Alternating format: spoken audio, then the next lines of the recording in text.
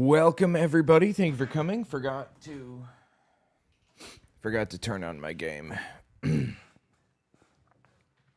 right, as you can probably see from the title and the thumbnail, I found this really insane video last night. It was a Facebook post that was on Reddit somewhere or whatever, and they're making a comeback right now. Like, this whole insane belief is making a comeback that the vaccinated are going to start growing tentacles. A woman claimed this all the way back in 2021, and people are running with it all over again. So I wanted to watch this video, which just finished downloading. So let me just run an analysis on it, get the transcript, and then we can listen to it. It is absolutely insane. It's on Stu Peters. Most people probably know him, but, well, maybe not. Maybe you don't. I don't talk about him that much anymore. All right, I'm just trying to pull everything up. Give me 1 second here. Welcome, Kitty Mom. And Drayle, Alan Mitchell, welcome. All right, there we go. Transcription complete, analysis in the works. Let me just pull it up here real fast. Open. Okay. Let me get both on screen. Here we go. Actually, for an intro, I'm sorry, one more thing. Let me actually just pull up the original image here. All right.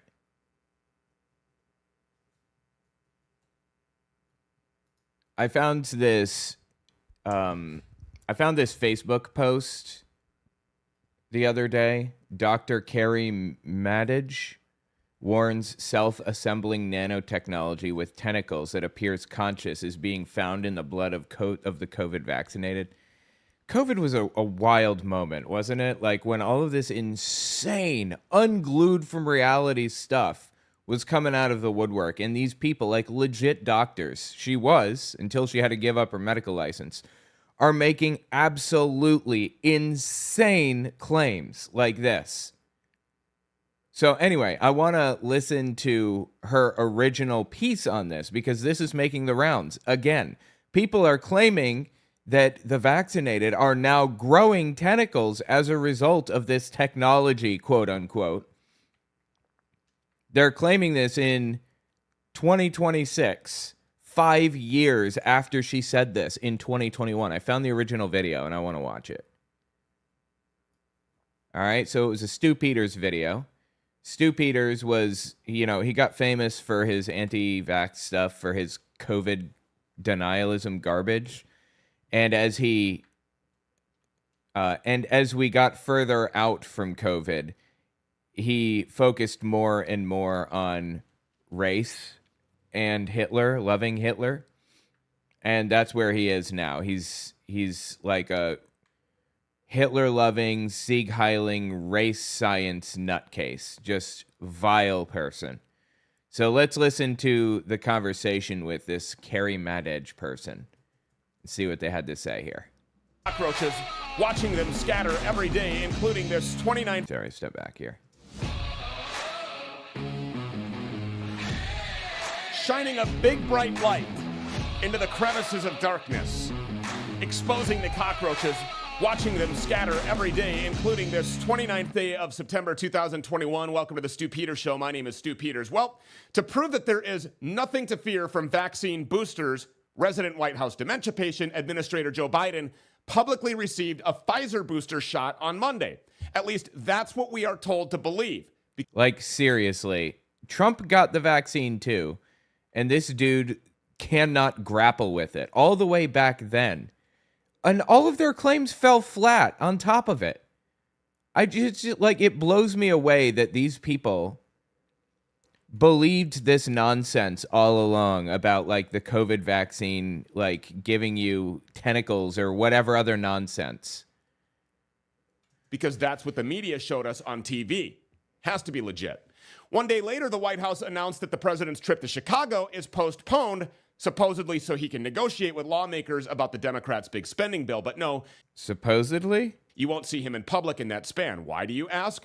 The Biden administration is still pursuing its plan to force a vaccine into the arms of every living and breathing organism that scours, crawls on, or occupies America. Okay, well, no, just the humans, actually, first of all. And second, yes, obviously, if you can get vaccinated, if you could have gotten vaccinated, then you should have gotten vaccinated.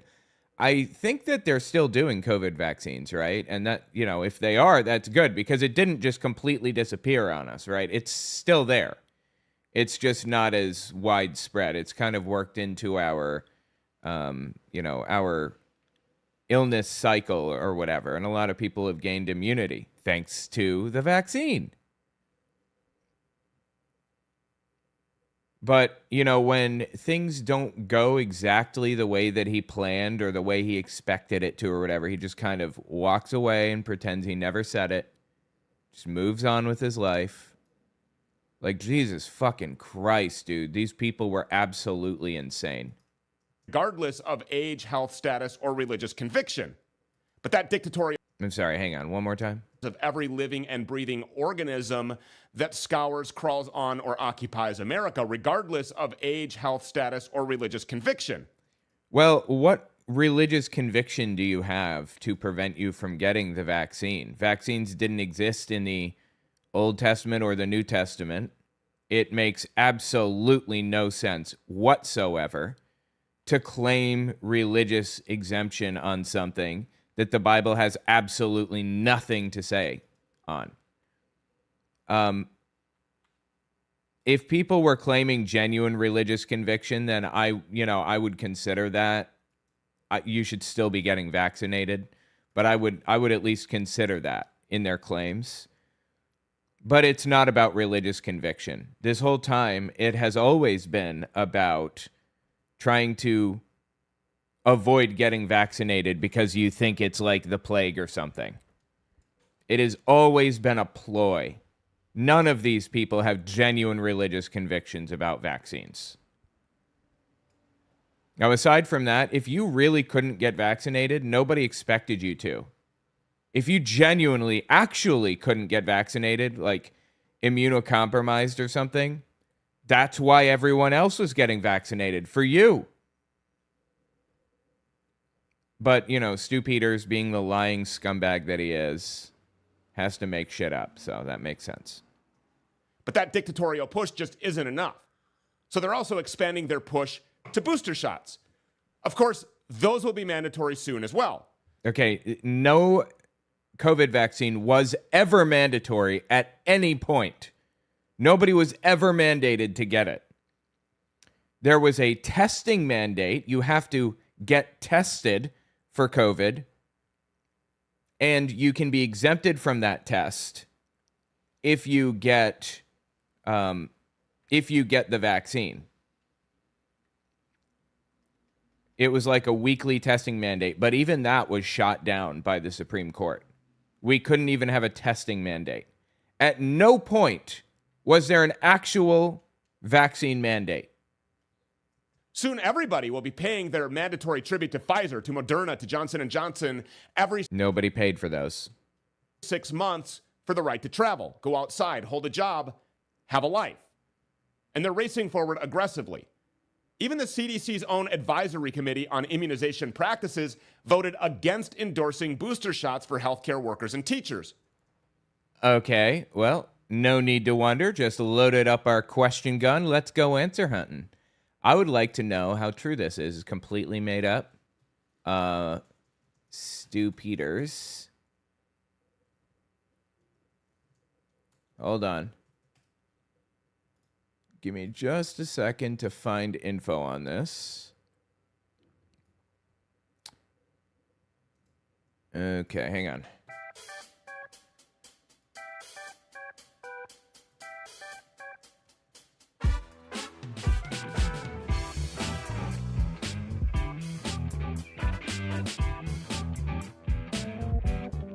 practices voted against endorsing boosters.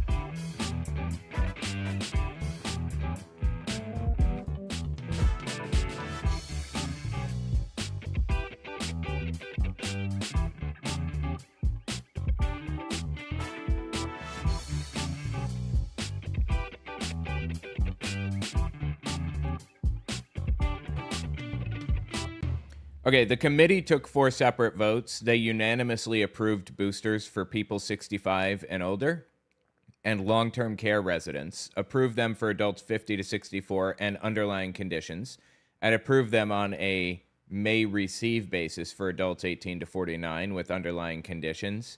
Then they voted 9-6 against the 4th question, recommending boosters for people aged 18 to 64 in occupational or institutional settings with high exposure risk. So that's like healthcare workers and teachers.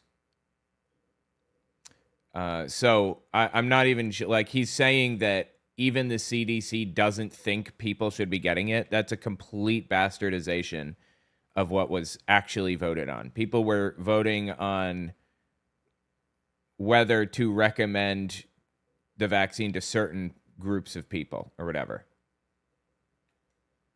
Yeah, wait, this guy's name's literally Stupiders? Yes, it is. Stu Peters Stupiders, yep. Unfortunate name, I know. Booster shots for healthcare workers and teachers. But last Friday, CDC Director Rochelle Walensky just overruled them.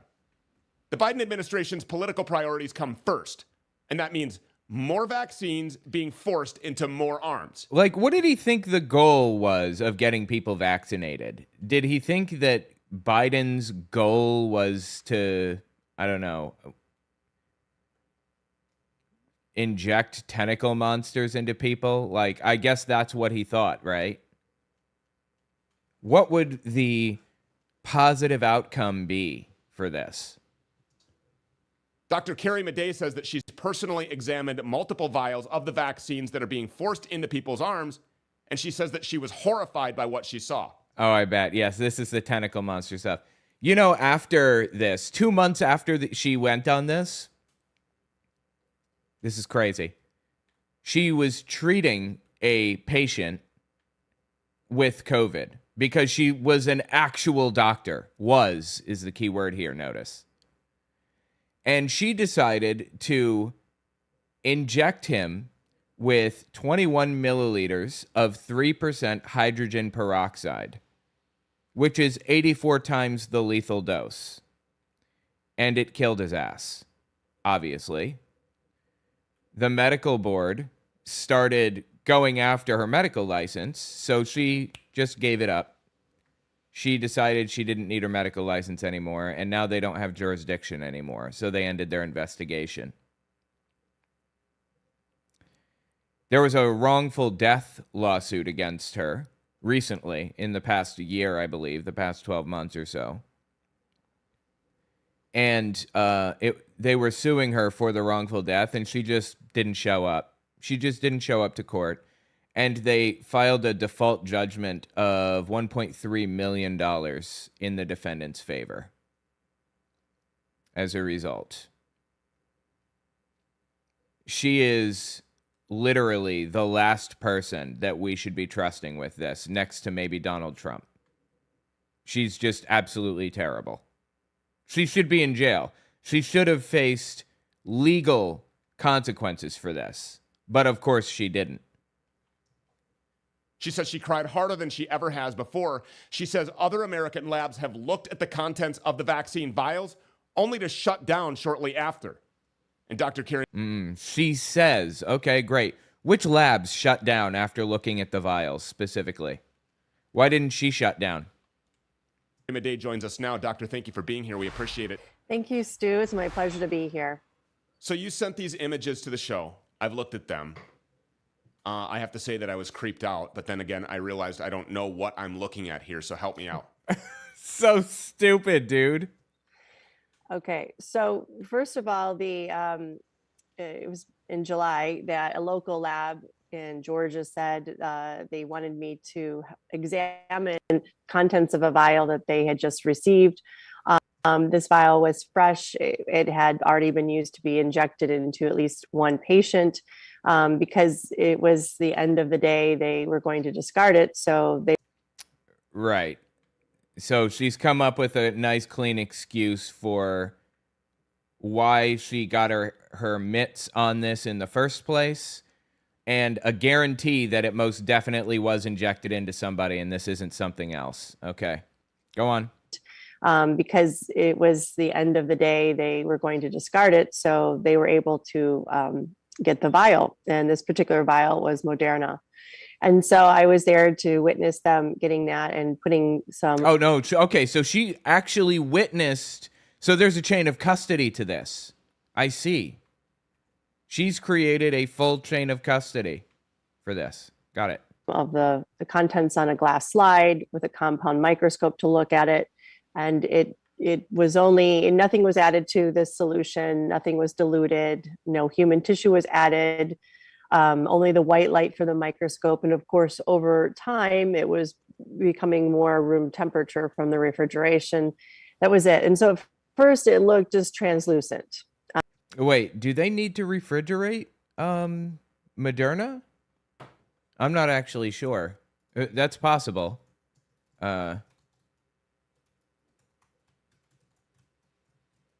Hang on.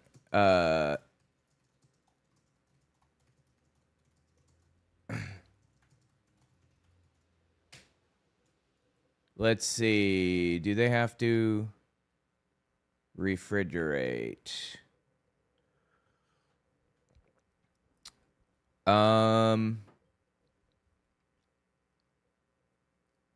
Just a second here. Sorry.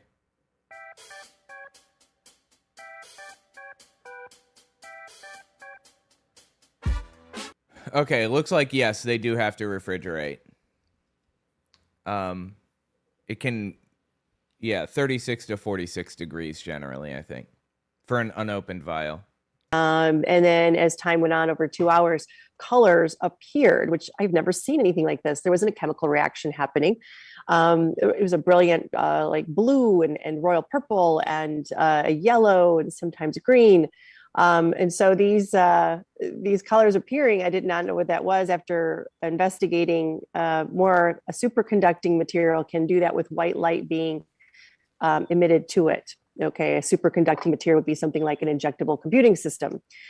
Oh my God, dude. A superconducting material. That doesn't make any sense. A superconducting material would be like an injectable computer. I think you confuse superconducting with semiconducting. Okay, computers require semiconductor material, not superconductor material. A superconducting material can do that with white light being emitted to it. Okay, a superconducting material would be something like an injectable computing system. No, it wouldn't at all. She probably meant semiconductor, right? A semiconductor, I believe, is a material that is neutral on conducting electricity, like silicon is like glass, basically. It's neutral on conducting electricity. And you can add fine grains to it to make it more or less conductive or whatever at certain spots on the board. So you can create transistors, or you can create oh God, what's the term for it?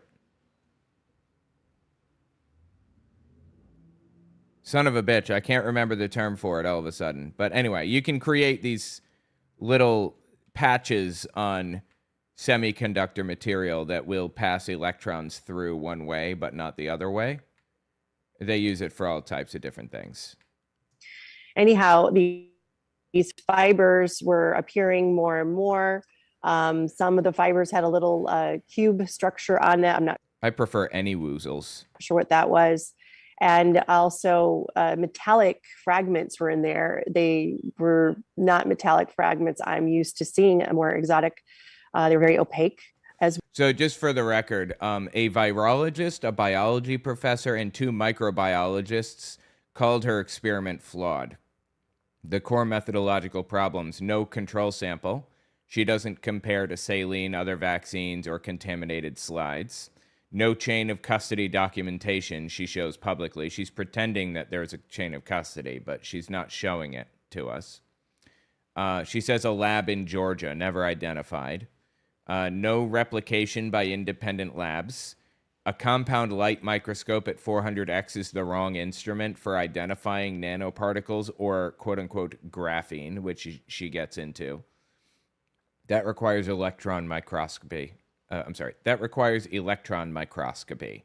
And drying artifacts on a slide as a liquid evaporates over 2 hours, produce exactly the kind of crystalline structures, color refractions, and fiber-like patterns she's describing.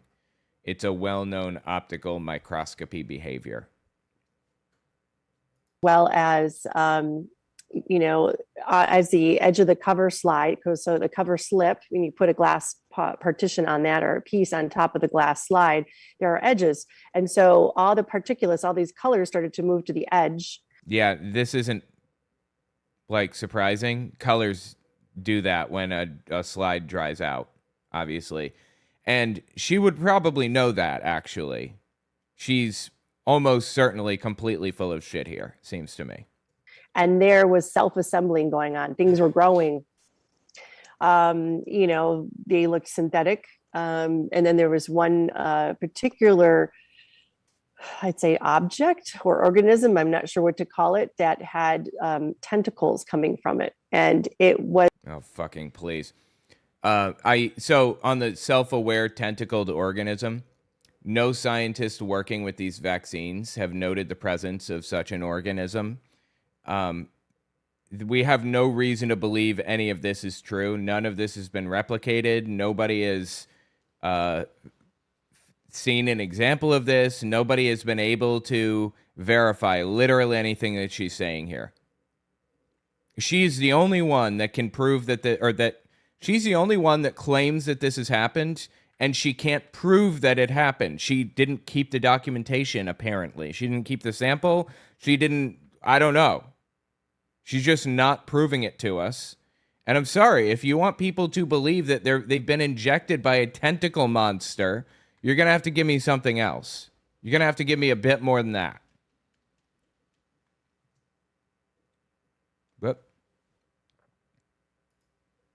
was able to lift itself up off of the cover. Off of the glass slide. It was alive. It lifted itself off of the glass slide and crawled onto her skin and tried to crawl into her veins, right? Is that what happened? Like the thing was alive? It appeared to, be self-aware or... Wow, we created life in the lab is what you're saying. Abiogenesis solved, huh? Be able to grow or move in space. Well, it sounds like we can create life independent of God. How about that? Atheists prove God once again. I mean, all I can tell you is this is not something they taught us in medical school, nothing in my laboratories, nothing that I've seen before. And I've showed this to other people in the field, and they don't know what it is either. And I thought, when I first saw this, and I kept looking at it over and over again, I had a colleague with me, and we both thought, wow, this almost appears like it's self-aware, like it knows we're watching it. Yes. So it sounds like we've finally accomplished life in the lab. Pack it in, boys. Atheism confirmed, God disproven. It's just an intuition, a feeling of mine, but it was very upsetting. And so after 2.5 hours, everything was destroyed, of course. And then that could be a simple impurity, a foreign particle. I think you're giving her a bit too much credit here. I don't think it's real in the first fucking place. I think the entire thing is made up. To see particles small enough, or to see the particles that she's describing, she'd need an electron microscope.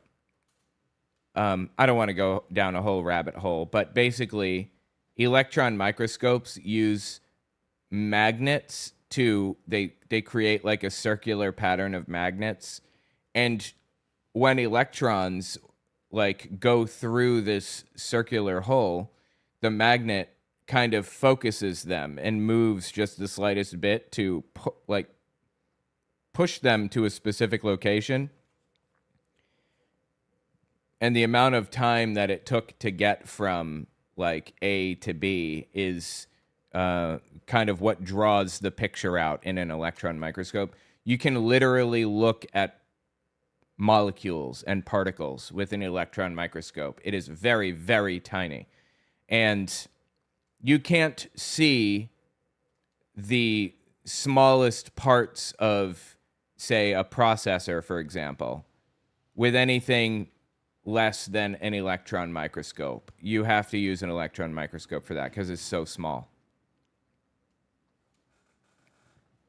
If you're interested in how they make semiconductors and stuff, or how they make processors, they coat a piece of silicon in metal, and then they use a laser to burn the shape of a transistor onto it. An extremely accurate laser that is literally the width of an atom, basically. So anyway, all of the shit that she's laying out for us here is technobabble garbage. She has no idea what she's even talking about.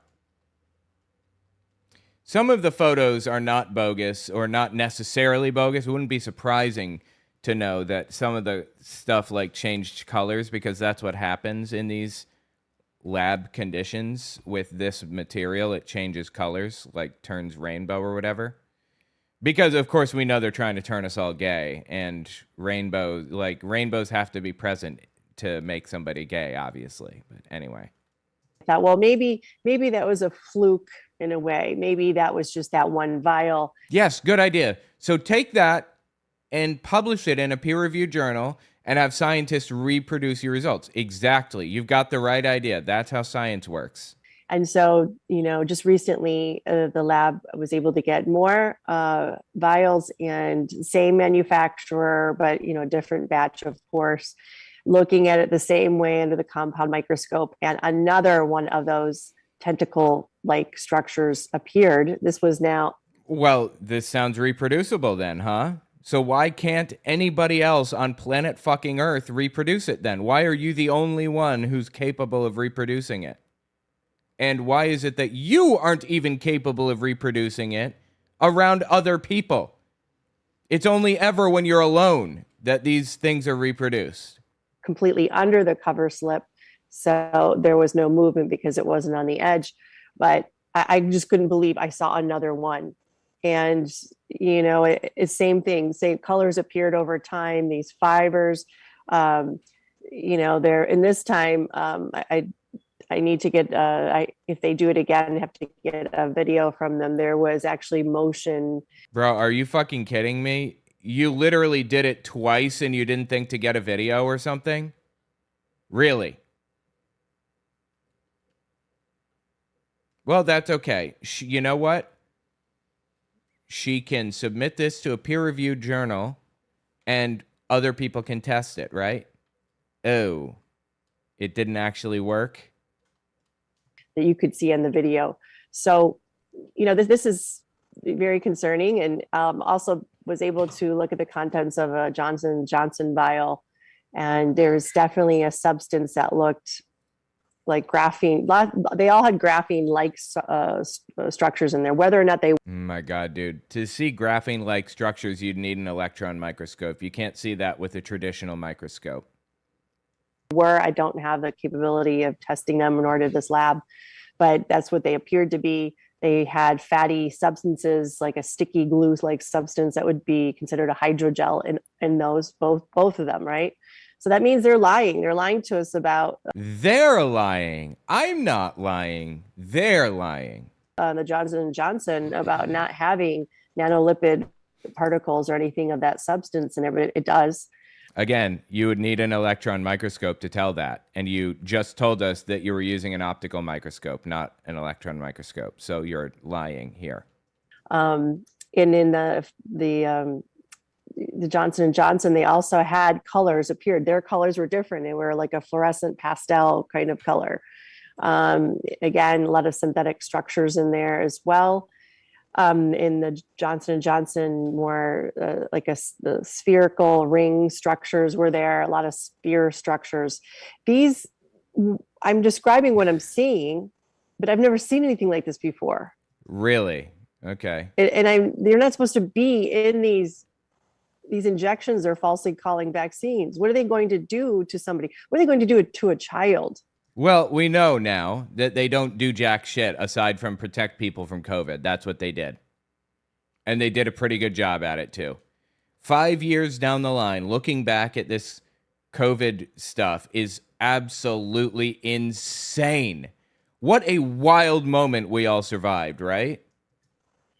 It's horrific. I started crying when I saw these, second time under the microscope, because it was confirmation of everything I saw the first time. If I were looking into a microscope at something that I was told was a vaccine to promote health and safety, and some self-aware tentacle-equipped creature started moving, I would probably run out of the laboratory. I mean, that's just me. I'm not scared of yeah, it sounds like you are scared of a vaccine, Stu. a lot, but that is scary that is going into the blood of global citizens. And you're right. They want to push this into our children. These people are fucking insane, dude. Oh my God, please get help. Oh, yes. This was about 400 times magnification. So we don't have, more information than that, but no, it was not 400 times magnification. You can't get that with optical, I believe. I'm just looking here. Hang on. Actually, I guess you can get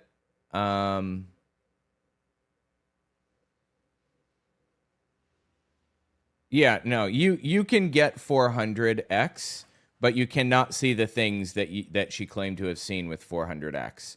mRNA lipid nanoparticles are 60 to 100 nanometers or nanometers. 60 to 100 nanometers. Graphene oxide sheets, if they existed in there, obviously they didn't. Nanometer scale thickness. Adenovirus particles, single carbon atom is 0.1 nanometers.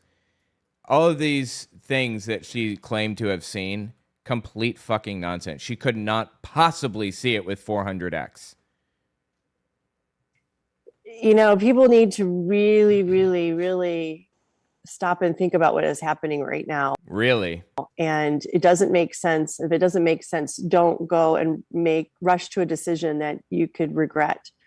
I didn't regret it. I got vaccinated, I think 3 times. I had 3 COVID boosters or 3 COVID shots or whatever. The Fauci ouchie, as I like to call it. And look, I'm perfectly fine. Despite the claims otherwise. Despite Sherry Tenpenny coming out here and making this claim. The more shots you get, the more you destroy your immune system, and the faster that happens. And it's anticipated, the German data says... German data. ...that by the end of 2022, every fully vaccinated person over the age of 30... That's me. Who is fully vaccinated and over 30 and has 2 thumbs? This guy. Okay, what's going to happen to me, Sherry? ...may have the equivalent of full-blown vaccine-induced immune-suppressed AIDS. I'll have AIDS. Okay, that's literally not how it works. She's a doctor, by the way. An actual legitimate licensed doctor. Not licensed anymore, I don't think, but wow, dude. It says that by the end of 2022... By the end of 2022... almost 5 years ago. The end of 2022. Well, all right. We'll be generous. We'll say like 4 years ago. 3-4 years ago. I was going to have AIDS 3 or 4 years ago. What was it about COVID that completely fucking broke these people? It broke my brother's brain too. And, you know, I'm convinced that COVID is the reason why Kamala Harris lost the 2024 election. Because, you know, we were all doing our best and trying to figure things out in 2020 when the election took place. The pandemic was like wild. But basically for all of Joe Biden's entire presidency, COVID disinformation was spreading like wildfire. It was setting in. There were like nearly no checks, or the checks that were there certainly were not powerful enough to try to prevent this insanity. And people came up with absolutely unglued from reality, insane conspiracies. I mean, by the time this video came out, Biden was already in office. He had been for like a year. By the time Tenpenny came out and said the shit that she said, Biden had already been in office for like a year or more. Absolutely wild, dude. Something's not right in the world. I think we all know that right now. And to me, it's definitely on the level of a spiritual warfare. Looking at it under the microscope, absolutely. And, you know, this pushes me, this inspires me to make more of these maybe videos if we can get the lab to get more of these samples, to do them in real time so you can actually. That would be so good. Yes, that's all I need. Do them in real time with somebody there that can prove a chain of custody. Yes, absolutely. That's all we need right there. Really. Oh, you didn't do that? You never actually proved any of this shit? Well, there's your problem. Actually see what we're doing, to have proof of, yes, this is what is happening. This is what we are seeing. You know, implicitly, she's saying, I don't have proof here. That's what she's saying right now. I don't have proof. She says, I wish I had proof. So you yourself can see what is happening under the microscope, because I don't think you need to have any science background. When you look at it, you'll see that something isn't right. This isn't supposed to be injected into human beings. No, you should still have a science background to understand what you're seeing. But okay, if we could get a little bit of proof, that would be great. So when you first, Especially children. before you started talking about this self-aware, whatever it is that lifted itself up off of the glass, you mentioned something about an injectable computing system. What do you make of that? Yeah.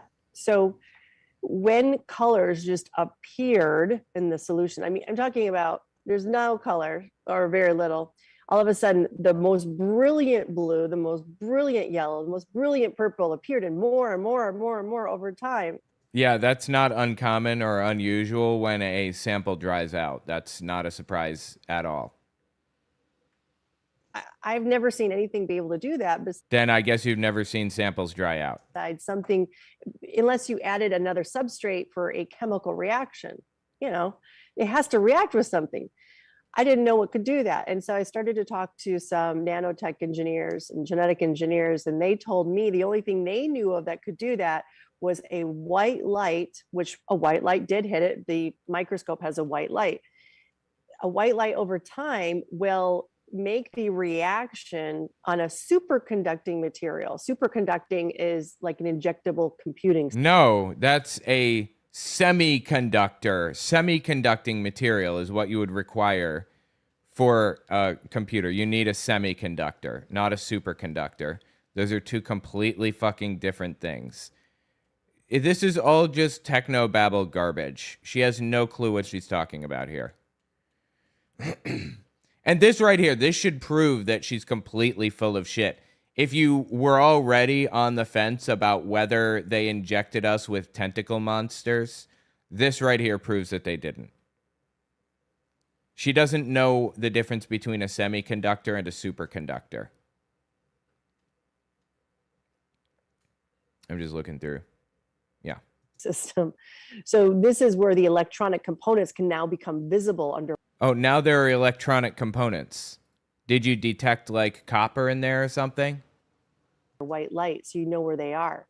So this is proof that they are putting an operating system inside people. Wow, it moved from computer to full-blown operating system. Awesome. This happened in both the Moderna and the Johnson and Johnson samples that we observed. So, these are all, we're getting little pieces of evidence put together one by one, but everything is pointing to the very ominous, endpoint of this is the beginning or the advent of transhumanism. Literally nothing is pointing to that. Or this is the beginning or advent of being able to have surveillance and spying done on people, just like Bill Gates said he's doing right now in West Africa. People need to remember that the Gates Foundation, or at least Bill Gates and Gavi, his companies working with MasterCard and Trust Stamp, an artificial intelligence program, testing it on the people of West Africa. So this is, I believe, before AI really came out and hit the market hard.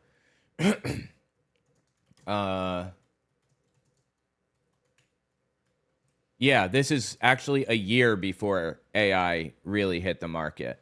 ChatGPT came out in 2022. I mean, it existed all the way back in 2018, but not really public facing exactly. And it was pretty lackluster. They were not very powerful yet. So all this AI stuff was completely made up, like completely made up. She had no idea what she was talking about here. Oh no, I got a copyright claim on a video. Oh shit, I wasn't paying attention.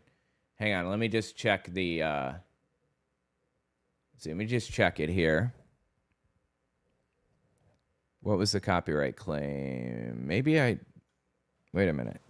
Did the claim resolve? What was the deal here? Let's see. Your dispute, oh, it's been submitted?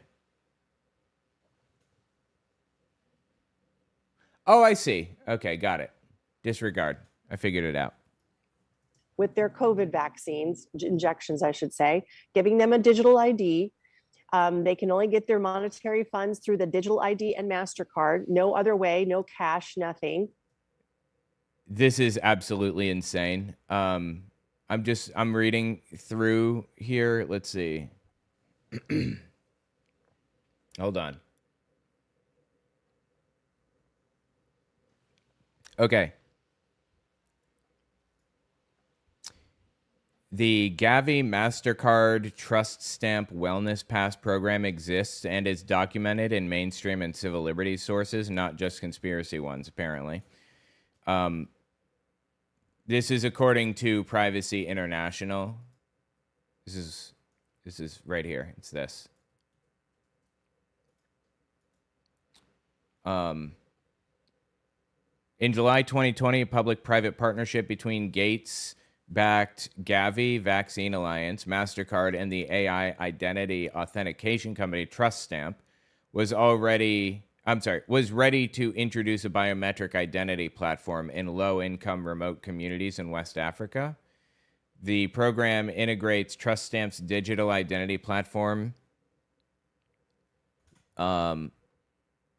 into the Gavi MasterCard Wellness Pass, a digital vaccine record and identity system powered by MasterCard's AI and machine learning technology. Wow, lots of buzzwords here. The effort's been funded via $3.8 million in Gavi donor funds. Okay.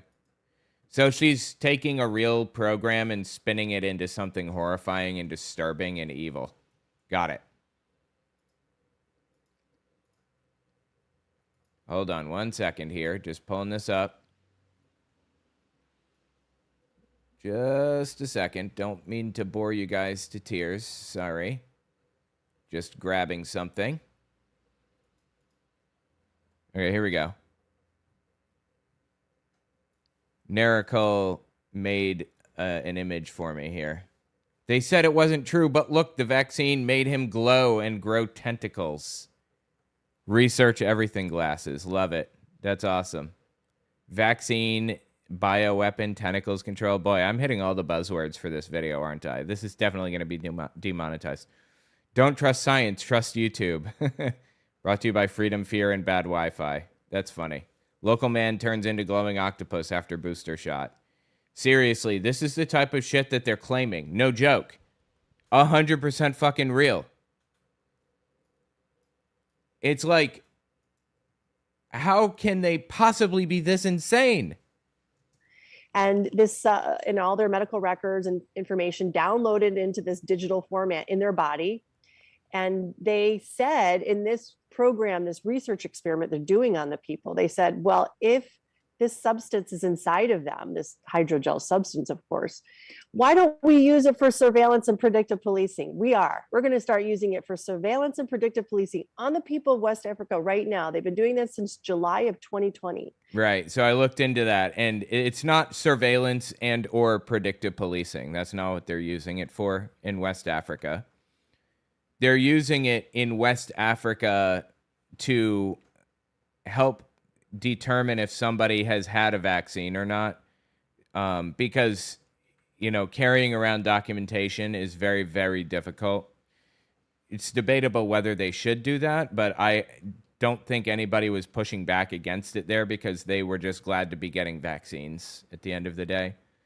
Vaccines are really, really important, and we're so privileged in the United States to have easy access to any vaccines that we want, that we don't understand that other people in other areas of the world are desperate to get vaccines. And they said once they have it perfected, they would like to unveil it to all the developed nations. And what are they calling it? The wellness pass, which is also known as a vaccine passport. Oh, fucking please, dude. She's attaching this loaded language, this baggage to this term, this vaccine passport shit. You ever notice how the vaccine card never turned into a vaccine passport? You notice that shit? I don't even know where mine is. I think I put mine in my drawer in there. So how are they doing that, right, Stu? They have to put something inside your body to be able to monitor you and know everything that you're doing. This is nonsense. So people need to wake up. What could they put inside your body for that to happen? How would they do it? I think Gates is already admitting to us how he's doing it or how he wants to do it. How much does it take? I don't know. I just know that I'm seeing these things with my own eyes. Nope. You weren't seeing anything with your own eyes. And you know what? Even if you were, you need to prove it to everybody else. Things that don't make sense, things that look like they could be used for, you know, so they look like they are the advent of starting something of artificial intelligence inside the human body. And we know. No, there's way too much compute necessary to connect AI to like something inside your body. That's complete fucking delusion. You think that they managed to get AI to run inside your body when we can't even get fucking glasses to run AI, like Google Glass or Oculus, whatever? Like, we still have to run it from our phones or from a little pack in our pocket or whatever if we want to run serious compute from our glasses. And you think they're injecting people with stuff and running it in our bodies, really? Get help. Seriously. Know that the people in charge aren't to be very trustworthy at all. They've lied many times to us. The manufacturers have lied many times to us. So this is the time that we do not, we don't take this anymore. We don't take this kind of oppression and suppression. We're better than that. We are children of God. We choose to be, right? And Absolutely. I for one will not stand for it. So just to wrap up here, and I know that you got to go, but I just, for responsibility purposes, you've examined things under microscopes before. So yeah, he's responsible, you see. He's one of the most responsible people ever. You know what you're doing with a microscope. These vials multiple vials that you examined, you have kept track of the chain of custody. Nothing was... No, she didn't. There is no chain of custody on any of this shit. Inserted into these things before you were able to look at them. I mean, this is all on the up and up. And this is the genuinely the contents of what is found in multiple lots now, you have said, of the Moderna and the J&J vials. Yeah, at least three batches. At least 3 batches, yes. That is correct. It's awful. It's horrific. I can understand why you cried. Dr. Carrie Madej, thank you so much. And when you do have those videos, we trust that you'll come back here. She never came back. I'm sure you wouldn't be surprised to hear that.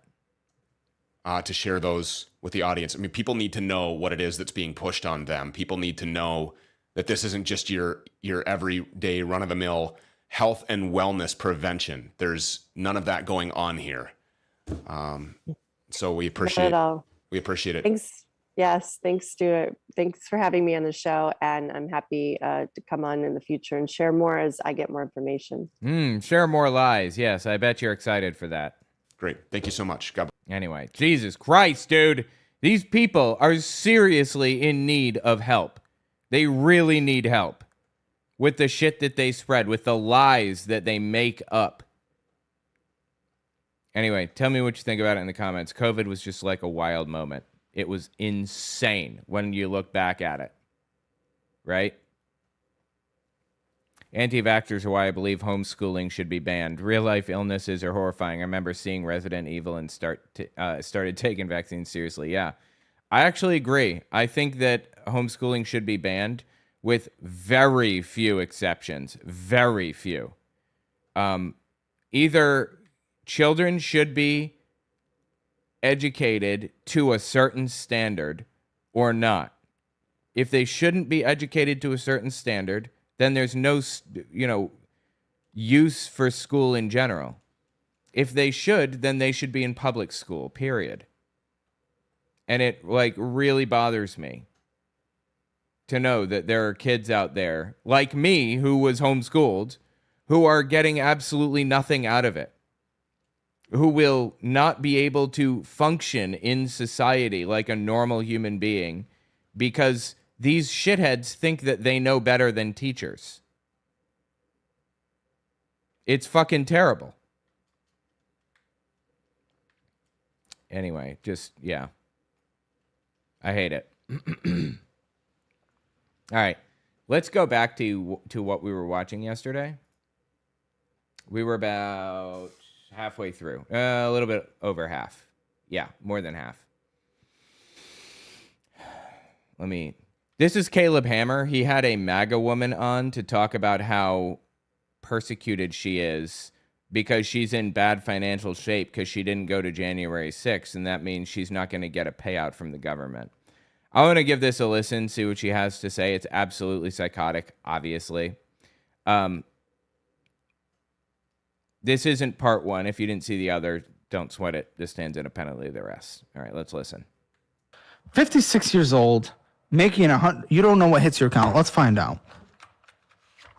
Oh, yes, what would you... All right, I'm sorry. Hang on. Let me just turn this down a bit on here because it's clipping.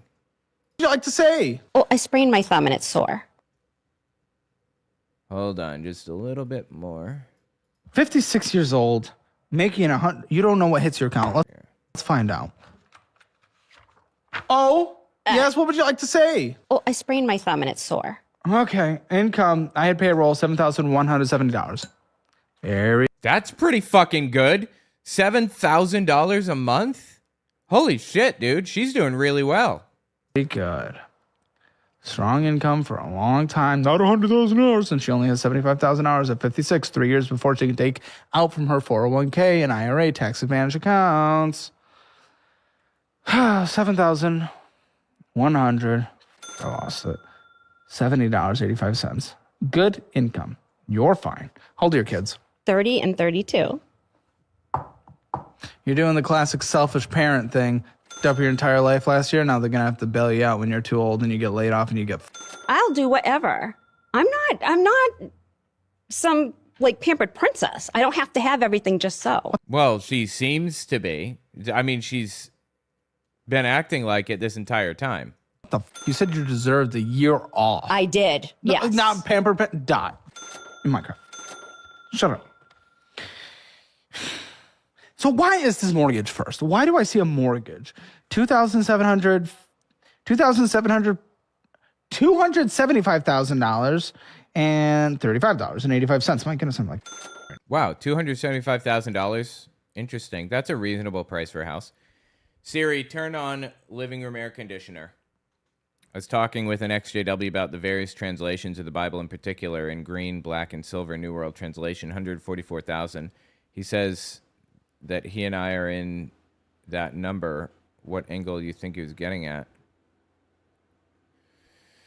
I don't know. That's odd. An XJW saying that we're one of the 144,000? I'm surprised. They generally think that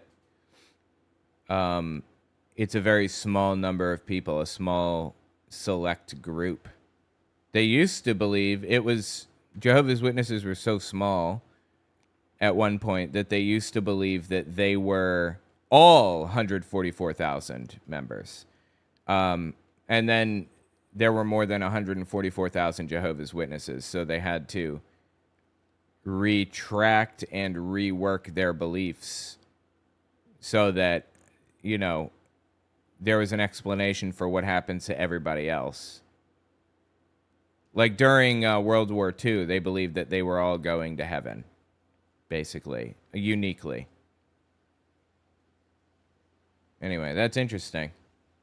Yeah, so I was doing business with friends. we're not even behind. I thought that you would be behind. It's the first one. $2,323.97. Yep. Okay. Yep. That mortgage makes sense for your income situation. I mean, 2323 divided by 7,000, right?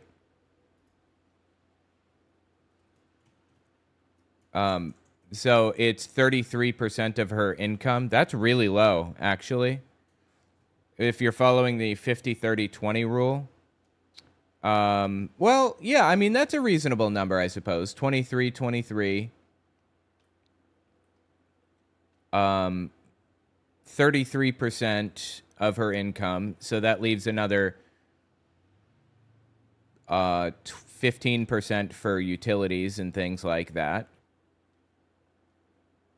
That would get her to 50%. I don't know if you guys are aware of the 50-30-20 rule, but you're supposed to spend 50% of your income on mortgage and on utilities and everything combined.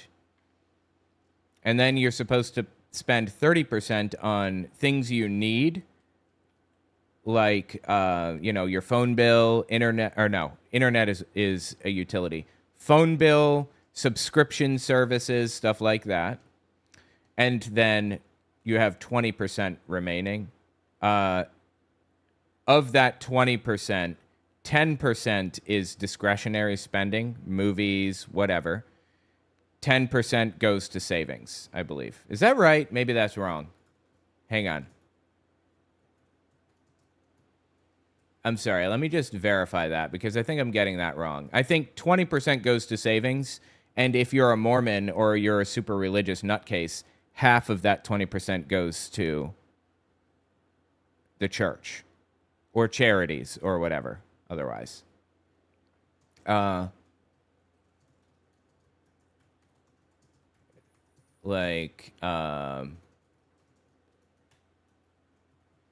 So 50% is mortgage and bills. I mean, mortgage and utilities.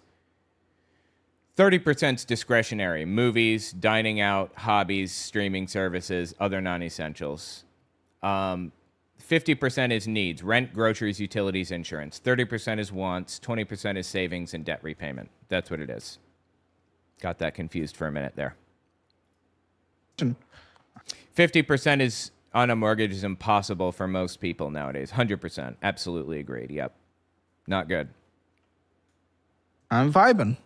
Yeah. What's up? So I got an FHA loan for the mortgage. But My friend, so I hardly had to put anything down. That's how I had all the extra money. which is stupid. To do the but okay. Yeah, well, here my friends are telling me this is what they need to do. Maybe she had a quota for FHA mortgages because this is the same Friend was the person. one selling you the loan. Yes. And last year, I refinanced. I was in a 3% loan Oh, why'd you do that? because I needed some more money to go to concerts.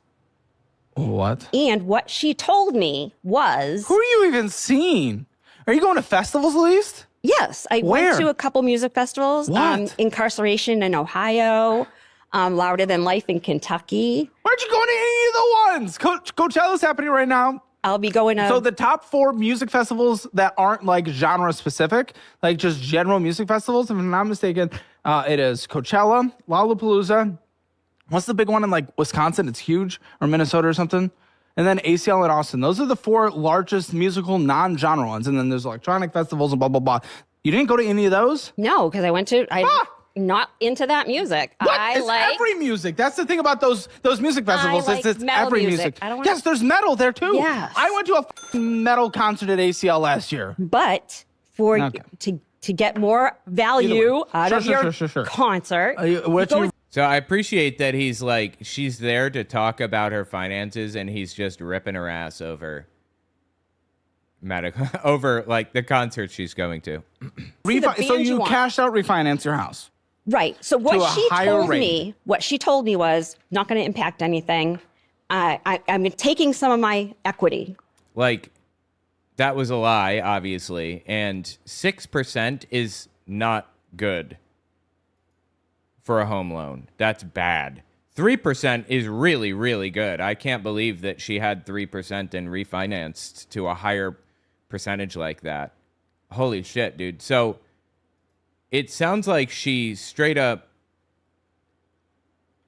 like took out $275,000. She refinanced and didn't just take the equity, she took $275,000, right? Or did she just like, is that what she still owed on it? Yeah. So then I know how when that works. well, I don't know how that works, right? You were taking out equity. Yeah, so I'm taking out a little bit of equity, and I'm knowing I have a ton of equity in my house because I'd always paid ahead on my mortgage when I had money. You shouldn't be doing that. You should be investing that money instead if you have a 3% interest rate, because you can make 7% interest on that money if you just invest it normally. And you're paying 3% interest on your house. So if you're paying off debts with 3% interest, that money would be better spent investing in the stock market and making 7%, basically. Okay. Just I don't know how always, much right? equity that would accumulate in just a couple of years, but okay. Well, Continue. the house is going for $400 right now, so I'm like, Okay, this is yeah, fine. decent. So I mean, you make good money. I don't understand how you couldn't cash flow concerts, but okay. yeah, Sure. So it was at 3%. Now it's at 6%. Now my 0.25. payment has gone up, Yeah. and so then I was like, well, what happened? And then I just heard because I said, hey, to a higher rate. the interest rate's gone down. Can we refinance? And she says, oh, no, there's a cost associated with that. Yeah, it usually costs money to refinance. I had no idea because she's doing it. She's telling me I'm just taking out. You are Wow, so she just got completely fucked by her friend, it sounds like. She has no idea how any of this works. And her friend was just taking advantage of that, it appears to me. 56. some of my equity. You're not 26. You're 56. I don't care about mortgages. I don't What do care you about. mean? You've I been in go to mortgages since people- forever. Yeah, and I go to people who are supposed to look out for you. This is why And every it boomer did gets not scammed. happen.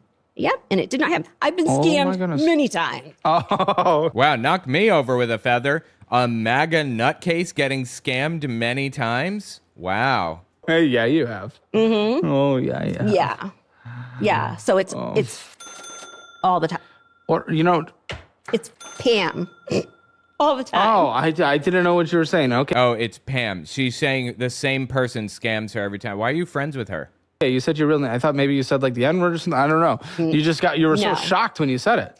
Have a Fanta, give my love to your ginger cat and Alpha Force Zero. Can do. I can definitely do that. Thank you so much. I appreciate the super chat. Yes. How frequently do you say the hard R? Never. I have no Why? reason. Because I have no reason to use that word. Well, you're MAGA, so I would have to guess that you've probably said it at least a couple times in your life. You're racist. I'm not. She is absolutely racist. I don't care. About what? I don't care about anything. You don't care about black people? Oh my God. Oh, please. Can we call Tyler in? My high school is half black. Whoa! That's how we grew up. It's enough. And what's your opinion on BLM? Well, I was actually all for that in the beginning. I bet. I was about it. I want to donate my money because I'm very... What's your opinion? Well, I found out that was bullshit. Come on in. Oh, nice haircut. I didn't even see. Appreciate it. Tyler, she said she doesn't care about black people. Oh my gosh. Okay. I appreciate that they're fucking with this MAGA scumbag right now. I enjoy that very much. Speaking of Mormons, I've been speedrunning them on Facebook, sending friend requests. They accept. I post Psalms 23 and so on, which they block me. Local missionaries already avoiding me. Interesting. Yeah, Jehovah's Witnesses are avoiding me as well, so I get it. Totally. That's not what I said. She did say that. I said I don't care about any of that bullshit. What is any of that bullshit? Black people. Any type of racial thing. Who cares? Oh, so you care about all of us? You with us? Yes. Put the fist up. Yeah, what's your opinion There we on go. That's what I'm talking about. BLM? Well, BLM I was going to donate to, right? Because I'm Okay, thinking... now. And then I educated myself. Oh, what'd you All educate right. yourself on? What'd you find? Well, I dug into how they get their donations, and it's through Act Blue. That's a very common payment processor. So why the fuck does that matter? Yes, obviously a common payment processor is going to process payments for some organization, right? In all seriousness, the Black Lives Matter organization capitalized on the movement and isn't very good. The organization itself is not good, but the movement is good. Like the leaders at the top of BLM are a little questionable. 3% of all their donations go through Act Blue, which is a Democrat. Yeah. And I was like, I'm not donating I mean, it's a political donation processor. to a political party. I want this money to go to this cause. How do you think George Floyd died? Oh my God, dude, fentanyl. Holy shit.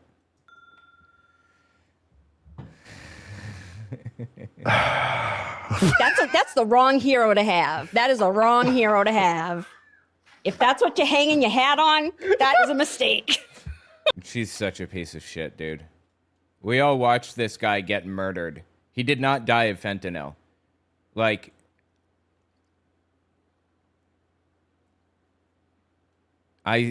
the autopsies, all of the doctors all along the way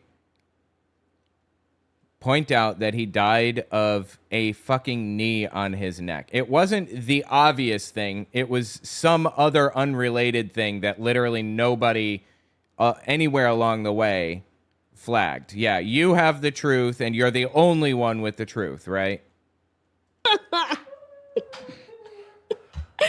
3 funerals during COVID. What the F was that about? She's fucking delusional, and it is so sad and disgusting.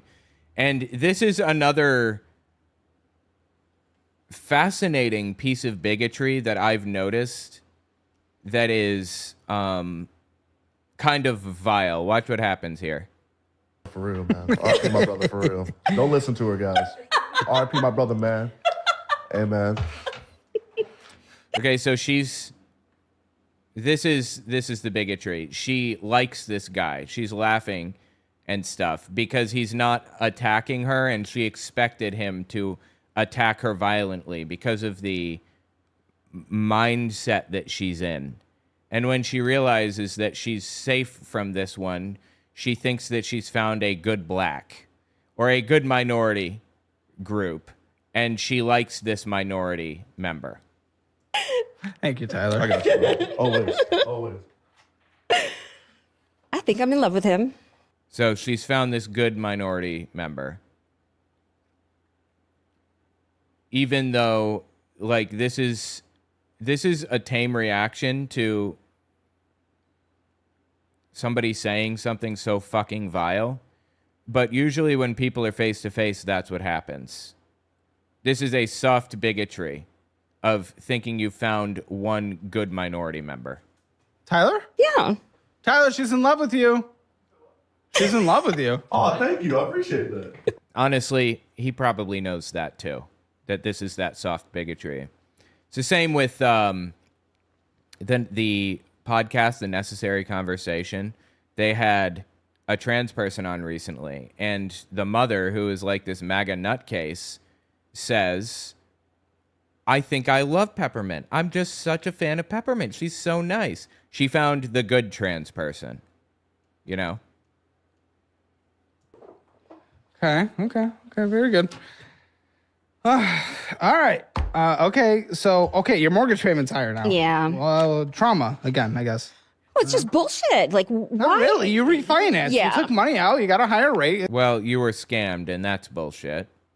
It's not. Yeah. Well, it was supposed to just be equity out and So you no can do worries. concerts. How much did you spend on concerts in your special 2025 year? About $20,000. What the And it's still in How? going to VIP, Oh, for doing sake. What do you get? What the fuck sometimes is wrong with you? flying. Oh, 20,000 on concerts in a year? When you have 75 in retirement at 60 almost? Oh, you moron. It If was there is a so sad video of her working at Walmart at much 75, I fun. want no tears. Never support those videos. They had every opportunity, unless they were in literal poverty their entire life, they had every opportunity. I have no sympathy. I see people spending every single day. They spent $20,000 last year. Then she's going to be like, oh, I'm a boomer retiring. Oh, I can't afford to survive. No. Like, the reason that all of this happened, if you're jumping into this now, is because she discovered that she had a life-threatening condition. She has an aneurysm in her heart, and she basically faced death and didn't know what to do with it, and it really freaked her out, and I completely understand. You know, I get it. That's scary. No person should be at this age working. Yes, you should if you chose not to sacrifice. That's not on us to take care of you, you piece of shit. No regrets. It was a lot of fun, and I needed it. And we shouldn't take care of you. Nobody's going to take care of me. If Nobody they ever want has, to and increase our nobody ever taxes when will. you're a boomer, They when won't. you're a fucking retired ass, and we have to take care of you with higher Medicare or Medicaid and all that, and higher Social Security, if we have to increase Social Security taxes because of your ass, That's what they're Ew. doing now They're because not- no, there's they're way not. more of the boomer generation than there is of Gen X. Gen X is the smallest generation. So if anything, younger people are going to have they shouldn't be paying as much into Social Security at some point. Boomers were a big generation. Wait, so this woman is saying that we should be reducing the amount being paid into Social Security. Are you fucking kidding me right now? What is wrong with her? Genuinely. Like, I want to know what broke in her fucking brain. How did this happen? How does something like this happen?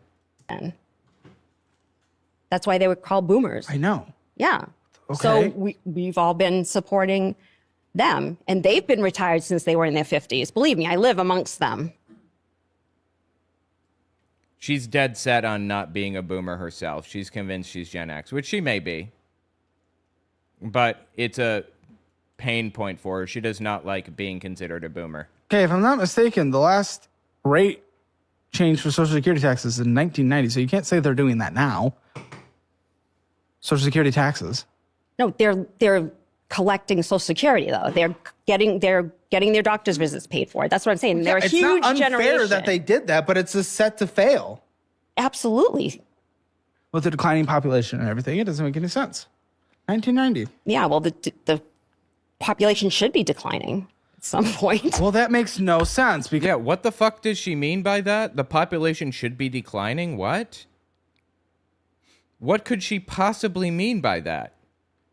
Population decline is a bad thing. We don't want that. then it's in a couple decades, we're going to be at 2 workers per 1 retiree. How can we Right? afford that? That's fucking you. What do you mean it should be declining? Which one do you want? The boomers are declining. Finally. Yeah, I but mean, you still needed a growing population. Oh my goodness, Yeah. you're a moron. Okay. He's a douchebag to her, and I don't like that. But she is a MAGA nutcase, so she kind of deserves it, I think, a little bit. Anyway. there is a population problem in the world. However, to my understanding, the population problem is going to solve itself by people just not really having children.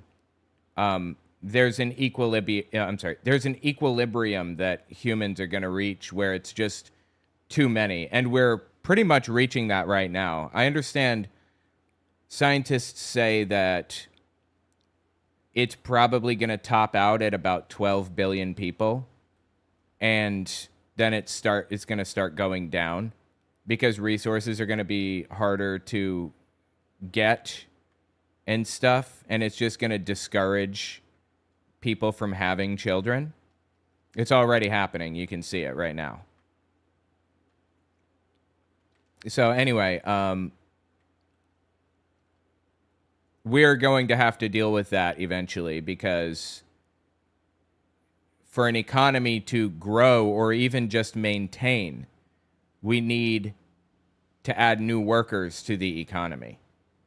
And we're not going to be adding new workers if people are not having children.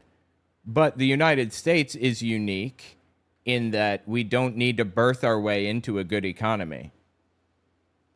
We can bring immigrants in. Immigration is phenomenally good for an economy. It is so fucking good for an economy. China, Russia, they have to birth their way into a good economy. We do not. But, you know, MAGA scumbags will find any reason to cripple the United States, any way to do it.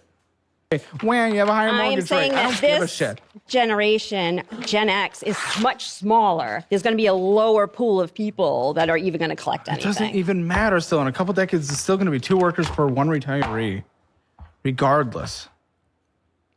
It doesn't matter. Okay, why do you have a debt consolidation? Because the money always comes, and that's where it came from. Oh my, that's not money. That's consolidating. What do you mean the money always comes? Because you applied for a loan? The money was there. It's not money, it's debt. What do you mean? Is this actually, that when you say the money always comes, this is what you mean? Yeah. Oh, it always has all along. That's funny, dude. Is this what you mean when you say the money always comes? You're taking out more loans? Oh, no. I have limited sympathy for her because she's a MAGA scumbag, but I do have sympathy for others who are in this situation, who are not MAGA pieces of shit like she is. Because this is a really common misunderstanding, a common issue that people are dealing with. It's not good.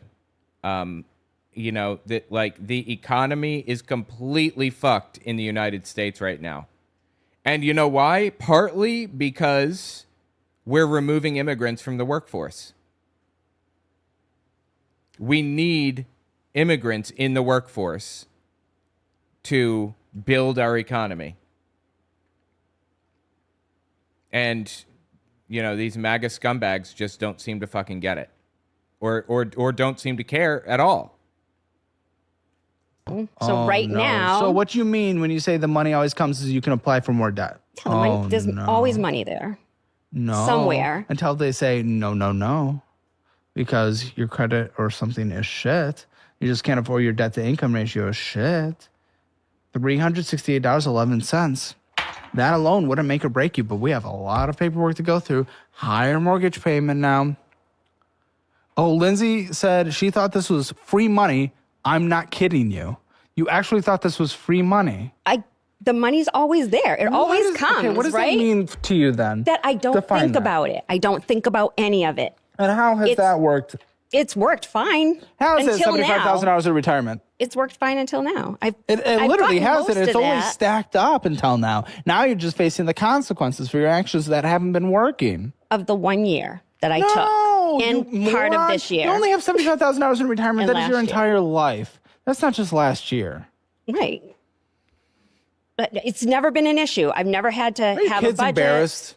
No, because when they were young, we did the same thing. So I wonder, like, I don't know that the kids are embarrassed about the financial situation. I don't think that they should be. This is just financial illiteracy mostly.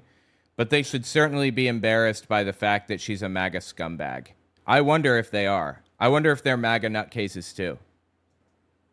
No, We had- of mother. No. Extreme political, Oh my God. not going to be able to retire or sacrifice anything, mother. No. You smoke? No. Did you? No, never. For a sun.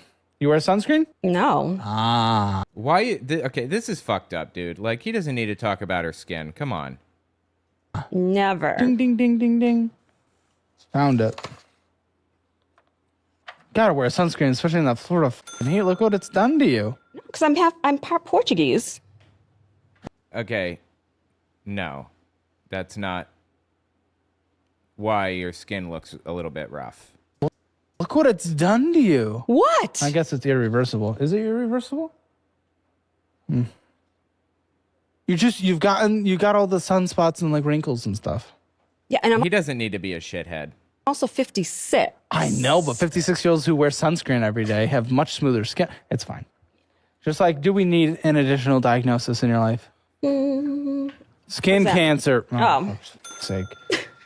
Okay, it's only 6% paid off, so you just got this. That, like it's a 12.6% interest rate. Holy shit, dude! 12.6% on a home loan? That is wild. That is, how is that not illegal? That should be illegal.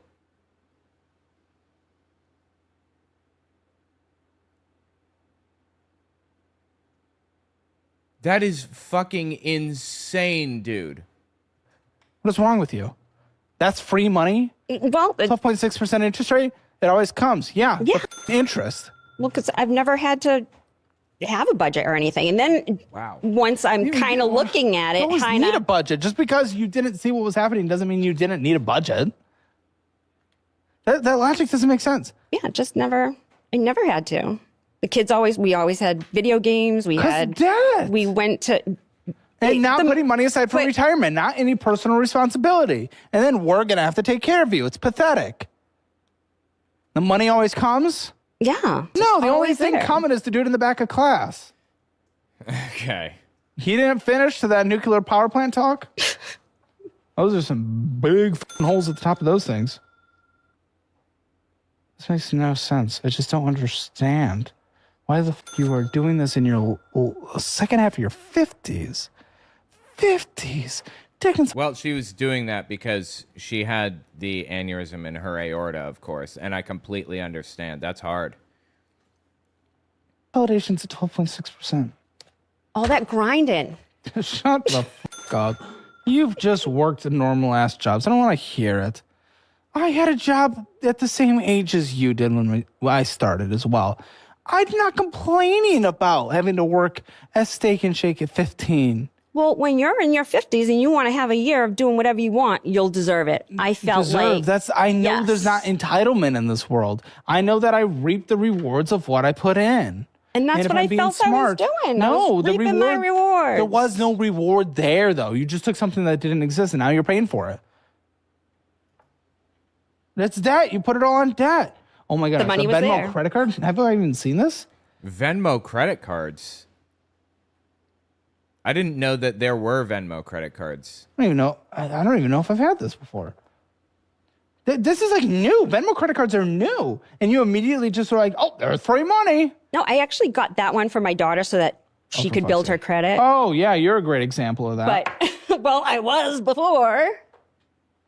Okay, This well, is who's new. spending on it? You or her? Me. But she's on it. No, she's not. Oh, thank. I didn't want to put Why'd her you on spend it now. $266.32 in the previous month if you're not even putting half of that towards the card? It takes 2 years to pay off minimum payments only without any additional purchases, of which, you like to purchase. Balance $539.09, $30 minimum payment. What the f*** are you doing? I don't know what I bought. I have no idea. Well, how about Carnival the Fun Shops? Sirius XM. You're telling me you're not a boomer? Taco Bell. Well, that was on the Carnival cruise. Some of Taco it. Bell? No, the whatever. Sirius XM? No. Oh, the one that says Carnival? Yeah, I assumed. Yeah, that was from the shipwrecked cruise. Isn't Carnival It's just a little trashy. Oh, really? Why? Carnival? Why is it trashy? I haven't heard that Carnival is trashy. I've never heard that before. Is he just being a shithead for the sake of it right now? Starbucks is bullshit and Okay, we're jumping forward. All right. Oh, because everyone's just Mister? throwing ass and Who is that? people, trashy people, just bouncing, throwing ass, Yeah. smoking weed. I didn't see any of that. Really? Not on your carnival? Did you have carnival elite? No, we had I think she's implying it's like people that aren't like her, you know, people who aren't white, that type of deal. I think she's implying that. Who is that? Not me. I didn't see any of that. It's people that are not like me. the whole ship for people that listen to metal. Oh, it was no. Yeah, so there was the no booty trash. throwers were not there. No. Oh, they've banned rap music on Carnival Cruises. Why? Because just dude, listen. Okay, listen. I know I'm making like haha silly little racist joke, but the thing is, it has absolutely nothing to do with the fact that unfortunately the videos. Okay, unfortunately the videos, the people were majority black. Yeah, put it in there. But it has nothing to do with that. It's just the fact that it was just an endless chaos machine of just crazy parties, and it just looked horrible, and it was making the brand not sell well because no one wanted to go there. That's probably why they do these cruises now. Yeah, I mean, there's themed cruises everywhere. Well, this was the first one I had ever been on because I wanted to treat myself. Apple Card, what's going on? Apple Card, 2000. That's my favorite one. Oh, you have a favorite card? Yeah, because if it comes up to where there's no money on it, I can throw money on it real quick and it What? credits me right away. I know. That's part of the money always. Wait, why would you, if there's no money on it, why wouldn't you just spend the money? Why do you need to put the money on the card? Can't you just spend the money directly instead of putting it on the card? I don't understand. Coming. That's not money, you moron. That's you putting money. Oh my, this spending's insane. There are no tiers when you can't retire, and we should not at all raise taxes, especially Social Security taxes, because she can't retire after what you're about to see here. No, I completely disagree. They don't know how to budget because they weren't raised to do that. Me included. I wasn't raised to budget. I don't know how, or I had to learn that shit on my own. And I am lucky that I learned it on my own. I only learned it on my own because I like learning stuff generally. I just like knowing things, whatever it is, anything. These people are not to blame for not knowing how to budget, never learning how to budget, and having spending problems and stuff. They're just not to blame for it. I just don't accept that. And you know what? Either way, some percentage of people are going to have bad spending habits that they just don't know how to manage because they never learned it. Some percentage of people. And should those people just go out in the cold and fucking die? No, obviously. We live in the richest country in the world. We should make sure everybody is taken care of. $2,079.68 with $58 minimum monthly payment. DoorDashing Hungry Howie's, Home Chef, Craft Light Brewing, Applebell, DoorDashing Green Tea, Applebell, Netflix, Temu, Louder Than Life, DoorDashing Hungry Howie's, Applebell, YouTube Premium, Instacart. It's all bullshit. Well, Louder Than Life. Bullshit! Music Save festival. up money for retirement. Pay off your debt. You entitled piece of shit. He's a shithead, dude. I'm not a fan. I don't like this. Although, again, she is a MAGA scumbag, so my sympathy is limited here. High interest accruing, payments not being made, only when you want to spend more. Mission Lane, oh my goodness, you spent $2,593 on this. Interest accruing, 19 years to pay off. I'm gonna die. Holy shit, dude. 19 fucking years on this loan, this $2,000 loan? Oh, that's only the minimum. On a $2,000 loan, you pay $14,000 at the end of it. That's wild, dude.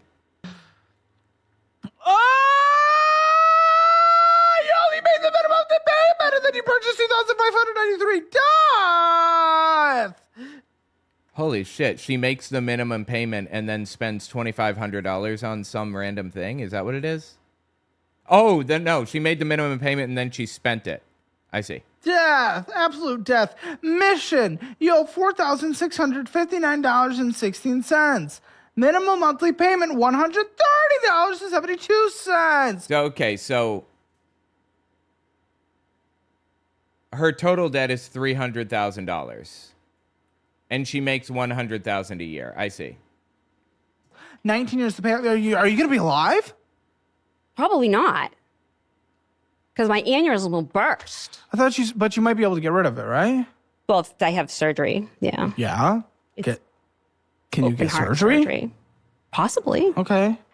I mean, which one's riskier? Doesn't sound promising, unfortunately. She believes that she's going to die on the operating table, is what it sounds like to me. I have no idea because I don't pay attention at the doctor either. It's not my job. It is, actually. What about your now- kids? You have grandkids?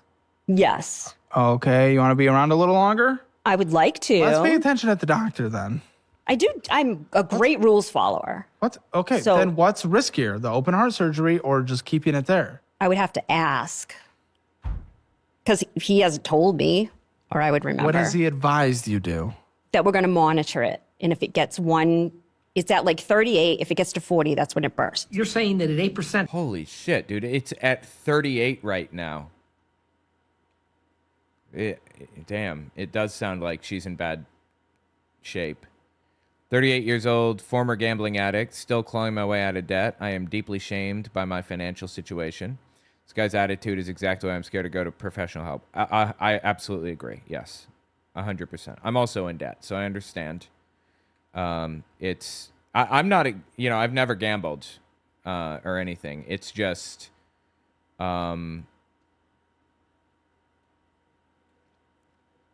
the Trump economy completely fucked me, like, from the ground up. My channel, you should have seen, like, the difference between when Trump won, the day Trump won, everything completely collapsed. So, anyway, that was a year and a half ago. So I get it. And yeah, I don't like the dude's attitude either. But if you do go to a consolidation company, let me give you some recommendations, okay? If you go to a consolidation company, they won't treat you like this. People go to his thing knowing how they're going to be treated. Like they go to his thing for the show. She doesn't need help. She doesn't need his help. And she probably knows that. She's fine. But if you go to a debt consolidation company, it would certainly help you. I would recommend that very much.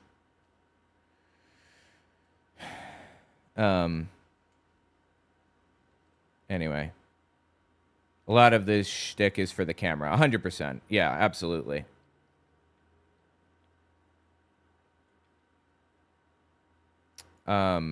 No real professional is going to use maximum shame as a legitimate treatment. No, they're not. There are companies out there who specialize in, like, tracking all of the debts that you have, writing it all down, and then basically loaning you the money, and then they pay off all of the debts, and then you just pay them a monthly payment that you can afford, based on, like, your income and stuff like that. And I think if you go to a place like that, it would do a lot of good. It would probably help a great deal. I hope you stay away from gambling, because that shit is legitimate. Like, I think it should be illegal, honestly, for companies to profit off of gambling, or, the state to profit off of gambling. You want to have a friendly game of cards with your friends or whatever, I suppose, but it should be against the law for companies to profit from that shit, because it just hijacks your brain,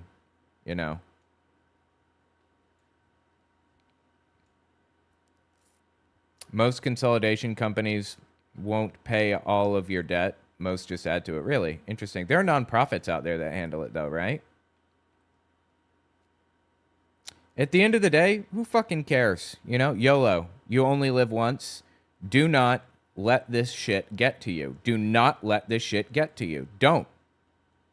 You get one spin on this planet, and it is not worth eating yourself alive with hate and fear and anxiety and sadness and all that shit. It is not worth it.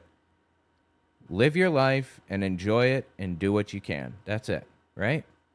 The bonds fail, and we are already at 4%. That's right. So when it's at 39, we can do surgery. Okay. How easy is it to go from 38 to 39? I don't know. Well, what's weird is I never had this problem before. So that was my worry. If it can come along that fast, it's nothing I ever had before. So how did it even get to 38? I had unregulated blood pressure where I was just like passing out all the time. Actually, no, it wasn't You then. just told me you lost like 100 pounds or something. Oh, it got down to 135, but that's part of my YOLO From? 170. Okay, yeah. But I mean, I've gained back. I was 135, and then I've gained back 20 pounds. Okay, I have this really weird thing that's been going on with me. Every scale I step on says I'm 200 pounds lately. I go to this doctor's office. Every scale I step on says I'm 200 pounds. Do I look 200 pounds to you?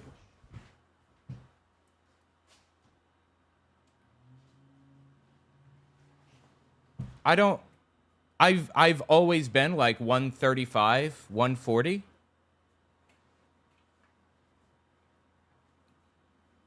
Is it the scales? I'm 5'11". And I just don't understand what is up with their scales. They're doctors' scales. They have to be accurate, right? I don't understand why they keep saying it's multiple scales. It's not just one.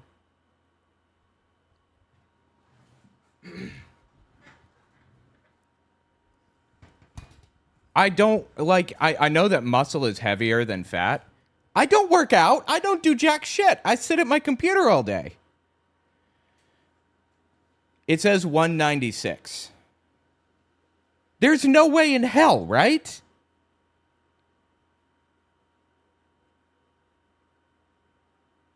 I just don't, like, I've always been 145. I'm just so fucking confused by this.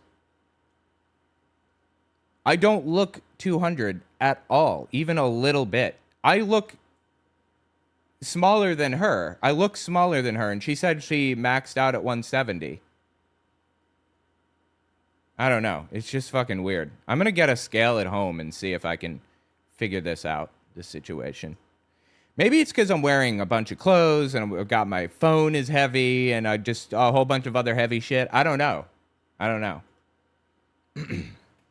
I'm almost 37. Yeah, you put on weight around 40. You're what, 37? Yeah, I can tell I'm putting on a little bit of weight. But 200? I'm just very confused by this. I've gained back. I was 135, and then I've gained back. 145 at 5'11"? That seems unhealthy. No, it's not. It's right within the range that I should be in.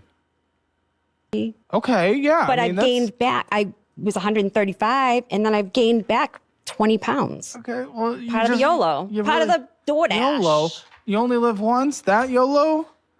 Well, your once is coming to an end if you don't keep your weight and blood pressure under control. Are you on blood pressure medications? Very minimal. Okay, well, I don't at least have you are. A blood. Your diet's better? And they recommended more salt? Yeah, he said more salt. You're not a doctor. Don't recommend she take less salt in, okay? You don't know. Salt for like the... Maybe that makes sense. I don't... Yeah, because I don't... That's not my thing. Yeah. Okay. Okay, so the $2,000 we spent on here. Welcome to... I don't know. You spent $893. Welcome to Rockville is the other one, but that's paid off now. The other what? The other festival. Oh, great. Amazon. Allure hair design. Oh, that's my friend. Yeah. She put purple in my hair for the... Carnival Fun Shops. Yeah. Welcome to row 26, Carnival Horizon. This is just ridiculous. At a 30% interest rate, basically. This is so That should be illegal. 30% interest rate should be illegal. You know, that's just fucking insane. Honestly, anything over 10% should be illegal across the board in every single case. Stupid. This is so stupid, man. Did you have yourself fitted for adamantium? No, I haven't. That could have explained it, but no. Oh, when you refinanced. Phone could be it, yeah. Maybe my phone is just 50 pounds. That's the explanation. I don't look 200, right? I don't understand. It's just weird. 8 months ago, you paid everything off. Yeah. And now these are back up to the... Pathetic. It's honestly pathetic. It really is. Like, I'm losing my energy to even have to even feel outraged towards all this. It's just pathetic. Quicksilver, what's going on? It's another card. Oh, wonderful. You actually didn't spend, surprising enough. Oh, you really can't. It's basically maxed out at $3,000. Yeah, $936.08. Oh, sorry. New balance, 3,853. Still basically maxed out, though. 68 cents. Minimum monthly, 18 years above. Minimum monthly payment, $123. Yeah, I guess you don't really care if you're not going to be here for a while. What about any debts your kids will have to settle in order to get access to your assets, though? I don't think there would be anything. There aren't going to be any assets is the problem for her. And I'm sorry for their, the children and everything. But they're going to get all of the assets. Right? It depends on the debts. Also depends on the states. I don't know. Okay. Navy. Wow. Old Navy? Yes. So that one actually, because they give you a discount when you open up the card on what your purchases were. Oh my goodness. You fall for everything. So I did that, but... And you're more than paying for it with $70.23 a month in interest. Well, and that's what kind of made me think twice about this plan. Oh, you had a was thought. that they cut my credit limit. And that's never happened to me before in my life. Yeah, it's because you're shit with money. 17 years to pay off $107.13 minimum monthly payment. You owe $3,760.95. Oh my goodness, you purchased $2,000 on here. On Old Navy while it's accruing $70 in interest. Well, oh my. Can use it anywhere. These Apple things. Apple Bill, Allure hair design again. Bullshit. Perdavita. Ship Rocket. Shiprocked is the cruise. Oh my death. Apple Bill, Shiprocked, the cruise, Apple Bill, Seaport Parking, Wendy's, Dunkin'. Dude, I would love to go on a cruise one of these days. I don't really take vacations, but one day I'm going to do it. Donuts, Market Plaza. Guys, she doesn't spend that much money. Apple Bill, Funeral Port. Oh, that's the funeral portrait. That's a band. That was merch. Okay. You got to get merch. A little bit of foreshadowing. Is it? 33.24% interest rate on here. This is where you're spending all your money. That should be against the law. Seriously, it should be illegal to have 33% interest like that. It should be locked the maximum interest rate to double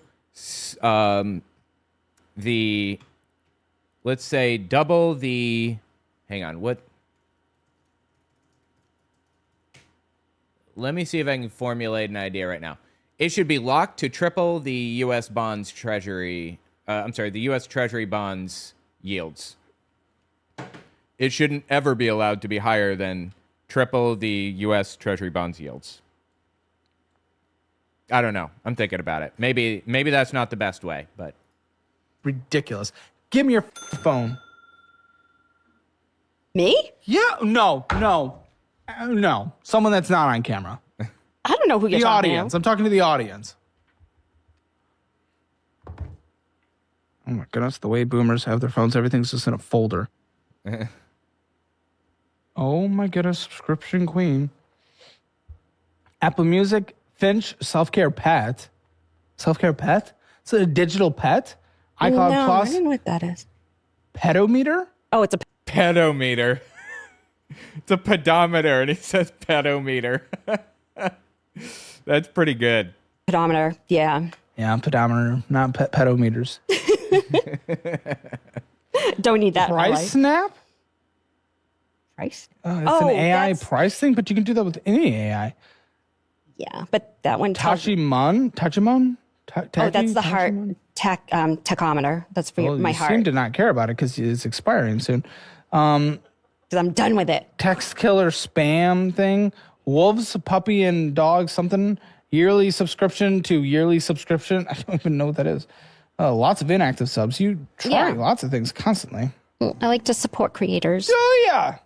Creators? What creators? What creators are you doing? Oh, my goodness. Even your recent spending your Apple Card's all bullshit. What creators? What? Like, what? I like to support people that are making things, people that not businesses. How about you make retirement? How about you make an older age? Amazon, okay? Puzzles. Yeah, those are gifts. Girls. Yeah. Cinnamon supplement thing. Amazon Basics 13-gallon trash bags. That's fine.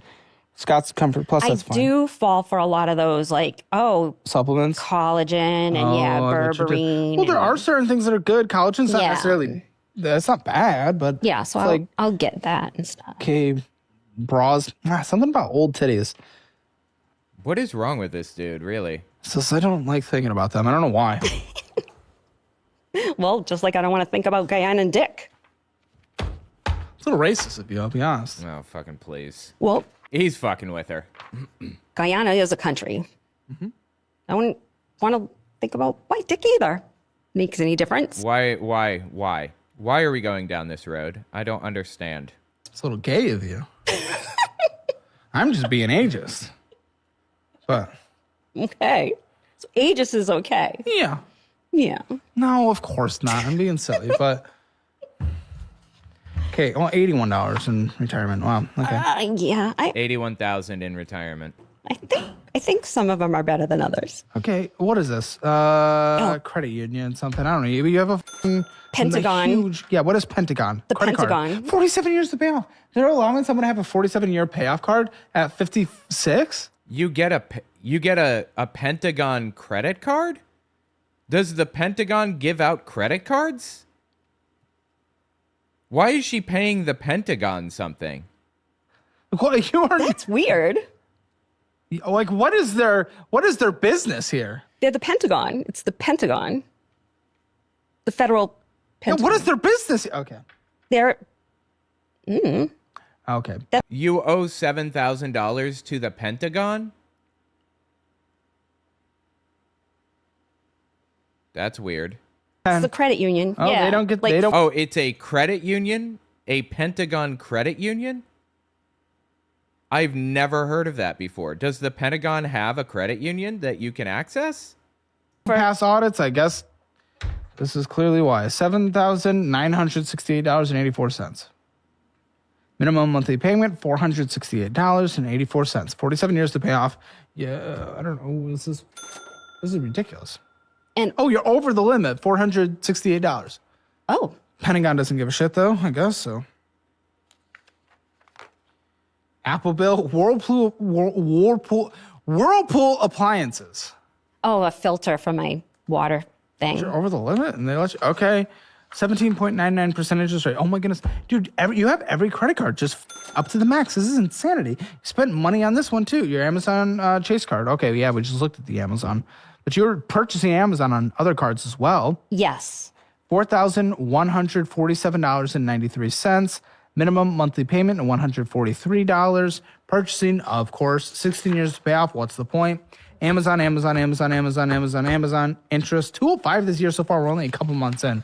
This is pathetic again. Affirm. Of course you've gone down the Affirm pipeline. Well, you just do everything, dude. I didn't even know what Affirm was. That's my cell phone. Good. Keep the ignorance. Oh, I've never heard of Affirm. What is that?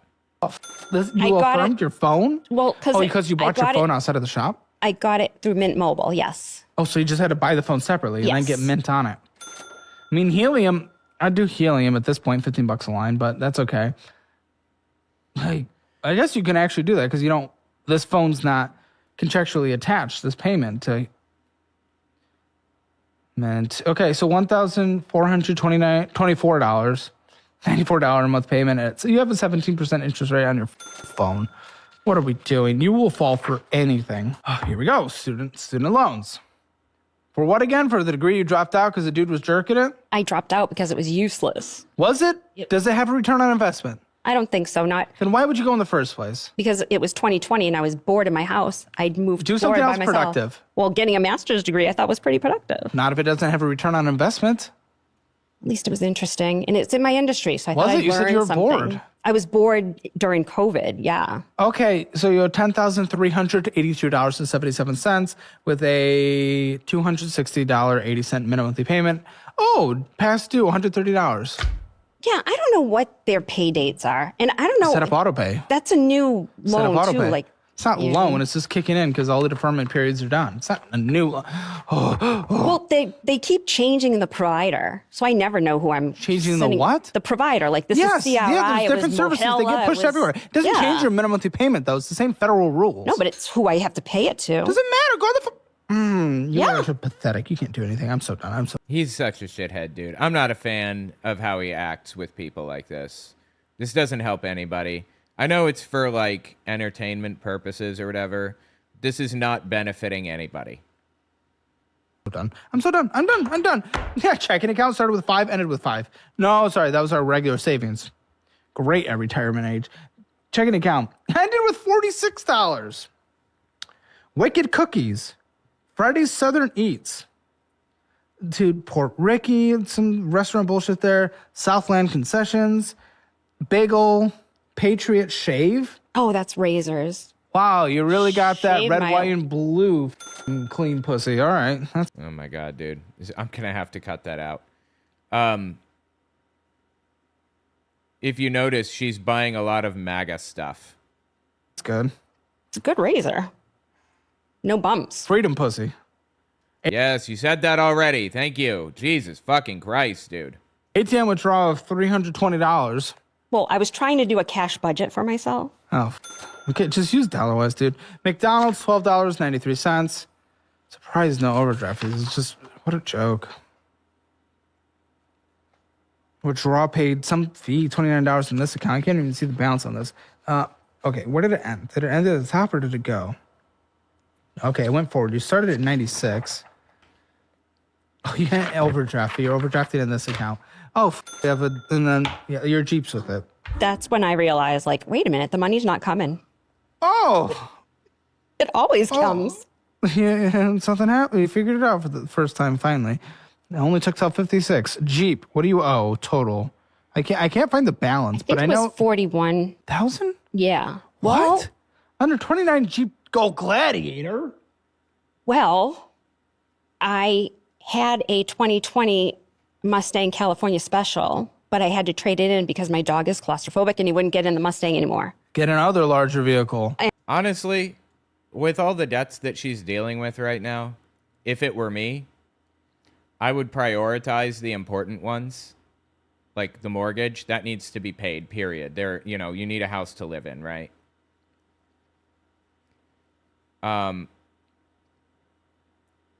And I would find the least important ones and I would stop paying them completely until they agreed to a payment arrangement that actually worked for me, that would actually allow me to pay it off and eat food, basically. That would be my plan. If people know they're not going to get their money, they'll make deals with you. That's probably how I would work it out. And I put, What are you see? Are you telling me it's actually worth, or it's oh my gosh, your minimum payment is $699. It's at a 7.25% interest rate. It's 69 cents. Okay, so it's what? It's 40 what? How much do you owe? 41,000. How much do you think it's worth? I have no idea. 23. And I put $8,000 down on it. That was the rest of my little. Bro. Oh, I'm so done. $6 in this checking account. ATM withdrawal. Pool, some pool, $100 pool, probably pool care. King Yeah. C, ATM withdrawal, $200. Who knows where that went? Another $300 there. Yummy Thai food. Professor AR and Spotify. So you have Spotify and SiriusXM? Yeah, because I don't like Oh my! listening to. I'm gonna die. Okay, but use one, right? Just arrange your budget in a 50 30 20 way where 20% goes to savings and debt. She makes 7,000, so she has 700 for debts. She starts paying debts off in the order in which they need to be paid off, and the ones that you can't pay on, don't. Yeah, your credit's going to be fucked. But guess what? You already have a house. You already have what you need. No, you're not going to be able to get another credit card, and that's probably a good thing. Let them feel the pressure of not getting paid for a while, and then they will make a deal with you, in my experience. Right? Okay. Yeah, I'll figure out which one I like the best. You haven't yet? I will. You haven't yet? Oh my gosh. Okay. Ending balance in this. Oh, savings from $48 to $21. Whew. Retirement is going so well. Okay, okay. In this savings, $11.53, and then $3.16 ending balance in that checking account. Best balance you've had in a checking account. How is this moving money back and forth? It's not even actual management. $10 in that savings. Dude, this is crazy. More. Oh, this is another debt. Is this an additional $6,206? Is student loans? It's on your credit report. Oh, then I don't even know what that one is or who it's with. But it's never been late. 37% paid off. Oh, that might be on auto pay somewhere then. Okay, let me see if the monthly payment matches up with the... No, it doesn't. So this is a different one. This is another... Oh my gosh. Okay, so another student loan, maybe from a previous... No, you opened it in 2020. Fuck me, man. Okay, you owe $6,206. Okay, Lindsay said this is for your bachelor degree. If it was $73 2021, that would be payment. my master's. Oh, I don't know. Yeah. Oh, wait, what is this one? 15,000. Is that the previous student? That might be because they keep changing the providers. That might doesn't be matter. another one. But it's different payments and stuff. No, because this is a completely different balance, and this was just pulled. I don't know. I'm gonna assume. Okay, this one's federal. I don't know what the other one is. Let's keep it as it is. But the minimums don't line up. I don't know. So it's gonna make budgeting confusing. You need to log into all your accounts. But we'll try our best. Let's see what we can do with you. I mean, just bad debt alone, you have $37,000. I mean, no, it's worse than that. But your total debt situation is $388,022. Well, the mortgage is only $275 of that. You have over $100,000 of bad debt. This is insanity. That is insanity. $275,000 of bad debt. My God. That's enough to make you feel good about your own situation, right? Jesus Christ, dude. Your income monthly $7,170.85. Mortgage $2,323.97. Debt payments besides that, let's find out. It's not going to be great. And it might be missing a student loan payment. I don't know. Jeez. Dude, your minimum payments outside of your mortgage are more than your mortgage. $2,556.29. That's insane. Man. Utilities, gas, electric, trash, all this stuff combined, how much? Internet. That's all in my HOA fees. Oh, so her 401k was missed. Oh, no, we saw the 401k. I just didn't see there was a loan on there. There's a loan on your 401k? That was really old. But is it there? Yeah. You still have it? I think so. Shit, how much did she get on her 401k? It's on my pay stub. Good death, woman. Okay, I'm so... Okay, yeah, what's your utilities? I took an entire utilities, year what off. is it? Yeah, They're fuck pretty you. minimal. Like Tell me numbers. 200. I'm trying to think, like 150 on average. Is that including internet? Internet's included in my HOA fee. Internet, Fine. trash, Is your everything HOA else. fee including your mortgage? I don't think so. So what's your HOA? $600 quarterly. 600 quarterly, so 200 a month then, right? Even still, quite chunky. So $200 a month plus $150 for utilities, $350. You're letting your HOA take care of your internet? That's insane. We have to. Have to? I would Yeah, never buy they there. do. Probably shit speeds. Okay, phone bill. That is kind of wild. I've never heard of an HOA forcing you to use their internet. HOAs are like so toxic, dude. Well, It's how much? I prepay it, so Okay, I got to go grab some food real fast. I'm going to let Professor Dave and this anti-vax debate happen while I grab some food. I'll be back in just a couple of minutes, okay? Audience think that there is a link between vaccines and autism. 1, 2, 3, 4, 5, 6, 7, 8, 9, 10, 11, 12, 13, 14, 15, 16. Wow. About 23 of you. Wow, interesting. And how many of you don't believe there is a link? Hands up.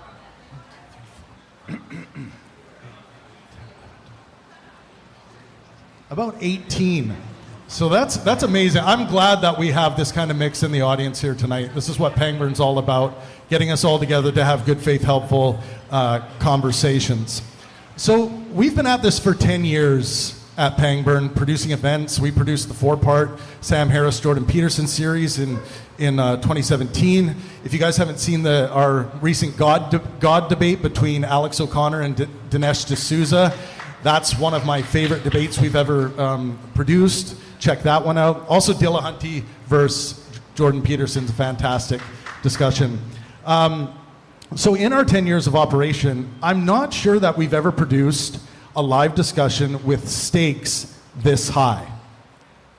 There are people literally dying and living sick due to misinformation.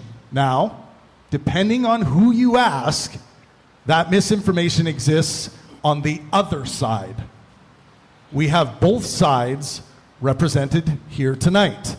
On the quote-unquote pro-vaccine side, we have Professor Dave Explains, Dave Farina, and Debunk the Funk, Dr. Dan Wilson.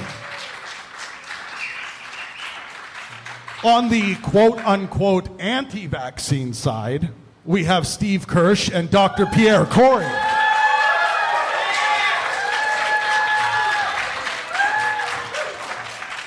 Like many of the labels that are grafted onto me by others, the debaters may reject these labels, but they do exist in the culture.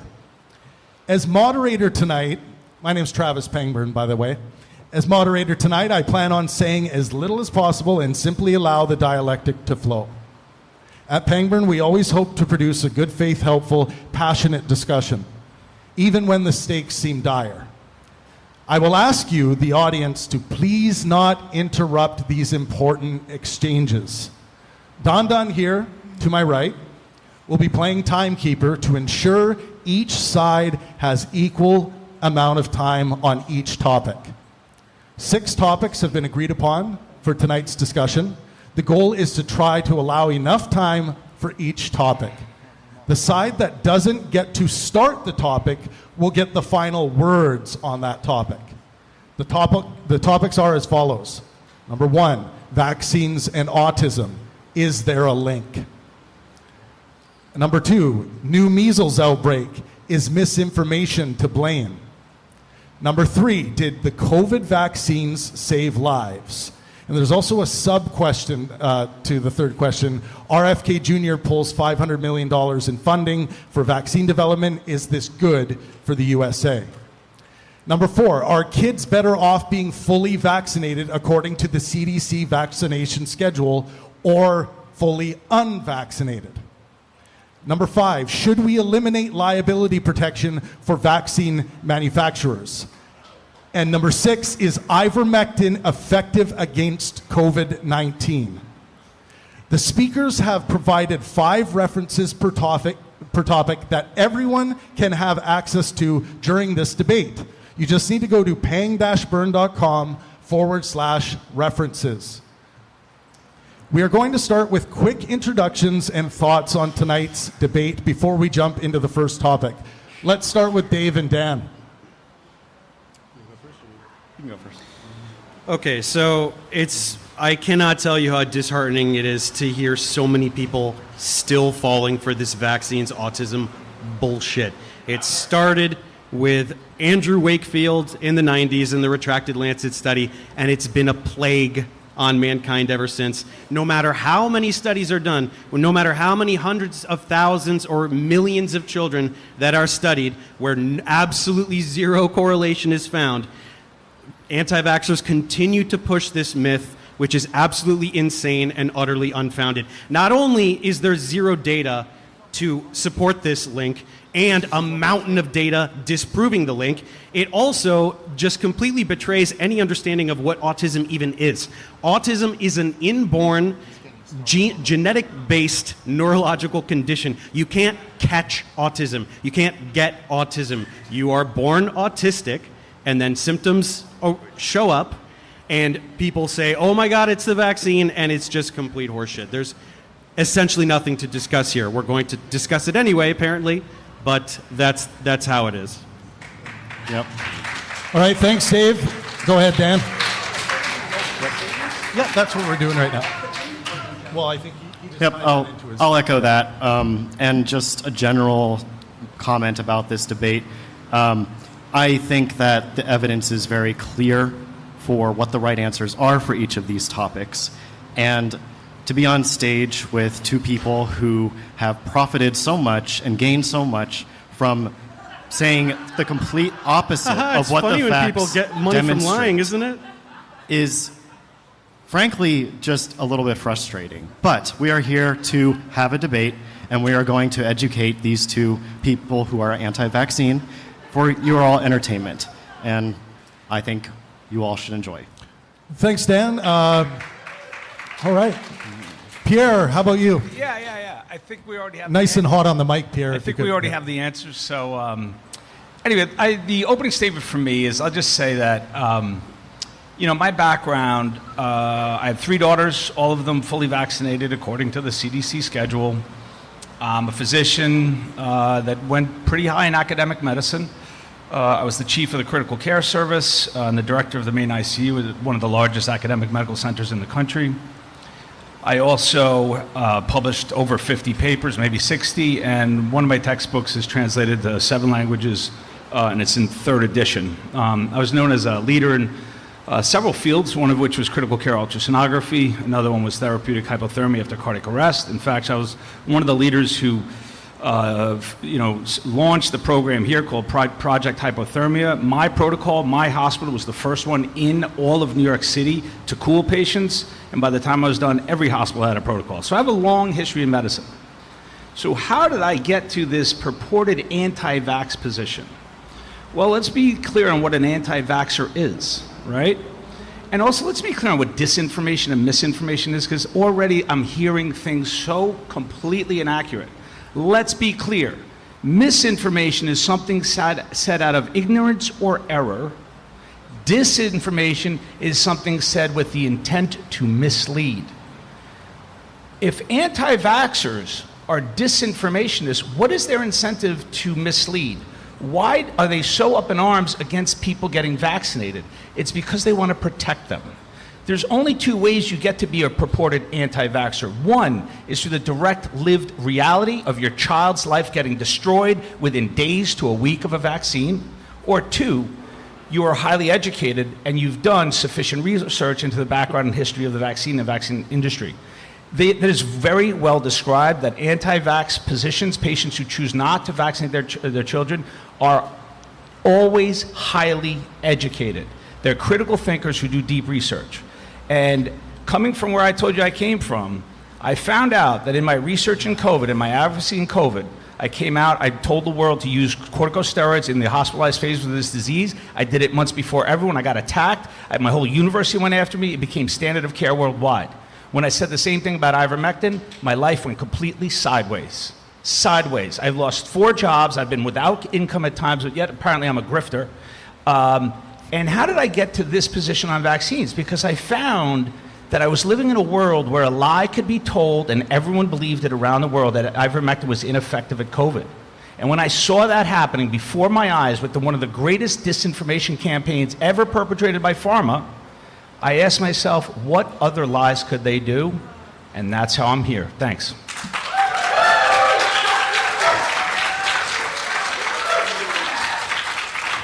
All right, Steve, go ahead.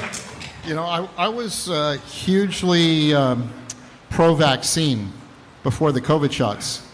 And if you asked me, should you get the COVID shot, I was like saying, of course. You'd be insane not to get the COVID shots. So I got my 2, my wife got 4, my kids are all vaccinated. And then I started hearing stories and started hearing stories, and some of them were of friends who had their relatives die. I heard one story from a friend who said that she asked me, are the COVID vaccines safe? And I said, of course they're safe. They're the safest thing ever.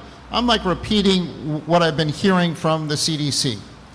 And I said, why are you asking me such a dumb question? And I was a little bit more polite than that. And she said, well, 3 of my relatives were perfectly healthy, and a week after they got the COVID vaccine, they're dead. And I said, that's impossible. The COVID vaccines are perfectly safe. No, you know, it's like 1 in a million chance. So you can't be 1 in a trillion here. I mean, that's statistically unlikely. And she said, yeah, but they're dead. And so that was the trigger that got me to go and start to look at the data. And there were other stories, by the way, for other people who were getting vaccine injured. I've never heard these stories before for any vaccine. So I started looking at the data. I looked at the VAERS data. I looked at all sorts of papers and so forth. And I ended up writing a 150-page article on questioning whether you should get the COVID shots or not. It's published in Trial Site News, got a lot of readers, super popular. And after I published that article, people on my scientific advisory board, which I had for finding early treatments for COVID, resigned, and they said they never wanted to speak to me again, and I was a bad person. And I said, well, was there something that I said that was wrong in the article? Because if I'm wrong, I just would like to be corrected, because I don't want to be spreading misinformation. And they said, we never want to talk to you again, goodbye. And so people were never willing to tell me why I was wrong. And the best that I can get is people who try to tell me, oh, you're wrong, but they don't provide any reason that I'm wrong that's backed by evidence. There's just hand-waving attacks. So it's been a frustrating experience for me, people saying that I'm wrong, but nobody willing to actually show the data that actually confirms that I'm wrong and they're right. So I'm hoping to find someone who can do that someday. But in the meantime, I've been calling for data transparency. And there's no study that was ever done, published in a peer-reviewed journal, saying that if you withhold the data from the public, you're going to get better public health outcomes. The public deserves deserves seeing the public health data. It's always being withheld. It's being withheld from everybody in the United States. It's always been kept secret. RFK Jr. is going to change that. But calling for data transparency, why can't we have the data and let everybody decide from the data? Why does it have to be hidden? All right. All right. Thank you, Steve, so much. We're going to get to the first question right away here. Let's get into it. Dave and Dan, you guys are going to be able to start this one. That means Steve and Pierre are going to get the last word on this question. So the question is, vaccines and autism, is there a link? So it's funny to me because it's always the same story, right? I was pro-vax and my kids are vaccinated. It's just the COVID vax. But if it was just the COVID vaccine, why are we here talking about the entire vaccine schedule, right? Why are we talking about vaccines and autism? Is there a vaccine in the schedule that you think is good? How is it that we're always fixating on the COVID vaccine and then all of these people here that are supporting you are just magically against all vaccines, right? If you're not anti-vaxxers, how did that happen exactly? I'll help you out. It's all of them. Keep going. Huh? Okay. It's all of them. Keep going. Okay, so he admits it. Okay. So you are just against all vaccines. Yeah. It's your turn. Go ahead. You listed, Pierre, you listed a lot of accolades in your introduction. Let's, you guys in the audience, please don't heckle the stage. We need to let the information come out. Let these guys have the conversation. Okay, Pierre, so you listed a lot of accolades in your introduction, and the common line that a lot of people who think that vaccines cause autism say is that autism has greatly increased in the past few decades. You two would agree with that line of reasoning, right? That's not the primary line of reasoning, but yes, but it's necessary, right? That's one of the things, but that's not the primary. But if thing. autism was not increasing over the past few decades, that would be interesting to you? Yes, absolutely. Okay, so do you have any knowledge, any mechanism, any scientific reasoning as to why there is a biological reason why autism is increasing as opposed to a diagnostic criteria reason? Yes, we do. Okay, let's start. Lay it on us. So, should we go now? Yeah, go ahead. It's back and forth. It's back and forth. Let me be clear. So, Vaccines have a number of adjuvants. Many of them have been shown to be neurotoxic and producing neuroinflammation. Which one? It's in all of the inserts. Which one? Anything with mercury, thimerosal, aluminum, known neurotoxic. Are those in MMR? So there's no mercury in those in childhood the MMR? vaccines? Yeah. So there's mercury was no never mercury in the vaccines? There's no mercury currently in childhood vaccines. But why'd they take it out? So when they took it out, did Why? autism Quite a long time increase? ago. Why'd they take it out? Because of the public fervor. Yes. They had never been demonstrated to be harmful at all. They took it out because of public fervor. But the point is 2001. And when they took it out, did autism rates decline or did they go up? It's not just mercury. Okay, so it's not thimerosal. Check thimerosal off. Say thimerosal. I said many of the adjuvants. You said so which one? Polysorbate 80 Which one? aluminum. Hang on. So you said Any of them. you said They're in the you said of mercury. vaccines that it cause neurological injuries. Which one? He's just Pierre, listing one of them. Pierre, you said mercury. Yes. Okay. And First of others. all, that's You guys not. wanna First pop of on all, mercury? that's not an adjuvant. What? First of all, mercury is not an It's adjuvant. an ingredient then. How's that? What is it? What does it do? It's an ingredient in the vaccine. What does it do? You tell me. You don't know, do you? I don't care. So we are going to. It's a preservative. So we are now going to have I to don't care. educate. It's We are now going to have to educate them on what the ingredient Doesn't they even think know what is it dangerous what it does. Provokes an inflammatory response. It's also not elemental. It's a Let's let, preservative. No, Okay. it's a preservative. Let's let Steve get in here. Steve, you want to add something? Oh yeah, it's just that he's just talking about one of the ingredients. It's not just the adjuvants. It's anything that's in the vaccine that is getting injected. Yeah, thimerosal's into not you. an adjuvant again, so by the way. Aluminum, for example, can get into you through injection. Is that in MMR? Hang on, we'll get to aluminum, but let's stay on mercury. Did autism go up after 2001 when it was taken out of the childhood vaccines? Yes. It's been so increasing for would you decades. expect autism to go down if an ingredient that causes autism got out of vaccines? The thing 'Cause that now they're causes being exposed autism isn't less. in there anymore. What do you expect is going to happen? It doesn't quite work that way because How does it work? How do you know? Do you know what else happened after they took you're asking- mercury out of you're the asking vaccines? for- The number of vaccines continued to explode. Not really. And Oh, what's really? no, not by really. that much. Whoa. How many? But also, what's in when? them? We're still looking for the ingredient, right? You don't know what they do, I but don't care about the ingredient. We're talking about the association between vaccines and autism. Yes. You guys are asking for mechanisms. I will tell you the associations between vaccines and autism. You want And to do that? but you mentioned mercury, and I'm asking for a mechanism wanna there, and talk you're not about able mercury. I'm to. You're talking not able about to do autism. that. So we can move on. No. There's gotta be a compound that does it, right? I'll give you a mechanism, aluminum. So we okay. Are you Explain familiar- how. Are you familiar with Chris Exley? Yes. Okay. So you know he's like the world expert on He's not. toxicology. He's not. Oh, he's not. Then who is? There is no single world expert in toxicology. Okay, That's well, so you he's like to paint this so he's one of- caricature. he's one You of like the to paint this experts in the world. caricature of science. He's been doing There it is for no one 36 single expert. years. So? How? So who has been doing it for longer than 36 years? He's been producing slop for 46 years. Okay. So he's been doing it for 36 years. There's nobody doing more research on that.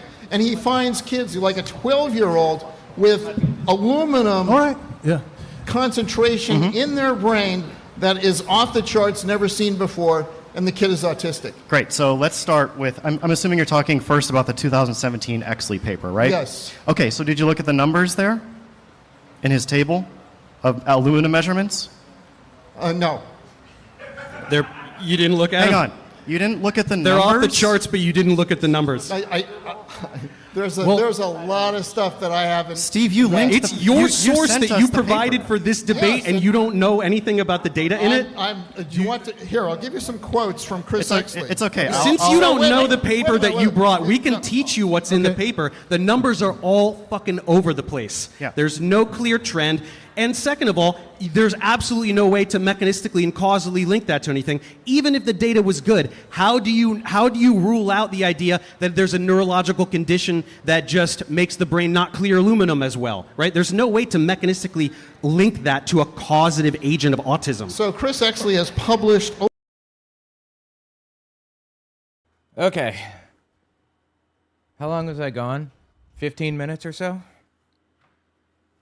Not bad. All right. Well, let's watch this, shall we? Let me put my headphones in here. Hold on.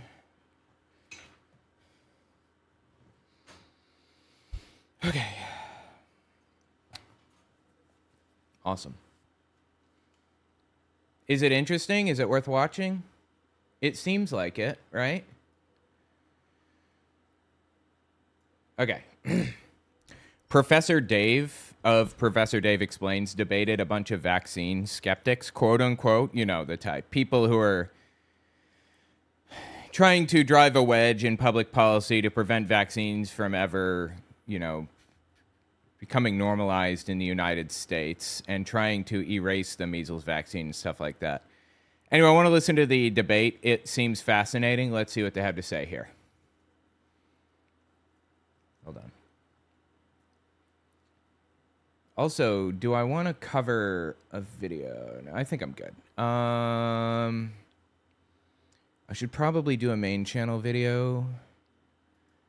It sounds like we're inducing next week. I'm going to have a baby next week. Pretty exciting stuff. Actually, later on today, I might watch some stuff. We'll see. By a show of hands, how many of you in the audience think that there is a link between vaccines and autism?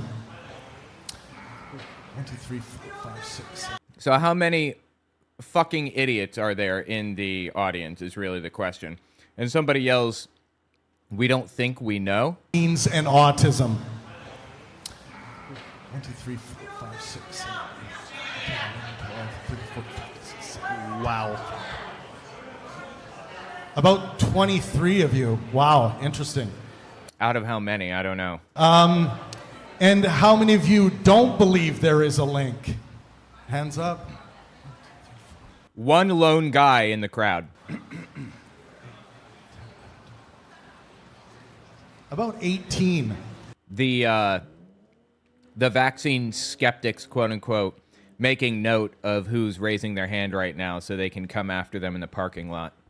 So that's amazing. I'm glad that we have this kind of mix in the audience here tonight. This is what Pangburn's all about, getting us all together to have good faith, helpful conversations. So we've been at this for 10 years at Pangburn, producing events. We produced the 4-part Sam Harris, Jordan Peterson series in 2017. If you guys haven't seen our recent God debate between Alex O'Connor and Dinesh D'Souza, that's one of my favorite debates we've ever produced.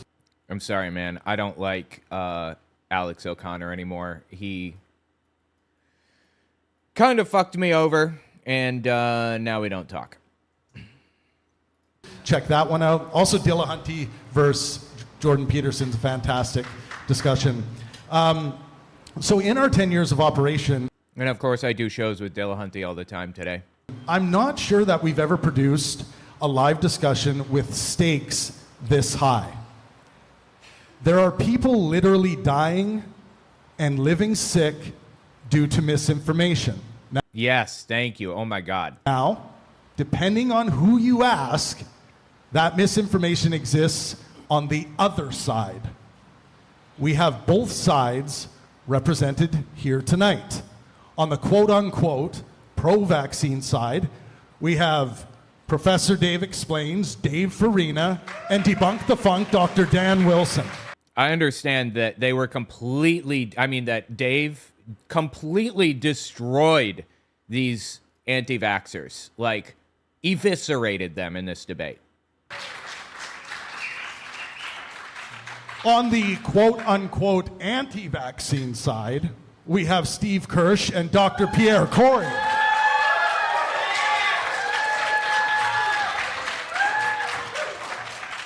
Like many of the labels that are grafted onto me by others, the debaters may reject these labels, but they do exist in the culture. As moderator tonight, my name's Travis Pangburn, by the way.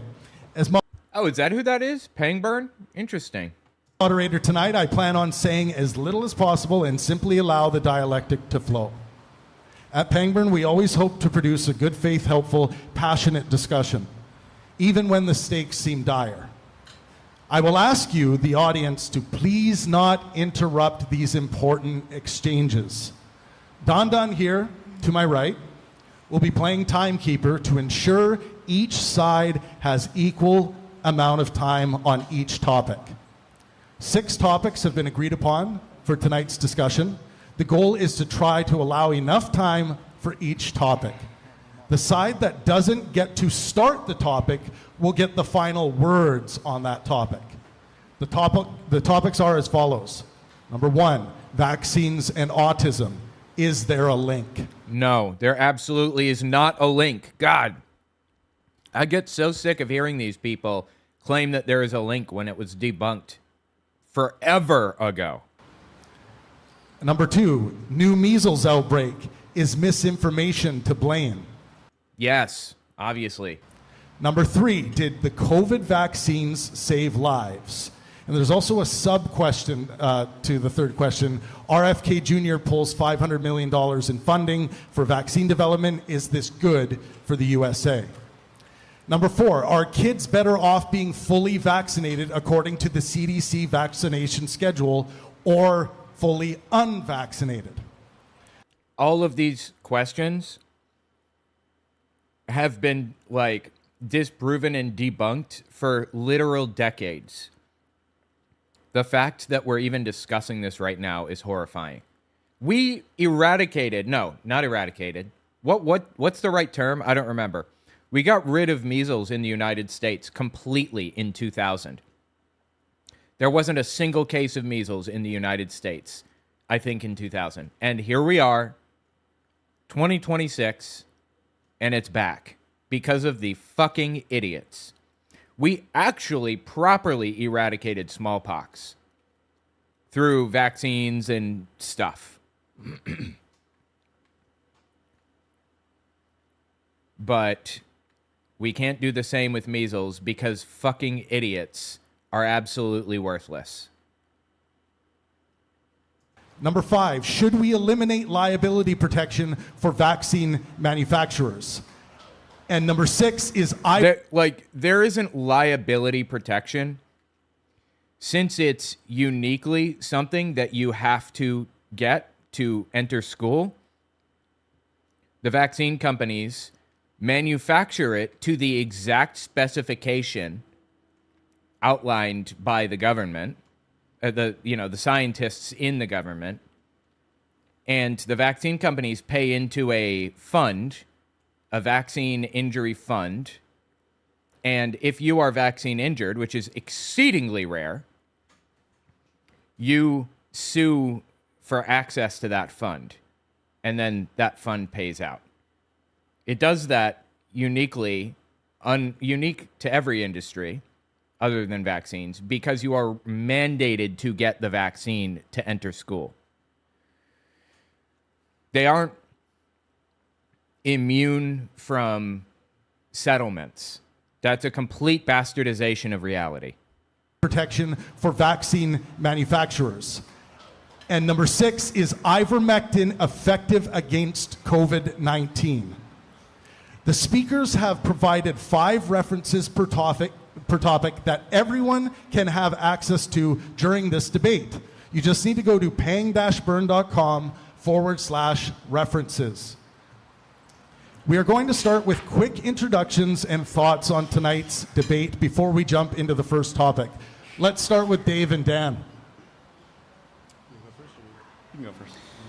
Okay, so I cannot tell you how disheartening it is to hear so many people still falling for this vaccine's autism bullshit. It started with Andrew Wakefield in the 90s in the retracted Lancet study, and it's been a plague on mankind ever since. No matter how many studies are done, no matter how many hundreds of thousands or millions of children that are studied where absolutely zero correlation is found, anti-vaxxers continue to push this myth, which is absolutely insane and utterly unfounded. Not only is there zero data to support this link and a mountain of data disproving the link, it also just completely betrays any understanding of what autism even is. Autism is an inborn, genetic-based neurological condition. You can't catch autism. You can't get autism. You are born autistic, and then symptoms show up, and people say, oh my God, it's the vaccine, and it's just complete horseshit. I appreciate that he took that direction and correctly pointed out that autism is a condition that exists from birth, effectively. Like, what the fuck? How could it possibly, like, what would the mechanism be to, quote unquote, catch autism through a vaccine? What would that even look like? Essentially nothing to discuss here. We're going to discuss it anyway, apparently, but that's how it is. Yep. All right, There's literally zero proof of this, of autism being transferred through the vaccine. It's delusion. Dave, go ahead, Dan. Yeah, that's what we're doing right now. Well, I think he just Yep, might get into his... I'll echo that. And just a general comment about this debate. I think that the evidence is very clear for what the right answers are for each of these topics. And to be on stage with two people who have profited so much and gained so much from saying the complete opposite of what the facts people get money from lying, isn't it?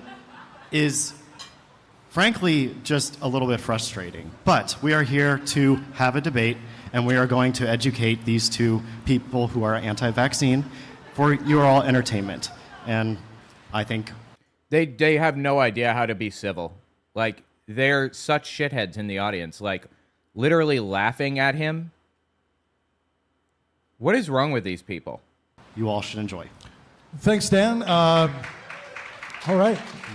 Pierre, how about you? Yeah. I think we already have... Nice and hot on the mic, Pierre. I think we already have the answers. So anyway, the opening statement for me is, I'll just say that, my background, I have 3 daughters, all of them fully vaccinated according to the CDC schedule. I'm a physician that went... He's a fucking physician, dude. Pretty high in academic medicine. I was the chief of the critical care service and the director of the main ICU at one of the largest academic medical centers in the country. I hesitate to believe him. I also published over 50 papers, maybe 60, and one of my textbooks is translated to 7 languages, and it's in 3rd edition. I was known as a leader in several fields, one of which was critical care ultrasonography. Another one was therapeutic hypothermia after cardiac arrest. In fact, I was one of the leaders who launched the program here called Project Hypothermia. My protocol, my hospital was the first one in all of New York City to cool patients. And by the time I was done, every hospital had a protocol. So I have a long history in medicine. So how did I get to this purported anti-vax position? Well, let's be clear on what an anti-vaxxer is, right? And also let's be clear on what disinformation and misinformation is, because already I'm hearing things so completely inaccurate. Let's be clear. Misinformation is something said out of ignorance or error. Disinformation is intentional lies about something that somebody knowingly is spreading, like Russia, for example. Yeah. Is something said with the intent to mislead. If anti-vaxxers are disinformationists, what is their incentive to mislead? Why are they so up in... Money. They want money, obviously. Being the expert in the conversation, being somebody who people look to for new information, they'll come up with new problems, new explanations for why vaccines are a problem so that they gain some level of credibility, obviously. So he's claiming to be completely innocent. He's claiming that he's really just looking out for people and maybe he's misinformed a little bit, but he's got good intentions. No, I'm sorry, I reject that. As a doctor, I don't believe that for a second. You know how to read medical papers. If you really wanted to go through these papers and peer review them yourself, then you wouldn't be an anti-vaxxer anymore. He's a disinformation agent. Arms against people getting vaccinated. It's because they want to protect them. There's only 2 ways you get to be a purported anti-vaxxer. One is through the direct lived reality of your child's life getting destroyed within days to a week of a vaccine. Or 2, you are highly educated and you've done sufficient research into the background and history of the vaccine and vaccine industry. That is very well described that anti-vax positions, patients who choose not to vaccinate their children, are always highly educated. They're... Are you shitting me?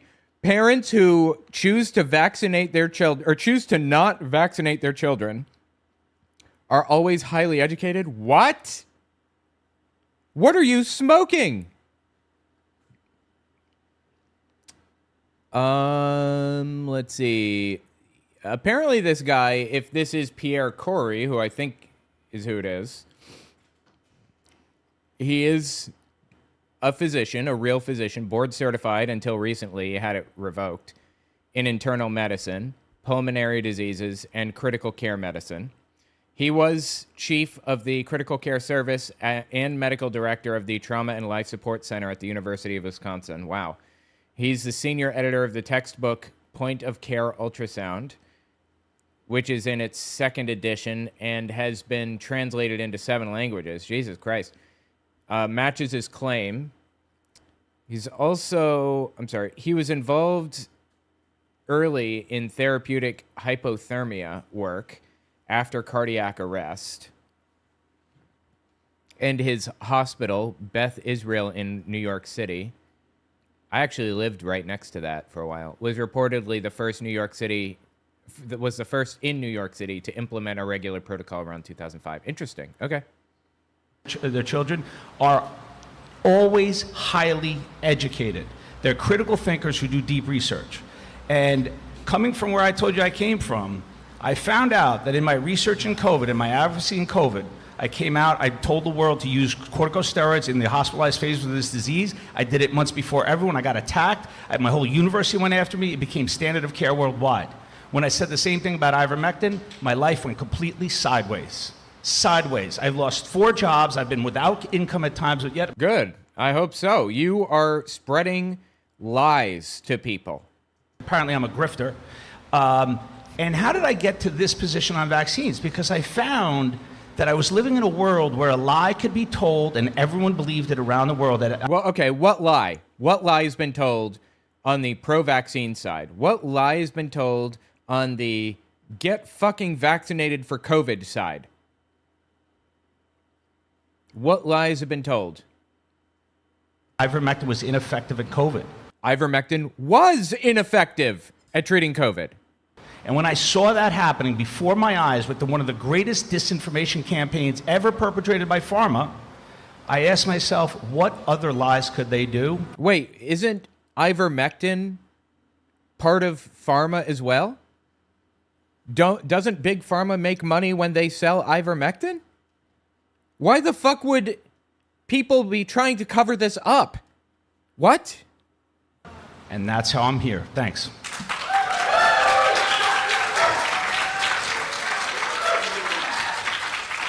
All right, Steve, go ahead. You know, I was hugely pro-vaccine before the COVID shots. I bet. And if you asked me, should you get the COVID shot, I was like saying, of course. You'd be insane not to get the COVID shots. So I got my 2, my wife got 4, my kids are all vaccinated.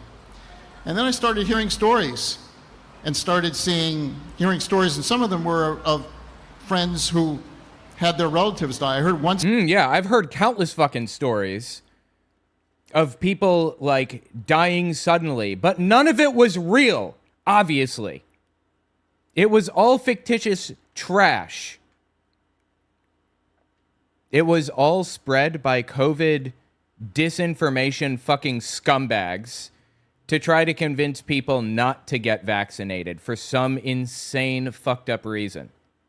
I heard a billion stories from people. Yes, that doesn't mean those stories were real. Obviously. These people are fucking suckers, dude.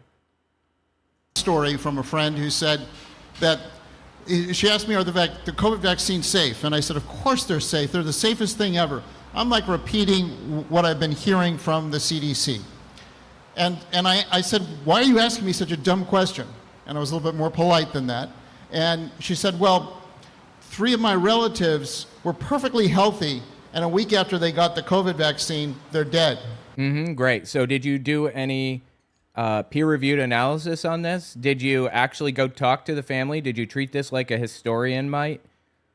Did you actually investigate? Did you see the death certificates? Did you see the cause of death on those? Or did you just hear something from somebody and decide to believe that their explanation was the correct one, even though you have absolutely no fucking reason to think that? These people are seriously fucking delusional, dude. And I said, that's impossible. The COVID vaccines are perfectly safe. Nobody, you know, it's like 1 in a million chance. So you can't be 1 in a trillion here. I mean, that's statistically unlikely. And she said, yeah, but they're dead. And so that was the trigger that got me to go and start to look at the data. But he didn't actually look at the data, apparently. And there were other stories, by the way, for other people who were getting vaccine injured. I've never heard these stories before for any vaccine. So I started looking at the data. I looked at the VAERS data. I looked at all sorts of papers and so forth. Why would you look at the VAERS data when that's not peer-reviewed, that when literally anybody can go in there and say anything that they want? Honestly, I don't think the VAERS data should be available to the public. I think it should be available to doctors to review, or to somebody who can write peer-reviewed documents on this. Because making it available to the public leads to shit like this right here. And I ended up writing a 150-page article on questioning whether you should get the COVID shots or not. It was published in Trial Site News, got a lot of readers, super popular. And after I published that article, people on my scientific advisory board, which I had for finding early treatments for COVID, resigned, and they said they never wanted to speak to me again, and I was a bad person. And I said, well, was there something that I said that was wrong in the article? Because if I'm wrong, I just would like to be corrected, because I don't want to be spreading misinformation. Totally, yeah. You're the only honest one here, right? Everyone else is dishonest and mistreats you. And they said, we never want to talk to you again, goodbye. And so... Yeah, scientists, your peers among scientists refuse to peer review your findings. They wouldn't even tell you where you were wrong, I bet. People were never willing to tell me why I was wrong. And the best that I can get is people who, tried to tell me, oh, you're wrong, but they don't provide any reason that I'm wrong that's backed by evidence. There's just hand-waving attacks. So it's been a frustrating experience for me, people saying that I'm wrong, but nobody willing to actually show the data that actually confirms that I'm wrong and they're right. All of these peer-reviewed articles about how the vaccine is killing millions of people were shot down in the peer review process with evidence and data. He's just lying here. So I'm hoping to find someone who can do that someday. But in the meantime, I've been calling for data transparency. And there's no study that was ever done, published in a peer-reviewed journal, saying that if you withhold the data from the public, you're going to get better public health outcomes. I don't understand what he's saying. Is he claiming that peer-reviewed journals are hiding data from people? Why the fuck is my bike not working? Oh, my bike is dead. I forgot to put stuff in it, right? Is he claiming that this stuff is not... is he claiming that peer-reviewed journals are hiding this data from people? The public deserves deserves seeing the public health data. It's always being withheld. It's being withheld from everybody in the United States. It's always been kept secret. RFK Jr. is going to change that. But calling for Did he change that? No, of course he didn't. Data transparency. Why can't we have the data and let everybody decide from the data? Like, the data is available. I don't even know what he's talking about. I don't know what he's complaining about here. What data do you want access to that you don't have access to? The internet is open. What could you not find? Why does it have to be hidden? All right. All right. Thank you, Steve, so much. We're going to get to the first question right away here. Let's go. Let's get into it. Dave and Dan, you guys are going to be able to start this one. That means Steve and Pierre are going to get the last word on this question. I understand he completely destroyed the anti-vaxxers in this. Like, it was an absolute shit show. So the question is, vaccines and autism, is there a link? So it's funny to me because it's always the same story, right? I was pro-vax and my kids are vaccinated. It's just the COVID vax. But if it was just the COVID vaccine, why are we here talking about the entire vaccine schedule, right? Why are we talking about vaccines and autism? Is there a vaccine in the schedule that you think is good? How is it that we're always fixating on the COVID vaccine and then all of these people here that are supporting you are just magically against all vaccines, right? If you're not anti-vaxxers, how did that happen exactly? I'll help you out. It's all of them. Keep going. Huh? Okay. It's all of them. So it's not just COVID. Well, I think just a minute ago they said it was the COVID vaccine that radicalized these people, right? Keep going. Okay, so he admits it. Okay, so you are just against all vaccines. Yeah. It's your turn. Go ahead. You listed, Pierre, you listed a lot of accolades in your introduction. Let's, you guys. People are just yelling. Guys in the audience, please don't heckle the stage. We need to let the information come out. Let these guys have the conversation. Okay, Pierre, so you listed a lot of accolades in your introduction, and the common line that a lot of people who think that vaccines cause autism say is that autism has greatly increased in the past few decades. You two would agree with that line of reasoning, right? That's not the primary line of reasoning, but yes, but it's necessary, right? That's one of the things, but that's not the primary. But if thing. autism was not increasing over the past few decades, that way it wouldn't make any sense. Their argument would not make any sense anymore, right? Be interesting to you?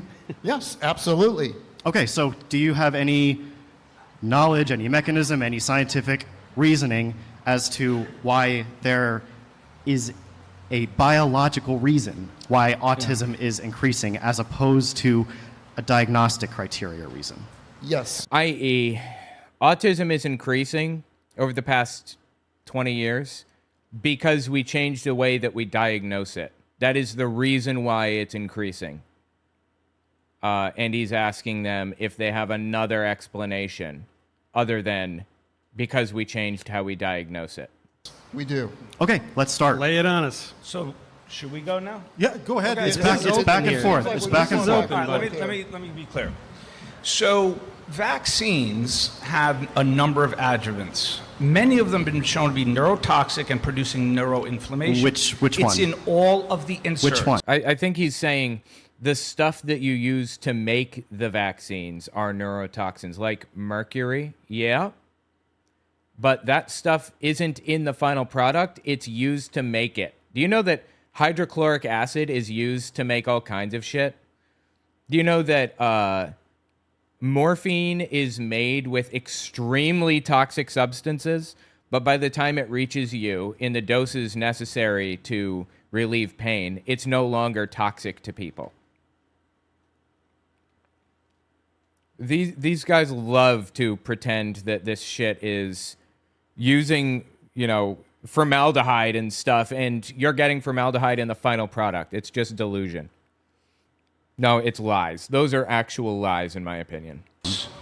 Anything with mercury, thimerosal, aluminum, known neurotoxins. Are those in MMR? So there's no mercury in childhood vaccines? Yeah. So mercury there's was no never mercury in the vaccines? There's no mercury currently in childhood vaccines. But why'd they take it out? Because they suspected that it might be dangerous. And that's fair. You know what? That's fair. They suspected that mercury might be dangerous, so they removed it. That was legitimate. Like, people really thought it might be dangerous. So they removed it, and guess what? It changed literally nothing about the outcomes of anything at all. Certainly not the outcomes of autism. It changed nothing. It turns out it wasn't dangerous. They just removed it from the manufacturing process just in case. So when they took it out, did Why? autism Quite a long time increase? ago. Why'd they take it out? Because of the public fervor. Yes. They had never been demonstrated to be harmful at all. They took it out because of public fervor. But the point is 2001. And when they took it out, did autism rates decline or did they go up? It's not just mercury. So it's not thimerosal. So it, literally, it had nothing to do with anything. They removed the mercury, thimerosal, or whatever for no reason at all, is the point. Check thimerosal off. Say thimerosal. I said many of the adjuvants. You said So which mercury. one? Polysorbate 80 Which one? aluminum. Hang on. So you said Any of them. you They're said in the you inserts said of the mercury. vaccines that it caused neurological injuries. Which one? He's Pierre, listing one of them. Pierre, you said mercury. Yes. Okay. And- First and of all, others, first of all, that's you guys not. wanna First pop of on all, mercury? first of all, that's not an adjuvant. What? First of all, mercury is not an It's adjuvant. an ingredient then. How's that? What is it? What does it do? It's an ingredient in the No, it's not an ingredient. It was a manufacturing. It was something used in manufacturing. It wasn't an ingredient, I believe. What does it do? You tell me. You don't know, do you? I don't care. So we are I going know to. It's a so- preservative. So we I'm are not now even- going to have I to don't care. educate. It's We are now toxic. going to have to educate them Yeah. on what the ingredient Doesn't they even know think what is it- dangerous it does. does. An It's a. inflammatory response. It's also not elemental. It's a Let's let, preservative. No, Okay. it's a Let's preservative. let Steve get in here. Steve, you want to add something? No, yeah, it's just that he's just talking about one of the ingredients. It's not just the adjuvants. It's anything Hang on. that's in the vaccine that is getting injected. Yeah, thimerosal's into not you. an adjuvant again, so by the way. Aluminum, for example, can get into you through injection. Is that in MMR? Hang on, we'll get to aluminum, but let's stay on mercury. Did autism go up after 2001 when it was taken out of the childhood vaccines? Yes. It's been So increasing for so would you decades. expect autism to go down if an ingredient that causes autism got out of vaccines? The thing 'Cause that now they're causes being exposed autism isn't less. in there anymore. What do you expect is going to happen? It doesn't quite work that way because How the does it work? longer- How do you know? Do you know what else happened after they took you're asking- mercury out of the you're asking vaccines? for- The number of vaccines continued to explode. Not really. And Oh, what's really? no, not by really. that Whoa. much. How many? But also, Since what's in when? them? We're still looking for the ingredient, right? You don't know what they do, I but don't care about the ingredient. You guys, we're talking about the. I don't care about the ingredient, he says. Well, what's your complaint? They want to get certain ingredients out of vaccines. What's the complaint? Association between vaccines and autism. Yes. You guys are asking for mechanisms. I will tell you the associations between vaccines and autism. You want And me to do that? but you mentioned mercury, and I'm asking for a mechanism wanna there, and care you're not about mercury. able I'm to. talking You're not about able to do autism. that. So we can move on. No. there's got to be a compound that does it, right? I'll give you a mechanism, aluminum. So we okay. Are you Explain familiar- how. Are you familiar with Chris Exley? Yes. Okay. So you know he's like the world expert on He's not. toxicology. He's not. Oh, he's not. Then who is? There is no single world expert in toxicology. Okay, That's, well, so you he's like to paint this so he's one of- caricature. he's one You of like the to paint this experts in the world. caricature of science. He's been doing There it is for no one 36 single expert. years. So How? So who has been doing it for longer he's than been- 36 years? He's been producing slop for 46 years. I've been on YouTube for 46 years. Sorry. I've been on YouTube for 10 years. Does not mean I'm a YouTube expert. Does not mean I'm a marketing expert. I could claim all kinds of things that aren't necessarily true because I've been in this specific field for this long. I've been writing books for, 5 years. Does not mean that I'm a writing expert. I'm an English expert. In fact, I could very well completely suck at writing books. But, the nuance is completely lost on these fucking idiots, obviously. Okay, so he's been doing it for 36 years. There's nobody doing more research on that, and he finds kids like a 12-year-old with aluminum concentration in their brain that is off the charts, never seen before. Yeah, I think that's complete nonsense. Also, I believe, I could be wrong here, I think that they discovered recently that microplastics, the research papers showing that there are microplastics all over everything, I believe they showed that was the result of contamination and not actually microplastics in people's body. The microplastics problem is not anywhere near as bad as they thought it was, if I'm not mistaken. So these things happen. This is why peer review exists. And the kid is autistic. Great. So let's start with, I'm assuming you're talking first about the 2017 Exley paper, right? Yes. Okay. Haunted Shadows Legacy. Get ready. Here comes the most ridiculous part. Okay. Okay, so did you look at the numbers there in his table of aluminum measurements? No. You didn't look at Hang them? on. You didn't look at the They're numbers? off the charts, but you didn't look at the numbers.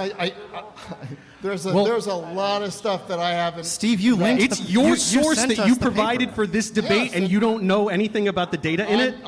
Do you want to? Here, I'll give you some quotes from Chris Exley. It's okay. Since you don't know the wait, paper wait, that wait, you wait. brought, we can teach you what's in the paper. The numbers are all fucking over the place. Yeah. There's no clear trend. And second of all, there's absolutely no way to mechanistically and causally link that to anything. Even if the data was good, how do you rule out the idea that there's a neurological condition that just makes the brain not clear aluminum as well, right? There's no way to mechanistically link that to a causative agent of autism. So Chris Exley has published over 200 peer-reviewed papers. Data. On aluminum. Let's get to the data. He's published over 200 peer-reviewed papers. Great. Well, what's in the papers is the question, right? Many of which are retracted. What he says is, I did not see such high aluminum content in the brains of Alzheimer's patient. This was extraordinary. These are some of the highest values ever measured in human brain tissue. Now, go ahead and dispute that. Tell me your source for someone who has higher levels of... Literally, they just said that there was no, like the paper that he wrote did not prove what he's claiming it proved at all. The data was not there. That's what they were saying just now, right? Aluminum than what he's measured. I'll do you better. So let's go to that table that you didn't read. So let me read off some of the measurements that he got of aluminum in a child's brain. Do you know what a technical replicate of an experiment is?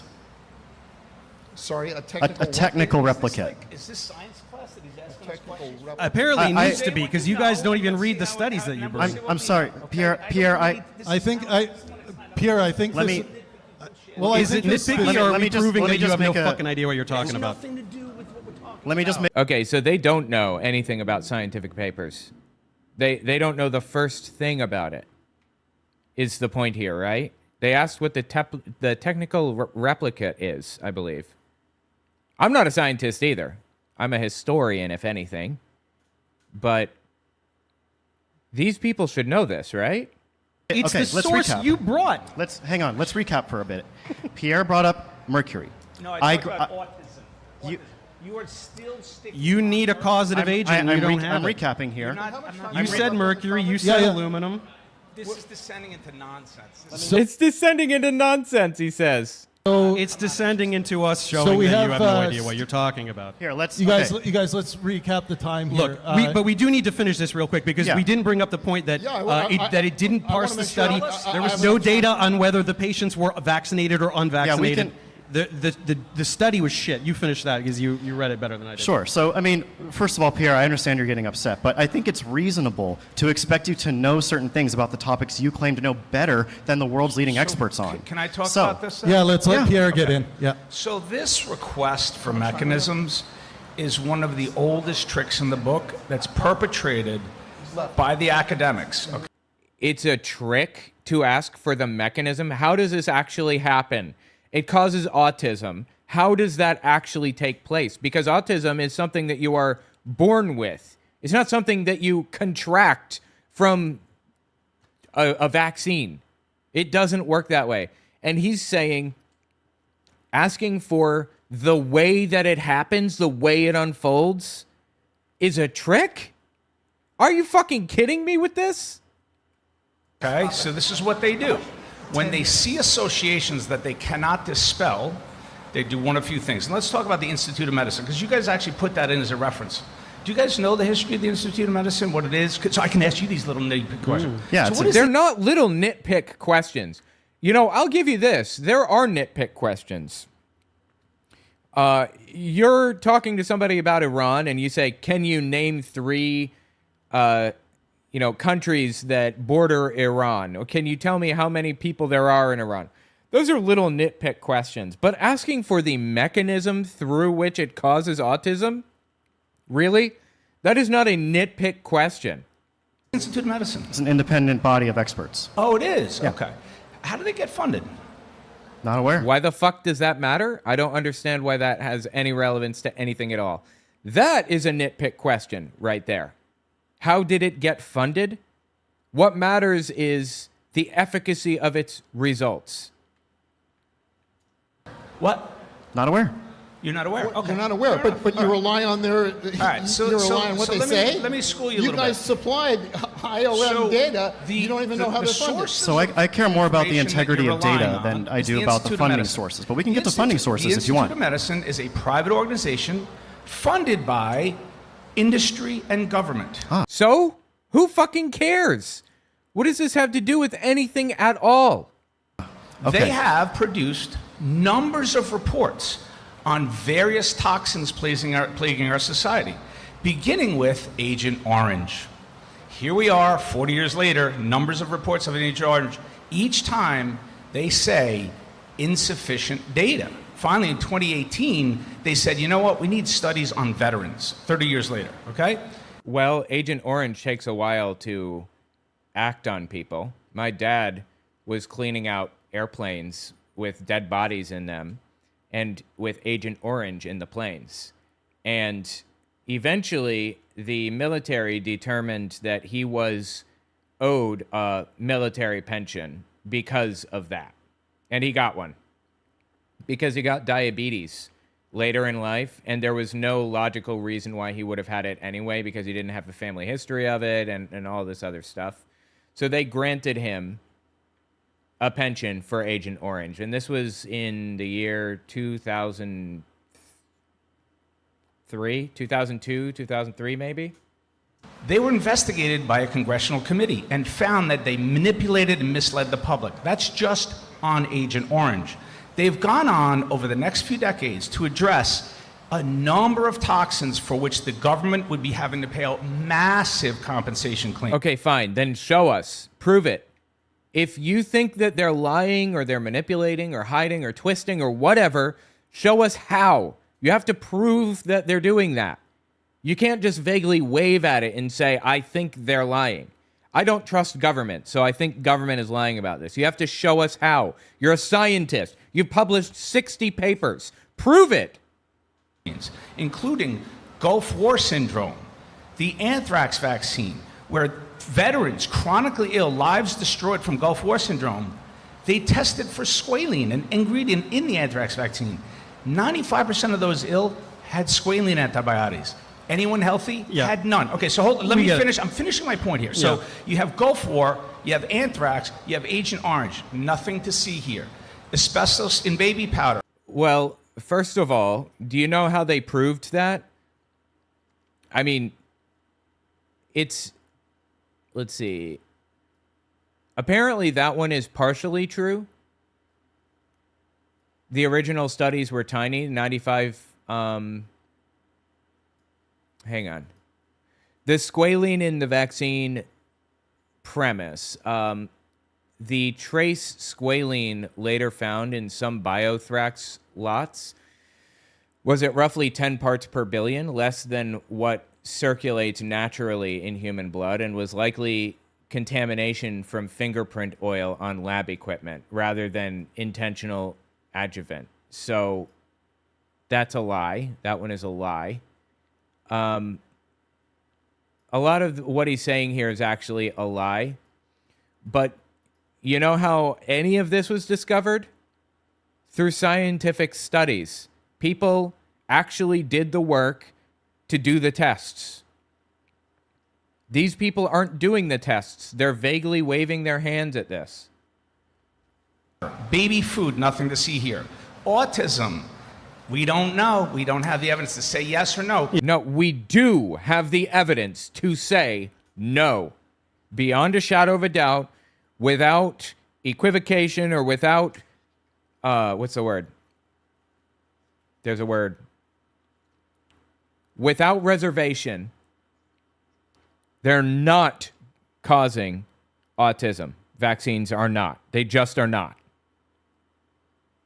Yeah. There's a pattern. This is an organization that gets hired by industry and government to literally kick the can down the road. And even when they find an association, they do what you guys do. Yeah. Elaborate the mechanisms. Show me the mechanisms. It's not my job to show you the mechanism. My job is to show you that they will kill and injure people and make them ill. No, your job's to prove the mechanism, actually. Where this conspiracy falls apart is that you're relying on the American government ignoring the fact that there are hundreds of other countries that also do science. So if you can't provide any studies from other nations that aren't under the tyrannical American government that can produce any kind of data to establish these connections, then what are we even doing here? Literally anything, any single piece of evidence. Right? And I'd like to add on this point about mechanisms. When we ask for mechanisms, we expect an answer. And I don't know is a fine answer, because scientists, we don't expect a mechanism in every single case. There are plenty of things where we know there are known associations, but no known nailed down mechanism. So to be mad that we're asking for a mechanism is a little weird. But if we want to get back to aluminum, which is the topic that you guys wanted to talk about, we can do that. Well, no. You guys wanted to talk about it because you asked for a mechanism. I want to talk about the Verstraeten study. You get a vaccine. I want to talk about the give a William vaccine to your Thompson child, study. and then the child falls into dense, life-altering, nonverbal autism. That's nonsense. That's not a mechanism, by the way. That's a result you're describing. That's not even real. For the rest of their life, either beginning that day or the next day. That's There's not a your mechanism. Which has happened That's zero not a times. mechanism. So can we talk You're about relying that? on bullshit anecdotal evidence. can we You have talk- no studies to support that Wait, whatsoever. can we talk about the Verstraeten study? The what? The Verstraeten study. This is the VSD study. It's done in 1999 by CDC epidemiologist Thomas Verstraeten. You know what he found? 11 risk ratio for thimerosal and autism. They removed that, dumbass. They removed that. And it had literally no effect. They already talked about this. Are you kidding me? That was that whole mercury thing a minute ago. They removed it and it didn't change jack shit. Turns out that study was incorrect. It was an anomaly or whatever because it affected nothing. So what did they do? They had a secret meeting to Oh, Simpsonwood? At Simpsonwood, right, to talk about how do we massage this? How do we tell the public? And there were some quotes. It's a huge transcript. But out of that transcript, there are some choice quotes. Things like, wow, linear relationship, dose-response relationship. You increase the dose, the association increases. People were aware of that, and they talked about... That's just not true. None of that is true. That thimerosal shit was completely made up all along. Oh shit, we're going to be in huge legal trouble. Yeah. How are we going to message this to the public? It's a cute story, but again, thimerosal was taken out of the MMR vaccine in 2001. Wait a minute, Did autism go down? But wait a second. He found the association. So you did- guys asked so- for do- it. so- How do you get no. an One data point is an anomaly. It was worth researching for an anomaly because that couldn't be reproduced. But once we did remove it, we discovered that there was no change. There was no, nothing went up. This whole thing is fabricated garbage. These people are fucking scumbags. 11-to-1 risk ratio on something where there's no the cause and effect. So what exactly why was? did they have that off-site meeting to talk about it? Why did they need to do that if it's just a coincidence? Very cute stories, but we're looking for data. Yeah, so that is data. So there A risk ratio. No, you're spinning a conspiratorial narrative. Steve, slow down. All right, let Dan respond to the bullshit that you said. Yes. You know what the risk ratio is for if you smoke a pack a day and lung cancer? Do you know what the risk ratio of that is? It's a well-known association. Risk ratio is 10-to-1. This was 11-to-1. Then why didn't anything change when they removed thimerosal from the vaccine? Why didn't numbers change at all? And it's literally impossible for it to be 11-to-1 because almost nobody dies from vaccines anyway. Almost nobody suffers any ill effects at all from vaccines. So it's most definitely not correct either way. So what kind of confounders did they control for in that experiment that you're talking about? Why are you trying to scrutinize the bullshit? That's a very important research point. that we try so to use. do you know? What kind of confounder, Dan, causes an 11-to-1 odds ratio? So if I were to, what's the confounder on that one? Steve, do you know what ascertainment bias is? Yes, I do. So if I were to survey a room full of crotchety old men on, let's say, whether or not they have type 2 diabetes, and then survey a room full of soccer players on the same question, Yeah, you think that there would be a huge risk ratio difference there? of course.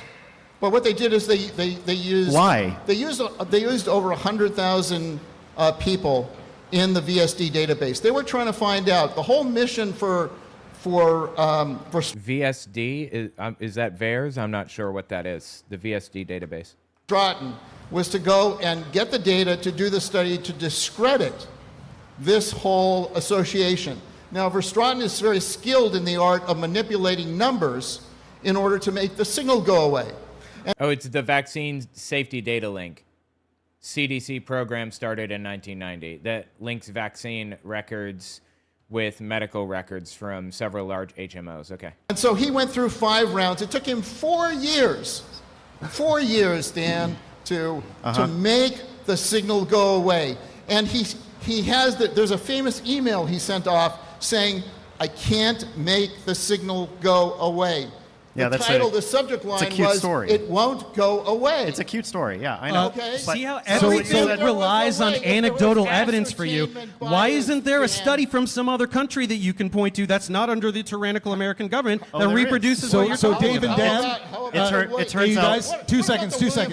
Dave and Dan, you guys have your final thoughts on this particular topic, and then there is one very important Steve and point. Pierre get the last word on this topic. Okay, there's one very important point that we didn't bring up, and that's diagnostic criteria. And I would ask you guys, do you have any idea how autism is diagnosed and how that has changed in the past 30 to 40 years? Yes, and it's changed quite significantly. Yeah, how so? Like, how? Because they want to make the signal go away, so they... No. How does a professional in the field diagnose autism, and how has that changed? It's not about whatever data you're trying to talk about. This is not the topic. When was autism... This is not the topic, he says. This is not the fucking topic. You're literally claiming that something is causing autism, and we want to know how it's diagnosed. This is not the topic? Are you shitting me right now? What are you smoking? This is the topic. Literally the fucking topic. What's the name of this video, I wonder? Let me see if I can find out. Hold on. Where did I put this originally? Here. Greatest vaccine debate in history. Dave Farina and Wilson. Okay. Well, that's not descriptive. I was hoping for a more descriptive title than that. Let's see. Oh, this is in the Bronx. Interesting. Well, vaccines and autism, is there a link? Is the very first subject that they cover at the very least. This is most definitely the topic. Autism spectrum disorder added to the DSM. When was autism spectrum disorder added to the DSM? There are various levels of the DSM. It changed over time. When was autism spectrum disorder added to the DSM? What, DSM 1? Pierre, do you know you were in the medical field? Do you know? Do you know you were in the medical field? 1994. Okay, so how do you imagine that impacted? Into the mic there, Pierre. Make Just the argument, and then I'll be able to respond. It's- Instead, you're asking me little questions. I'm not going to do this. This is just silly. You're not gonna talk about one of the most important aspects of You're this. not making an argument. You're asking me. It drives me fucking insane when people don't get up into their microphone. You got to be in the mic to talk, dumbass. It's not a random question. You're saying autism rises correlating with vaccines, and I'm telling you that it's just diagnoses. Because prior to these diagnostic criteria, level 1 and 2 autistic children were not getting diagnosed, and now they are. Do you know how I know this? Because I have an autistic son. Okay? So I know about how this is diagnosed. Damn. And I'll complete these thoughts. Pierre wants us to just tell him the facts instead of quiz him on what he should know. Steamroll So everything. let me explain. So we know that autism is genetic. 70 to 80% of autism cases are genetic. A mountain of data versus bullshit. So there are several genome-wide association studies showing that autism is genetic. There are several twin and familial studies showing that genetics is an extremely strong component. Also, there is data looking at rates. They don't seem to understand what autism even is. They don't understand that it's like a brain condition. It's like the state of a brain. The way that a brain functions. It's built in from birth. It's how the brain grew in the mother. There is data looking at rates of non-profound autism versus profound autism in the past 16 years. It has been shown convincingly that the lion's share of the increase in autism that RFK says is an epidemic is due to non-profound autism cases that are being caught by the expanded diagnostic criteria. Which were not diagnosed in the past. Doctors are not looking at kids for 10 seconds and looking for an autism diagnosis because they're flapping their hands or being nonverbal. It's expanded. It's much more broad than that. People can be functional and autistic. That was not recognized 20 years ago. Okay, final thoughts on the topic by Pierre and Steve. Somebody yelling. All right, let me say three things about this. Kennedy, RFK Jr. Talks very often about this. You know, when he was growing up, never saw an autistic kid. Today, he still can't find an autistic person of his age. So it's not Okay, that's just not true. The first diagnosis of autism, that guy just died very recently. There are a ton of people who are... You know what? Let me just... Hang on. Let me find...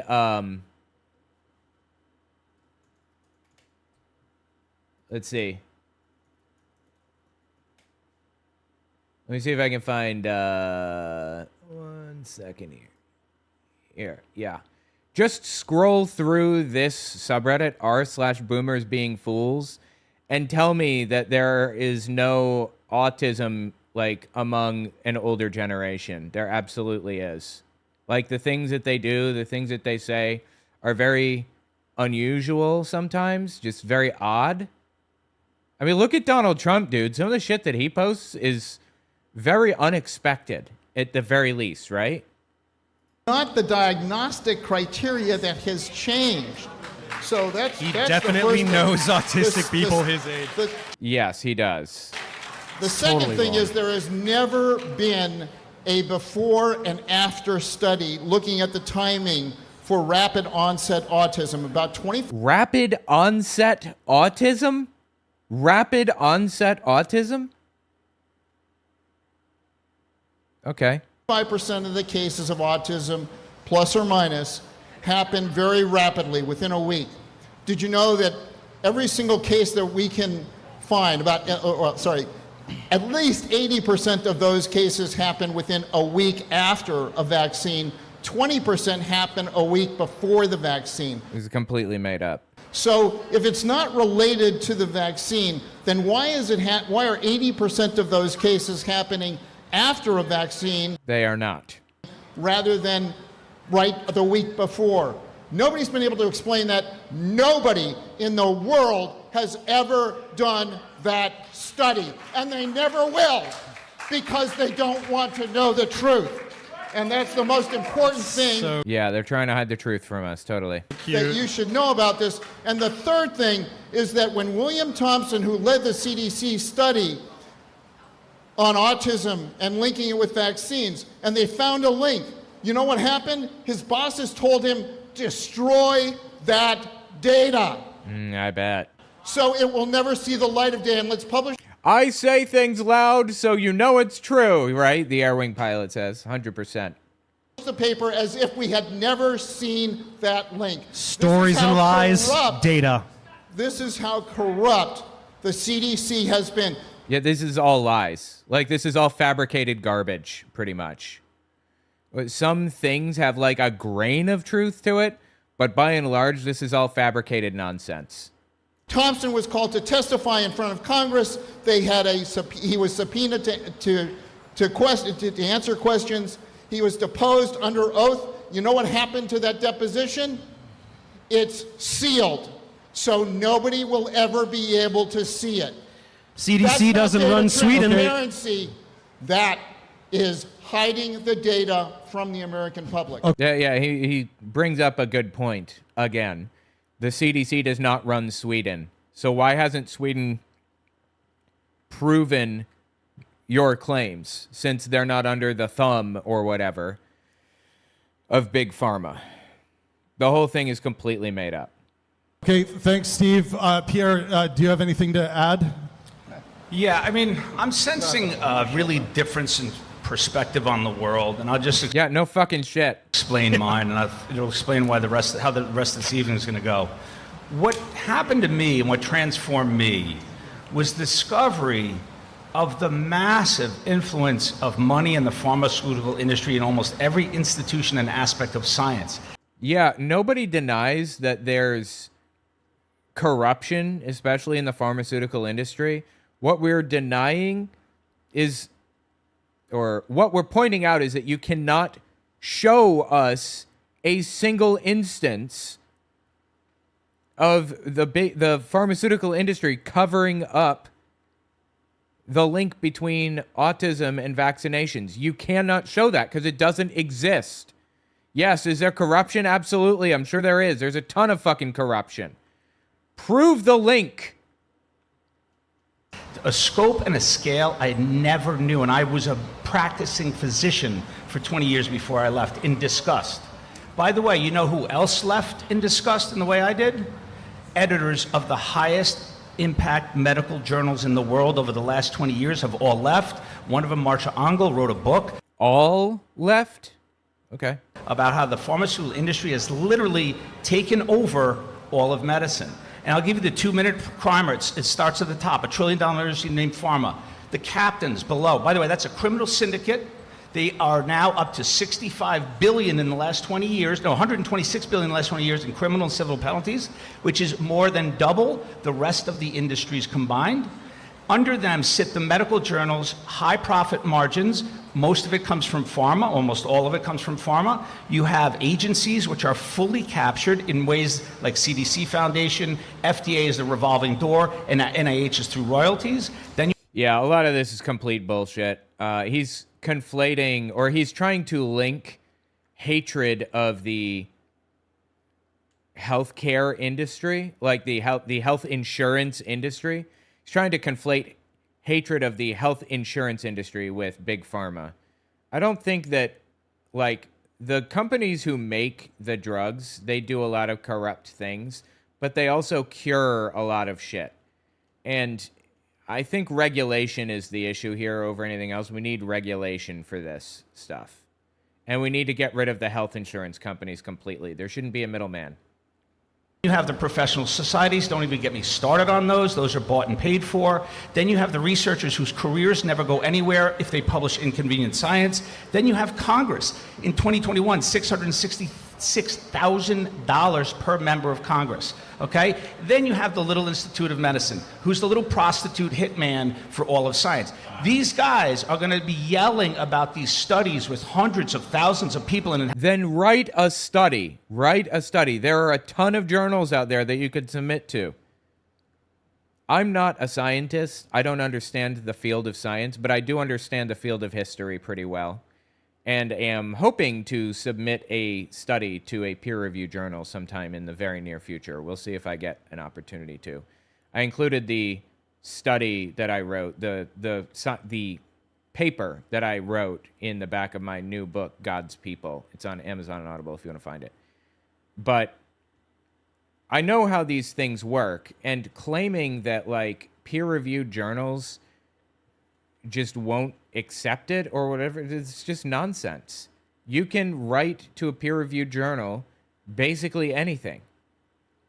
And if you have the credentials, which this guy does, you can absolutely publish in a journal somewhere, some journal. Now, it definitively shows no proof, and there's no evidence that there's autism. And where are the studies showing people falling in left MMR? They have no idea of the immensely rigid and tight control of what appears in journals. They do not know. They are being fed propaganda, facts. Every single paper day. is wrong and then because they go out to their pharma. little podcasters and see how wrong these guys are? They don't know how to think. Does the This CDC paper control says Sweden? so. The New England Journal of Medicine says so. Chill. And so this is why it's very difficult to debate, because the science that I'm bringing forth is censored, and what they're bringing forth. Then write the study and make it available on your website. Boom, that simple. He hasn't written a study about the link because the link doesn't exist. is which is propagandized. And so if they don't recognize the validity of many data sources, and especially they seem particularly unconcerned when we're revealing scientists who are literally suppressing and having to whistleblow data they've been taught to manipulate and hide, like Thompson. The CDC was sitting on data showing massive rates of autism in Black and African American children.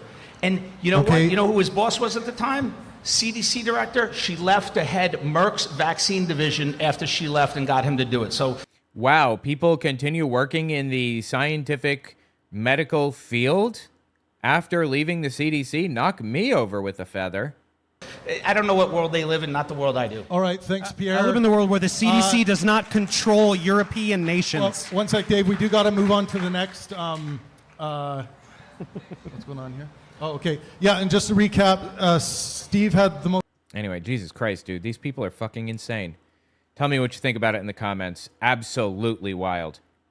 All right, I'm going to continue. I just wanted to put a bookend on that.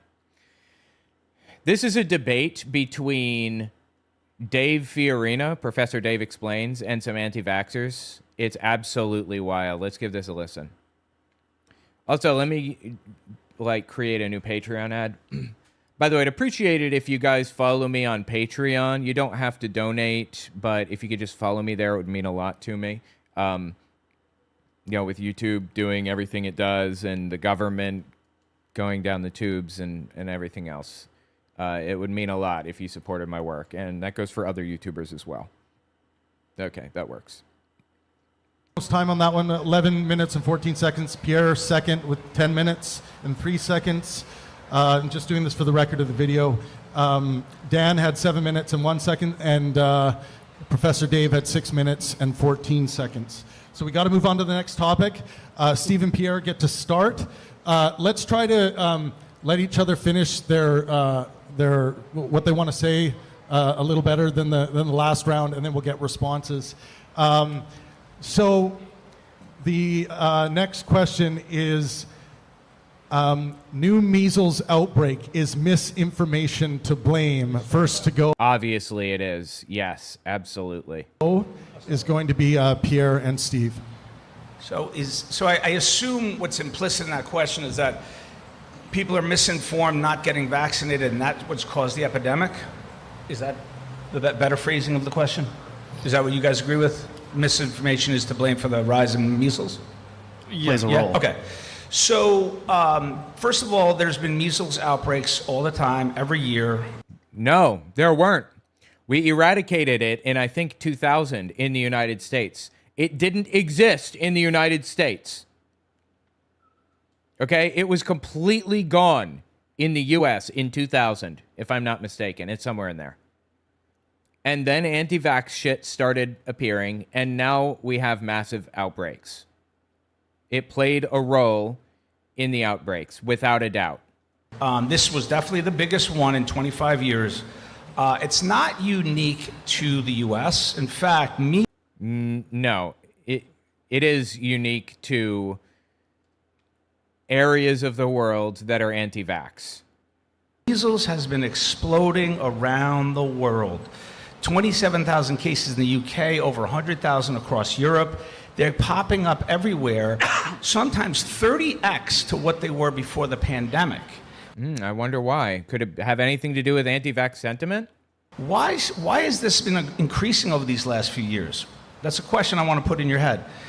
Interestingly, and I was shocked to learn this, you know what the U.S. has done pretty well? In Texas, there was like 1,000 cases. There's 12 counties in Texas with not one case, and yet the Texas Health and Human Services kept saying that this is the most contagious thing ever, and that, scaring everyone. They even talked about lockdowns. They want to vaccinate everybody. It actually wasn't that bad, and no one died. But yet, going back to my point of how pharma controls this whole thing, what pharma's really good at, oh, by the way, in those things that work for pharma, don't forget the media. The media will amplify messages to you, to scare you, to get you to do things. They will. Like what? What was it trying to get people to do by reporting on the fact that there were measles outbreaks in the United States when we had eradicated it in the year 2000? Blame those who have vaccine hesitancy. This is why my life I've been attacked, because I'm coming out with inconvenient scientific opinions to. Well, I don't want scientific opinions. I want scientific fucking fact. Give me studies that show what you're claiming. The pharmaceutical industry. So was misinformation to blame? I don't know. Ask Europe, ask UK, ask all of those other countries, some of the most highly COVID vaccinated countries in the world. And there's been an article in Bloomberg, which I actually wrote a rebuttal to, where they literally discussed in the article, they can't figure out how the best COVID performing countries are getting hit the hardest with measles. Maybe they have a mechanism for that. Why would suddenly all these that had super high COVID vaccination rates are now seeing measles like they've never seen in history? Let's find out. Performing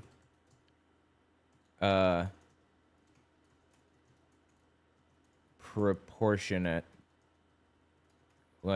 claim. Let me just look and see if I can find an answer to this. 1 second here. No, this is nonsense. The countries getting hit hardest with measles in Europe are Romania, 27,000 cases, by far the worst, apparently. Damn. With much smaller outbreaks in Italy, Germany, Belgium, Austria.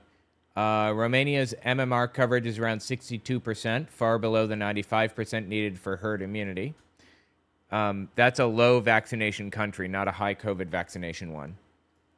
The pattern across Europe is the opposite of what he's claiming here, as far as I can tell. All right, Dave and Dan. Some fucking idiots clapping their hands into bloody nubs over the stupid garbage that he's passing down here. All right. I'll go first. So just real quick, I know we moved on from this topic, but I would want to just point out, when it comes to autism in relation to MMR vaccines, these two would like to tell stories about suppression of American institutions and MMR, of course, being measles, mumps, and rubella. Sure, but there have been studies all around the world confirming that MMR does not cause autism, including one study from Denmark using 657,461 children studied over the course of a period of 11 years, showing no link between MMR and autism. Now, moving on to measles. Interesting, he said? Interesting? What's interesting here in your mind, exactly? Are you saying that Denmark is also in big pharma of America's pocket? And the current outbreaks and misinformation, we know that where measles is the worst, vaccines are not. So in areas of the world that have the lowest vaccine coverage, that's where you see the most measles deaths, the most measles cases, and the most measles hospitalizations. That's true in the current outbreak in Gaines County, Texas, where I believe the vaccination rate for measles was about 82%, and the epicenter of the outbreak was a pocket of mostly unvaccinated communities, mostly Mennonites. So we know that we don't have to make up stories about, oh, they're suppressing data and this group is shady and they want money, which, by the way, only one group on this stage sells supplements, and it's not Dave and I. And who sells supplements? Or expensive telehealth. You guys don't. You accuse me of selling a supplement? You guys don't sell supplements. Straight, dude. You guys don't sell supplements anymore? Don't ask me. You seem to know, huh? You guys don't sell supplements anymore? You just accuse me of selling supplements? Do you not advertise supplements? Have I ever sold a supplement? Do your research, dude. Get your shit straight. What the hell is this? Yes. You want to start accusing me of stuff that you have no idea? Bring something real if you're going to accuse me. I don't want to hear this nonsense. So do you not? Check yourself. Have you not? What do you charge for a consultation, Pierre? SpikeVax supplements. You're going to tell me. Let's find out. No need to wonder. Just loaded up our question gun. Let's go answer hunting again. He does. Yes. Yeah, he does sell supplements. Look, let's just go to his website right here. Leading Edge Clinic. Our treatment specialties. Let me just look here. 1 second. Wow, this webpage scrolls really quickly.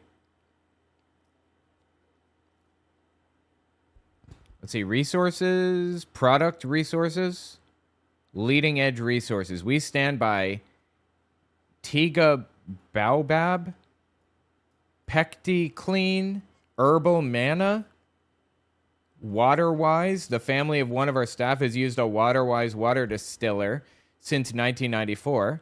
Having a distiller in the home is an economical way to remove harmful contaminants from tap and well water. Okay, that's reasonably normal. OxyHealth, one of 3 FDA-approved purveyors of soft-shell hyperbaric oxygen therapy. This Italian nonprofit organization utilized quantum physics to create NAC augmentation, or augmentada, a nutracuticle which efficiently denatures spike so that our body can clear it. You don't sell supplements? Are you fucking kidding me? Yes, he does. Did he advertise or sell supplements? Yes, he absolutely does sell supplements. That's like the whole resources section of the website. Look, it even says, in the wild west of supplements, where it is hard to tell one brand from another, full script lends, it's hard to read, lends some order for both practitioners and patients. Any supplement which they carry has been third-party tested for the integrity of its ingredients. They literally even call them supplements. Yes, he sells supplements. What kind of ridiculous indignation is this? Have you not What do you charge for a consultation, Pierre? SpikeVax supplements? You're going to tell me I've sold a supplement? Yes! I'm asking I you. think you got the wrong Steve guy. sold I'm supplements. not You Can charge you say yes or no? $1,600 for a consultation. What's that? You charge expensive. I work for a living. I spend a lot of time with patients. How is that selling a supplement? Telehealth. I didn't say I'm a supplement. physician. This guy. Telehealth physician. Sorry, what supplement am I selling? Is that? Sorry, what? What supplement am I selling? I'm not aware that I'm selling. Dude, the Wayback Machine exists, man. The nattokinase. We don't even need the Wayback Machine. We have the machine, just the internet, that we can check it. The Now machine works fine to prove they sell supplements. Both of them do. Supplement? Does the audience know about this nattokinase supplement? Hey, guys, he's confusing us with McCullough. You guys don't endorse? Peter McCullough is a complete piece of shit, and yes, he does sell supplements as well. But these two most definitely sell supplements, without a doubt. The wellness company in any of your content? Yeah. Love the wellness company. You don't think that supplement is good? It's nonsense. Keep going. Sorry, Okay, good. We agree on something. We agree that the nattokinase supplement We is agree that is- you're is wrong garbage. in making a false accusation. Thank you. It was not a false accusation. He sells supplements absolutely right now, actively. If I made a false accusation about you selling supplements, then I would take that back. Appreciate but it. we agree that the SpikeVax supplement with nattokinase is garbage. We agree on something. Great. Yeah. No? How's your eye, by the way? Getting better? No. No? No, I'm permanently blind. So Thanks for asking. it's a. I'm permanently blind. What's all this? I remember hearing something about this. He went... Okay. He claims to have lost vision in one eye.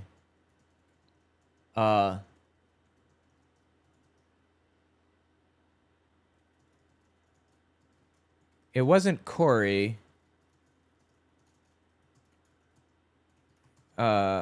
Vision... I think he claimed to lose his vision through vaccines or something, if I'm not mistaken. What was it?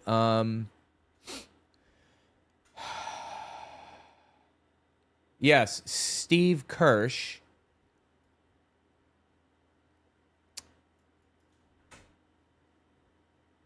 So in July 2024, Kirsch suffered a subretinal hemorrhage that blinded him in his right eye.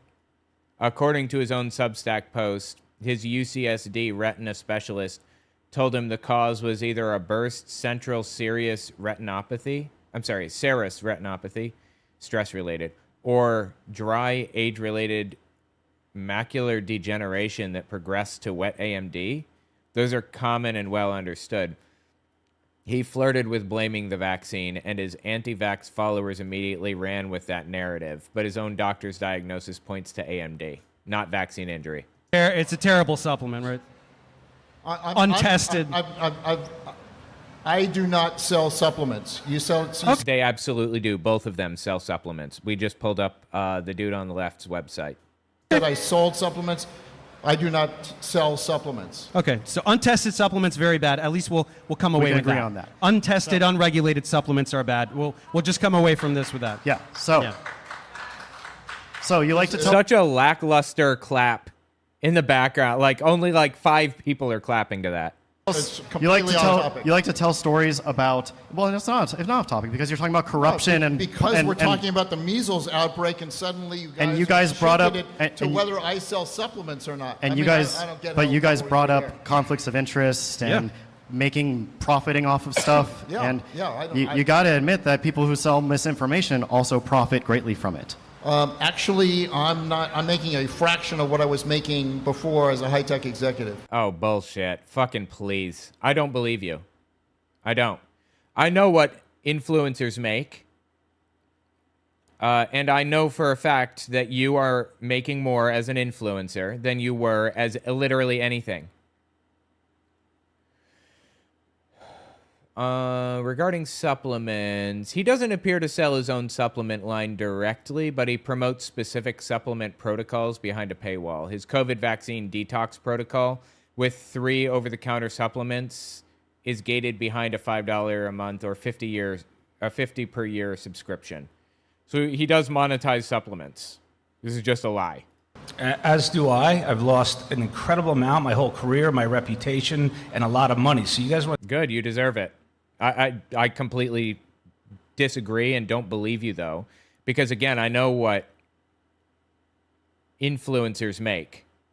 I'm fully aware of what they make. These guys are probably making $500,000 a year minimum off of their appearances and everything, if they're big enough to be on paying burn. At least $500,000 a year, maybe more. Call me a grifter. Get your facts straight. That's bullshit. Just because you see me on like social media or something, you think that makes me rich? I do not profit over my personal profile. I'm a physician. Maybe we can I'm sorry. That's just nonsense. compare net worth I later. opened a practice dedicated to the treatment of the COVID vaccine injured. Okay, we can look up net worth. Yeah, Hawking, ivermectin. Yeah, Let's try to get back to measles, guys. Back to measles. We can talk about stories of people suppressing data and all these boogeyman stories, but if you look around the world, in reality, measles deaths, hospitalizations, and cases are worst where the vaccine is not. 3 deaths in Texas, by the way. He lied. Yeah, do you guys? By the way, are you You guys said saying, no one died in by the way, Texas. so Are you guys saying nobody died of two measles? of them, I was personally tasked with doing the expert medical review. They did not die of measles. That's one. My bad. The third, Well, he lied. You said nobody died. That was a lie. You are now admitting that they did die. What did they die of, and how do you know? So you want to call bullshit when I spent literally 15 hours reviewing records? Are you This saying? is not- this Are you is not saying you credible. determined the cause of death? What's that? Are you saying you determined the cause of death? Absolutely. Medical records. Have you ever done a medical record review? So, Like so with I'm autopsy? sorry. Have you looked at I'm the sorry. medical I'm sorry. You reviewed their medical records, or you actually determined their cause of death and reported I it to the came to a county. conclusion as to cause of death, which was the So you task did that I not. put So forth. you were not. This is the conversation we're going to have? Yes. Yes, dumbass. That's why we're fucking here. Why the fuck do you think you're in the chair in the first place to have this conversation? My fucking God, these people are idiots. So you're not. So you're not report. You did not report the death to the county and say this was the cause of death. You looked at the medical records and had a different opinion. I have a different opinion, yes. And I can tell you... I wonder why that would be with motivated to decades go of in a certain experience direction, doing huh? malpractice case reviews. I'm a pulmonologist and intensivist. I looked through immense amounts of records, collected a lot of detail. And I'll even tell you that one of them, about 60% through, I was actually thinking that measles might be the proximate cause. And then everything changed. Neither of those were from measles at all. So how do you? The third one is a man for whom no records are available. There's very little information. There's a claim that he died. But I will tell you that the media went nuts with 2 children dead.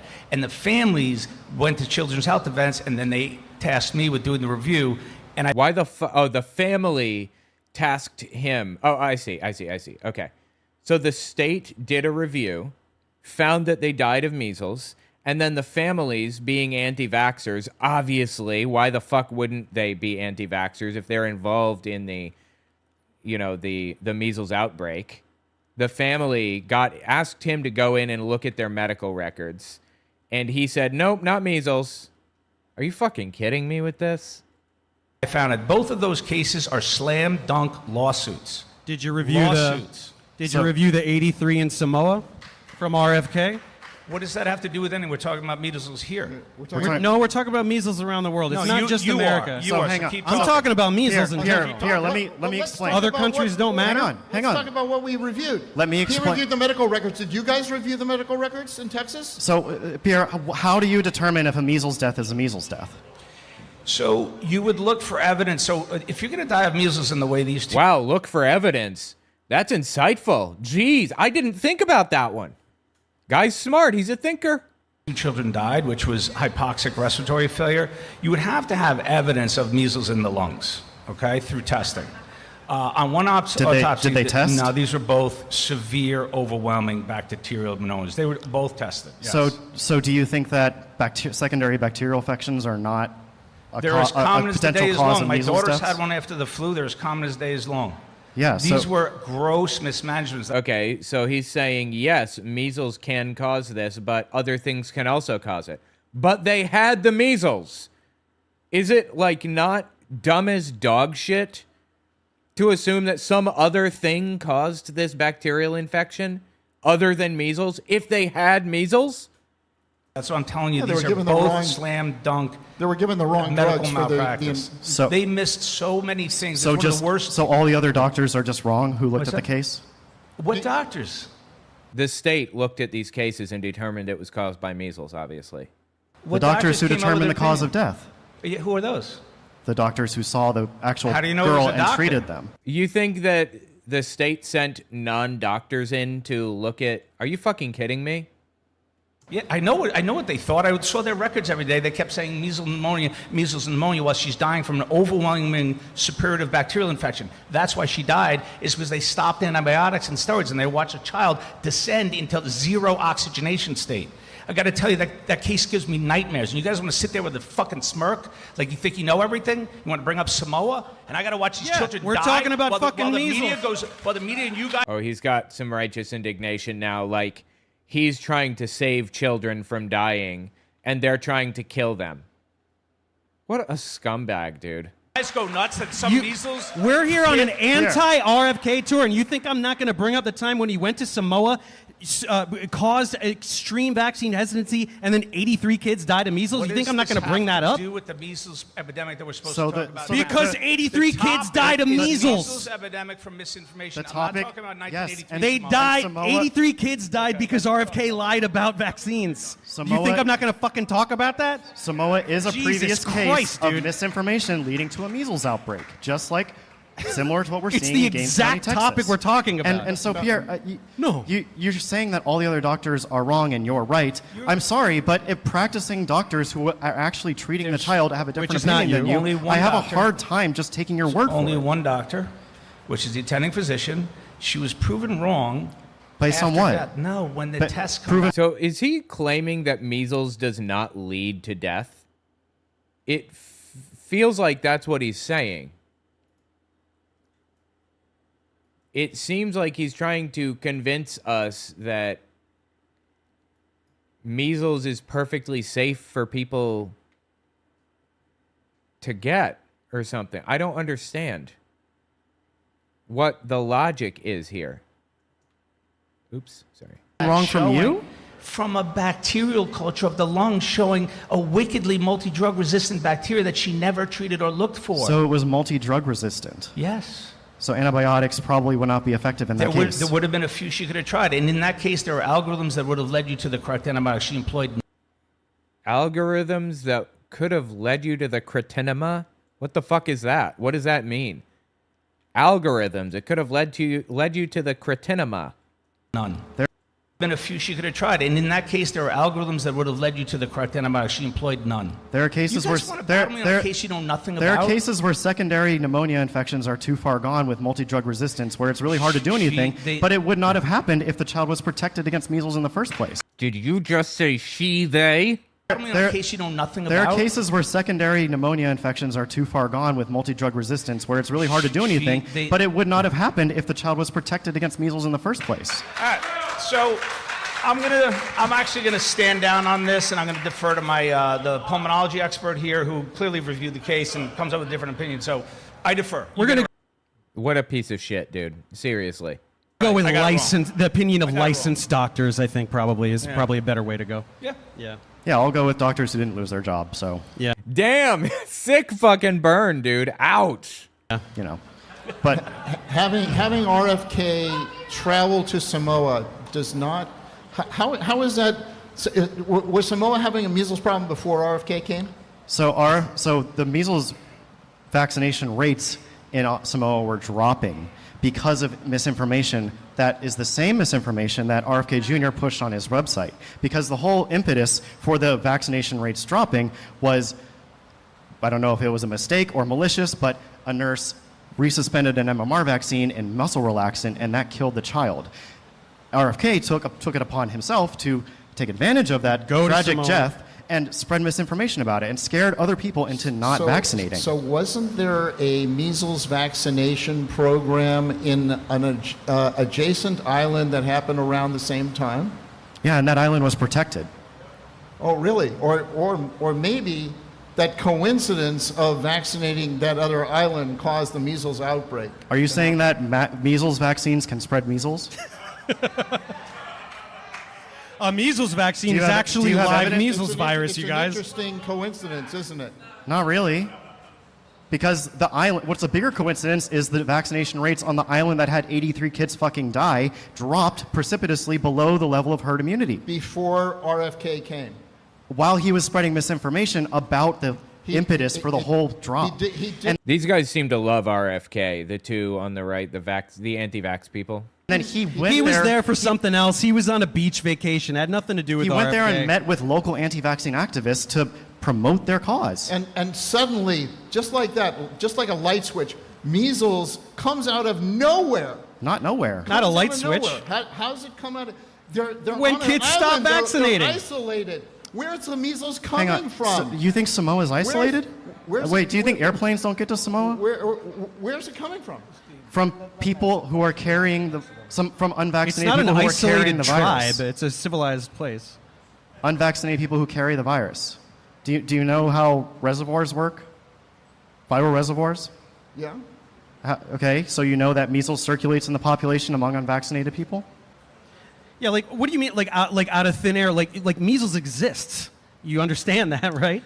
So when people don't vaccinate and it appears, like you're claiming this is some kind of magic or something. So why aren't all of these unvaccinated people in the United States? They're not all getting measles. Why? A lot of them You don't automatically get measles. You have to come into contact with it. Why are we just seeing this now? Well, there's herd immunity with measles. You know that, right? Because vaccination rates are getting low enough that herd immunity is eroding. Because of RFK?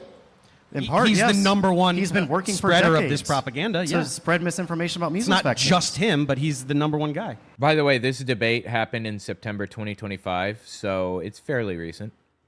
I mean, you guys help a lot too. Like you're probably in the top 5. Like, thank you.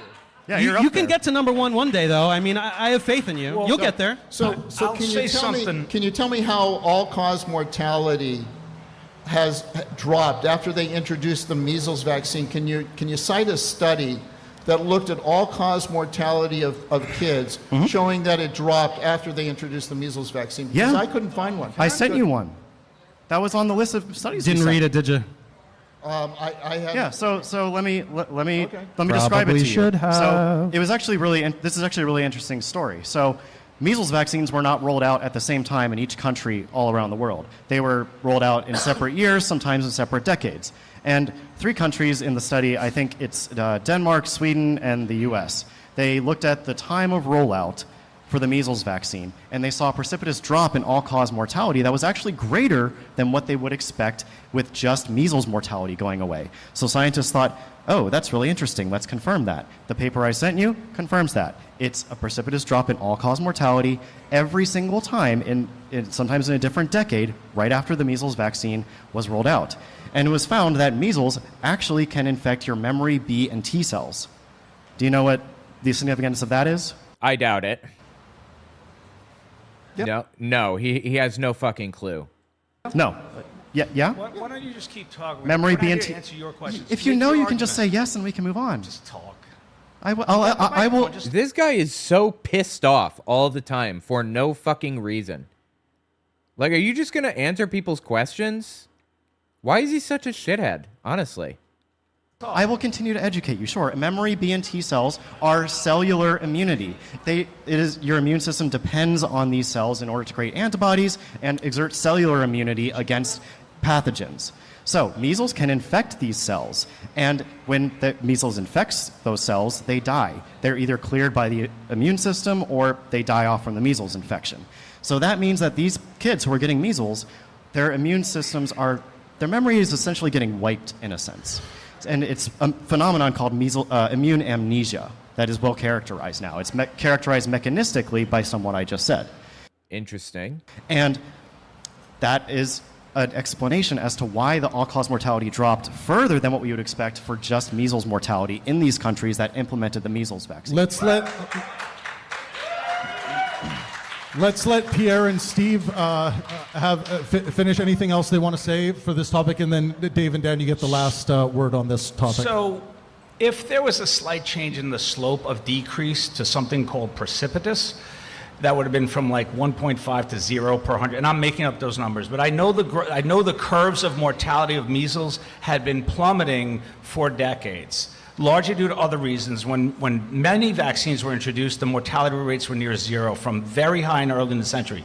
So to see this myth that there's this magical impact on public health of vaccines in terms of mortality, it's just not there. I could see maybe cases in some certain diseases that there's some effect. But when you make a decision to give someone a vaccine, you have to ask yourself a few questions. First of all, what is the risk of getting that vaccine? There is effectively zero risk to vaccines. Risk of getting that disease? Almost all of the things that we vaccinate for now have near 100% survival. And then you have to ask yourself, how commonly is someone exposed to that vaccine? And when you were talking about healthy children. This blanket program that these guys are propagandists for, the jab every arm for every disease in every child, and if anyone who... Yes, absolutely. If we have a vaccine for an illness, why the fuck wouldn't we use it? We literally eradicated smallpox completely from the face of the earth. It does not exist as a disease anymore, since I think like 1979 or something.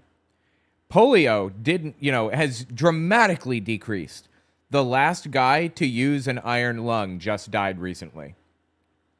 Polio was a massive outbreak in the United States, and countless people suffered terribly from it. Literally paralyzed from the neck down. Had to live in a giant machine that breathes for them. And we wiped it out effectively. I think there are still cases around, especially in other countries other than the US. But we have wiped it out in large part, at least. Ugh. God, I got hit by that little ball. Says no because there's a specific circumstance in my child, they're an anti-vaxxer. It's ludicrous. It's not how you practice medicine. Medicine is nuanced and individualized. Every patient is different. Every product is different. They don't even know that even the different manufacturers have different products, different risk profiles. And then the bigger point that I want to make, and I'm just going to come back to this again and again, because they keep saying they're going to teach me something. I am seeing the biggest blind spot in two people I've shared a room with in 5 years, which is this complete, either willful or accidental, or actually this purposeful ignorance of the system. Wait, isn't willful and purposeful the same thing? Why'd you say that twice? In which it operates. Science has developed sophisticated methods to suppress the risks of vaccines, and it's been going on for decades. Then write a study and prove it. Write a study and prove it. You know, in my book, God's People, it's on Amazon and Audible. As of when this video comes out, probably. It's in pre-order right now. I discovered something about the Jehovah's Witness literature in World War II. I discovered that there's a historian named Detlef Gabe who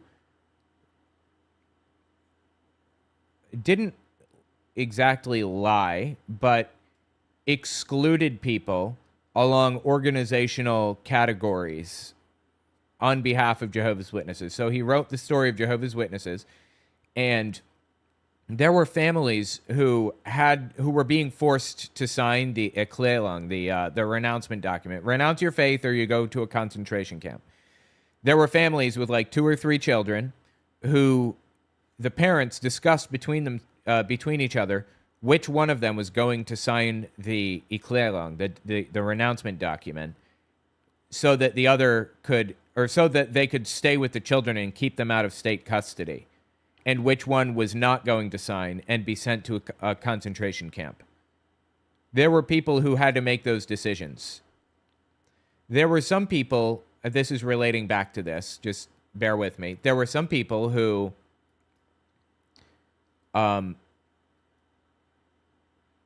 signed the document before 1935, at which point the document was not overtly, like, at which point it wasn't specific enough. The document wasn't to make it impossible to sign for Jehovah's Witnesses. If you were a Jehovah's Witness, you could reasonably justify signing it all the way back then by simply saying, well, this is spiritual warfare. I can lie and pretend that I don't believe it anymore and then just continue worshiping as a Jehovah's Witness. There were people who justified that. But after 1935, they reworded it in such a way, and the things that they imposed on people, they made it so that it was impossible to just sign and not, because you had to sign a military oath, you had to join the military oftentimes. Jehovah's Witnesses couldn't do that. They couldn't justify that. So Detlef Garba, the guy who wrote the definitive 800-page book, dissertation on Jehovah's Witnesses, if you go through his book, you will find that every single case where somebody signed just to survive, to get out of torture, they were anonymized. Anna Marie B., Emma S., and their story ends at the moment of capitulation to the regime. But people who did not sign get full biographies. Their full name, their hometown, their family, their record, their congregational records, everything. One woman, Anna Marie B., she was told that she would be raped by the guards. The guard said, I'm going to take you to the basement and force you to take your clothes off if you don't sign this. And she signed it. And Detlef Garba wrote her out of the story, gave her a first name and last initial, and left it basically at 2 sentences, left her story at 2 sentences because she signed. That's a criticism of the methodology that they used, that Garba used. He intentionally set out to erase these people, in my opinion, from history. Now, my research paper documents that, writes about it, points out what he did, and explains how he did it and why, and actually pulls the records of those people. Like, in the footnotes, he had the archive record numbers for those people. It isn't that he couldn't find information on them. He found it and chose not to record it, not to put it in his book. Intentionally. So back to this dude, if you really wanted to do this, you could write a scientific study, not even proving the mechanism, just proving that people are lying about it. That's totally doable, totally possible, easy even. Easy enough for somebody who's not in the field to do, if they wanted. But has he? No, he hasn't. He hasn't written a fucking thing about it. Why? Because he's completely full of shit. He's been completely full of shit this entire time. He's been lying this whole time. That's why. I'm gonna use the bathroom real fast. Take me 30 seconds, and we're gonna continue. I'm just gonna place a marker in there. I'll be back. Anyone who claims safety, that is a curated and propagandized objective. It's called disinformation. And by the way, all of you guys have been victims of disinformation. You know who invented disinformation? The tobacco industry. They developed 5 tactics to get you to believe that cigarettes didn't cause harm. Those tactics are still in play, and they are still sending out propaganda. You know what propaganda is? It's a message or a story to get you to think or act in a certain way. And I walk through society today, I see victims of propaganda around me. They parrot narratives and consensuses, the scientific consensus. They're all manufactured. And to hear these people, you know, this guy, he just quoted a Danish study for autism. Let me ask you a question. 500, this sounds really good what he said, right? 500,000 kids, they looked at kids who had the MMR and who didn't, and they looked at rates of autism. And they concluded that it was actually lower if you got MMR. Problem with that. In the raw data to the study. I'm back. And I'm here too. Hello. I got my hair cut, guys. And also, it's raining. And my bike, it's an electric bike, it died.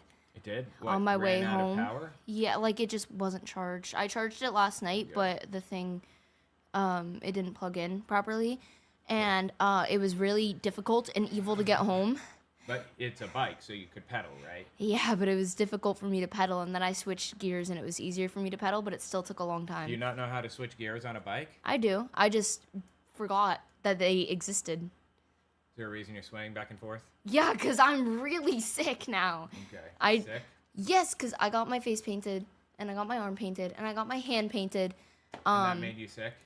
And I was so excited, but no, it's raining and I haven't eaten today and I drank a Monster. And don't do that when you have a 20-minute bike ride. Okay, that makes sense. What's up, soon to be older sibling, much older? Yes, much older sibling. I'm so excited, I love her. Hackers. All right. Hackers, hang on, my carpet is all bunched up. 1 second. It showed a 45% increase in autism. But the conclusion of the study was there was a suggestion of a decrease. What happened between the raw data and the conclusion? Well, they controlled and adapted and modeled. How did they do that? Unknown. For a paper of such importance, which every international healthcare organization around the world used to uphold and shove down your face that there's no link between autism, they did not say how they reversed the study's conclusion. If you were going to peer review and publish that study, any peer reviewer would say, how did you get from here to there? Not in the study, not in the appendix. So that's just one little example of... Okay, sorry. All right, let's continue.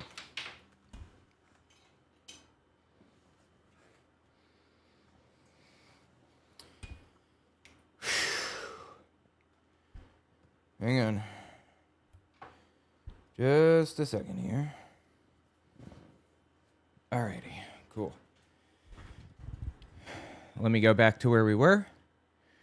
Markers, current position, 5647. Awesome. Anyone who claims safety, that is a curated and propagandized objective. It's called disinformation. And by the way, all of you guys have been victims of disinformation. You know who invented disinformation? The tobacco industry. They developed 5 tactics to get you to believe that cigarettes didn't cause harm. Those tactics are still in play, and they are still sending out propaganda. You know what propaganda is? It's a message or a story to get you to think or act in a certain way. And I walk... all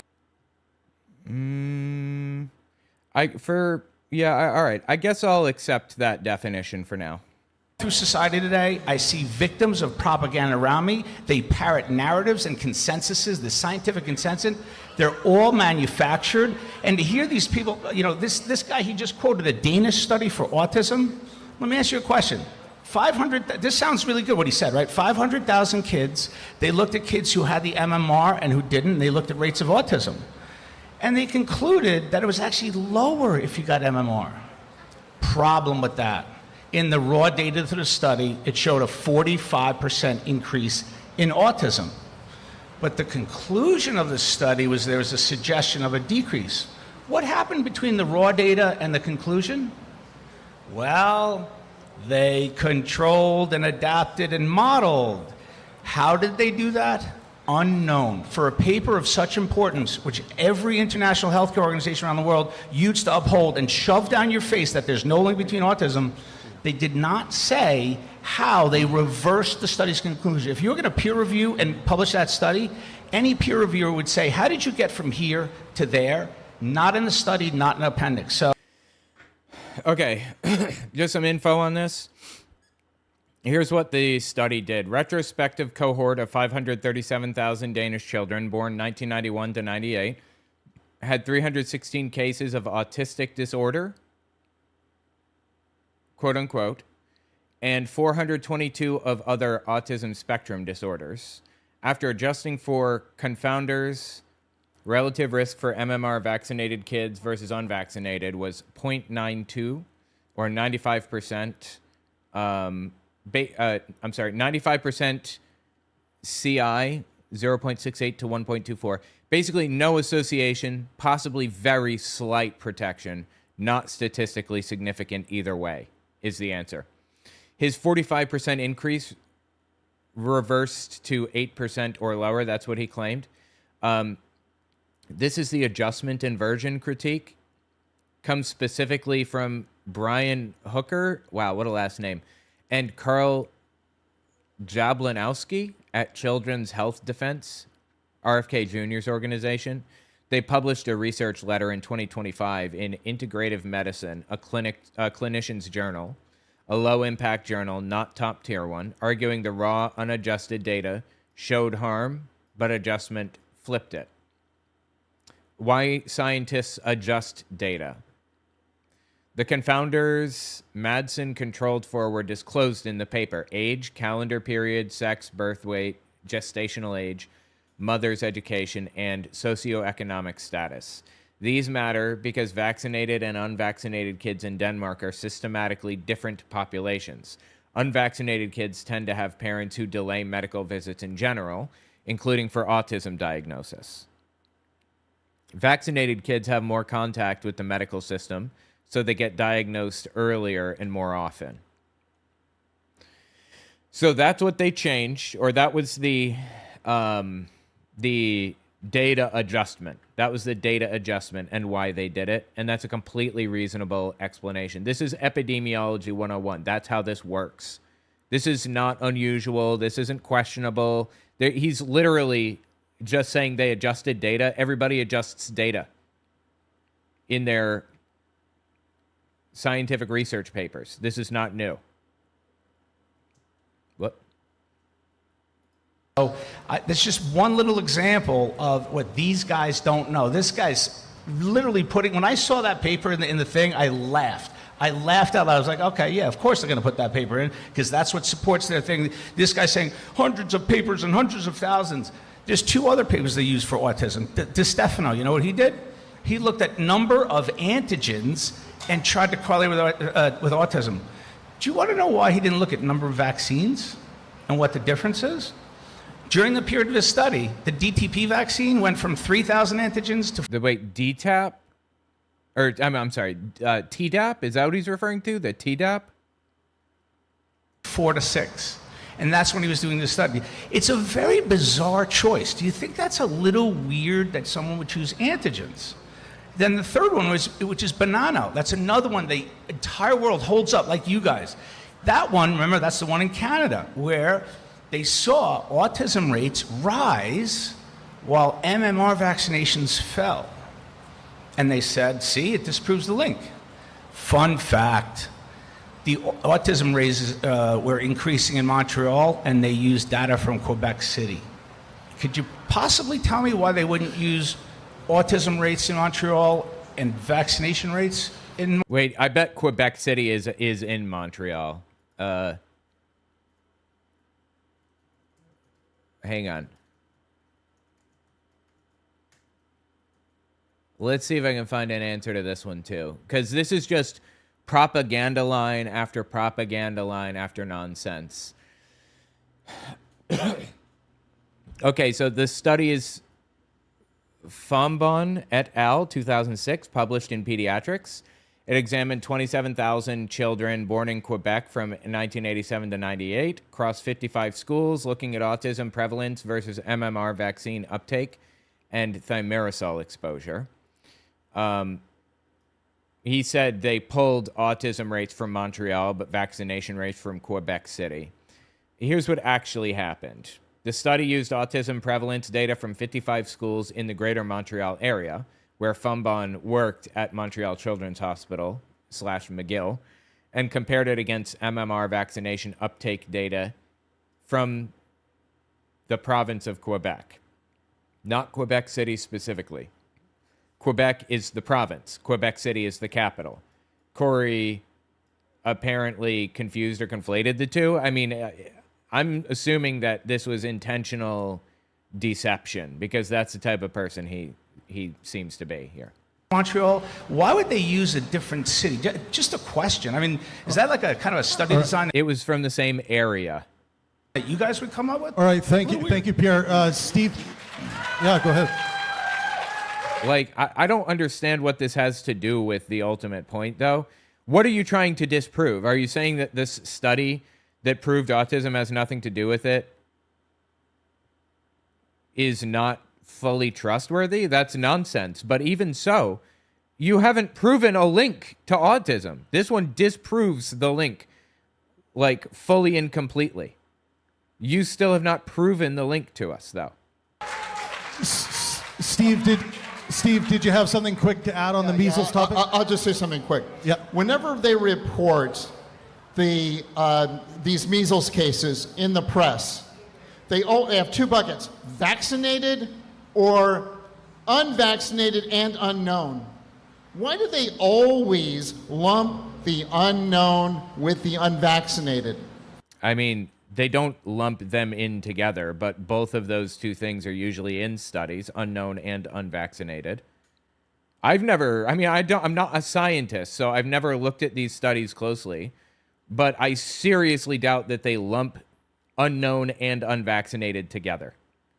The reason is it serves to scare the public, because it looks like they just hear it as, oh, it's the unvaccinated that aren't getting hit. Well, actually, why would they need to lump it in with the unknowns? What they should be reporting is, here are the number of vaccinated kids who got cases, here are the number of unvaccinated kids who got cases, and here are the unknown cases. And they never do that ever in the press. I wonder if there's a reason for that. Do you think? Maybe? All right. Thank you, Steve. Dave and Dan, you guys got the last word on the measles topic. Okay. Real quick before I get started. I just heard Pierre say that it's hand-wavy or like secretive to control for factors or confounders in the data and not tell you what you did. The methods of every paper tell you what they controlled for and what statistical tests they do. They do. It did. Yes, that one too. I just looked this up. It did, as a matter of fact. And not that one, sir. Show me the paper where the methods are. Yeah, we can do that. Oh, you can? Yeah. You guys mind if we take a 5-minute break? You can go on the internet and find it for me? You can show me the methods? Let's do it. Well, he would be proven wrong, because it is actually in there. In this paper right here? It's Madsden 2004. Sorry? Madsden, I think it's 2004. M-A-D-S-E-N. I'm talking about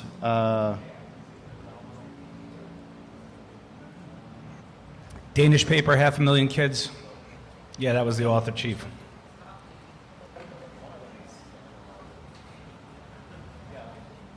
We're talking about the Danish one. The Danish study, correct? Yeah. So real quick. So do you think it's the study, sir? So do you think it's not important to control for confounders in a population? Of course it is. I'd love to see how that was done, though. Well, they said it in the paper. It's there. Like I said, we just went through that. It's in the paper. What is he fucking talking about? Because it's a pattern. Yeah, do they clearly... I've never read a paper before. The statistical models that they used, did they explain them or provide them? No. Yes, they did.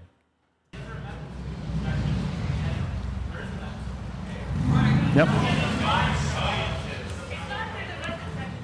All right, so we're not going to argue in the audience. Yeah. Let's try to keep going here. So it is important to control for confounders. So why do you weigh the raw data more highly than the controlled analysis?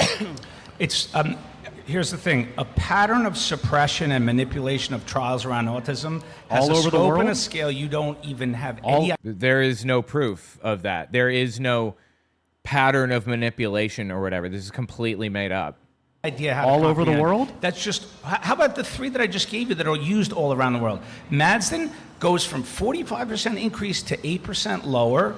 You got a guy who chooses to study antigens when a vaccine goes from 3,000 antigens to 4, and he says there's no correlation with autism. And then you have a guy who uses data from another city. There's no reasons for any of those three things. My problem with Madsden is that the statistical modeling comparisons that she carried out in a paper of that import that's held around the world, you would think should be transparent. By the way, science should be transparent, and when it's not, you should be asking questions. Yes, absolutely. Ask questions in the form of a scientific paper. You can totally do that. Why hasn't he done this? Because it's nonsense all the way down. Not just stop shoving it down your throat and screaming it into social media. Dave and Dan, final words on the measles topic. Yeah, I mean, the methods are transparent. You can go and look at what was controlled for. And these are studies from all over the world. I was a scientist working in academia at one point, and scientists, by and large, want to basically compete with each other to be the best nerd on the block. They want to prove the other colleagues wrong so that they can show that their results are the most important. That's what scientists ultimately want to do. They want the truth, and they want to be rigorous and objective with their data. And if their colleague is wrong, they will call it out. That is what the scientific community is. It's how peer review works, yep. It is not this weird, shadowy organization where the CDC says something and we all say, yes, yes, of course. Dave, no. have you ever researched anything that was inconvenient to pharmaceutical industry interests? Like fucking what? Let Dave and Dan I'll finish. tell you what, I hadn't either my entire career. None of my research ever threatened pharma until my research on ivermectin. Oh, please. And my life blew up. Sure, but then, I mean, you don't understand science. I do, and we can get to the ivermectin topic later, but we'll get there. But the point is, the scientific community is very competitive and objective in their approach. They will do the best Not they when can they work to for study. Pharma. No, please, dude. Let's let them have the last word there, Pierre. Pharma is also checked by the rest of the scientific community. The scientific community... They sound like Tucker. The scientific community is able to do their own research and say whether or not pharma is correct or not. That's why pharma is not allowed to just put anything on the market. It's a very rigorous and extensive process. And even after they get to the market, data published by independent researchers can get a drug pulled off the market. Thanks, Dan. Dave, go ahead. Yeah. This narrative here that they're spinning, he relies on this emotional hook of pharma controls every paper in every journal and every scientist at every university and any institution and any That's what company. You're saying about every paper. Because this is the only way to sell this story, right? There's no way that the entire... They literally just laughed when they said that Big Pharma is limited in their effect on research papers. You can't just push research papers through peer review without having them peer reviewed. They still have to be peer reviewed. Scientific community, the global scientific community working in all of these sectors can cover something up. It's not going to happen, but that's why it is narrative driven. That's why it has to go this way. And we're going to talk, and MMR has a decades-long track record of being proven to be incredibly effective, incredibly safe, and people stop taking it because of lies. They stop taking it because of lies, and then kids get get measles and die. 83 dead in Samoa, RFK's fault, blood on his hands, no remorse. And it's gonna start happening in Florida. He's proud, even. Immediately. All right. And it's the fault of people like this. That's what it is. We are going to move on to the next topic. We got to get rolling here on these topics. Just to recap, that was leading 12 minutes and 30 seconds for Pierre, 10 minutes and 4 seconds for Debunk the Funk, 3 minutes and 31 seconds for Professor Dave, and 2 minutes and 58 seconds for Steve. Topic 3, and Dave and Dan, you're going to be starting this one. It feels like this is a very anti-vax heavy crowd here, right? Did the COVID vaccine save lives? And also a sub-question to this topic, RFK Jr. pulls $500 million in funding for vaccine development. Is this good for the USA? Fucking obviously not. I don't understand how anybody could think that's good. Go ahead. So I'll just start off my introduction to this topic with the sub-question to that topic, which is RFK's pulling of $500 million worth of mRNA vaccine funding from the U.S. I want to point out that among those projects that have lost funding are projects for an mRNA vaccine for HIV. And I just want to point out that RFK probably does not care about a potentially promising vaccine coming out for HIV because he doesn't think that HIV causes AIDS. And I think that is very, very troubling. Yes, it's fucking insane and horrifying and disturbing, and also, in addition to all of that, disgusting. Jesus Christ, where are we as a country? To support Head of the an individual. HHS, everyone. Yeah. He has written chapters in his book about how HIV does not cause AIDS, was not responsible for the AIDS epidemic, and so he... What an absolutely wild thing to say, honestly. Just is going to hamstring efforts to help people who are the most disadvantaged when it comes to facing HIV/AIDS, which are people in the world who are still suffering most from it. So I think that is incredibly disgusting and monstrous of him to do, and it shows a complete lack of understanding of not only scientific data, but an understanding of who is suffering in the world and who needs the help most. I had no idea that he's an HIV/AIDS denialist. He has apparently argued for decades that HIV does not cause AIDS. I did not know that. In his 2021 book, The Real Anthony Fauci, he devotes a chapter to promoting the views of Peter Duesberg, a Berkeley biologist whose HIV denial position has been rejected by essentially the entire scientific community since the 80s. RFK has suggested AIDS was actually caused by recreational drug use, especially poppers or amyl nitrates in the gay community, and by AZT itself, the drug that treats HIV, causes AIDS. What? This is so fucking wrong, dude. Thanks, Dan. By the way, I would like to step away for just a second from this and cover this video real fast. I haven't actually seen it, but I saw part of it and it seemed interesting. So let me just grab it and talk about it real fast. Clear completed. Snag. Video is in the process of being snagged. Waiting. Snag complete. All right, let me open this. Oh, shoot. I should probably... Hang on. I seriously... Hold on. One second. Let me just... put it in a current position. Give it a second here. It's just finishing up its analysis. And then I'm going to run the aspect ratio fix on it. Hang on.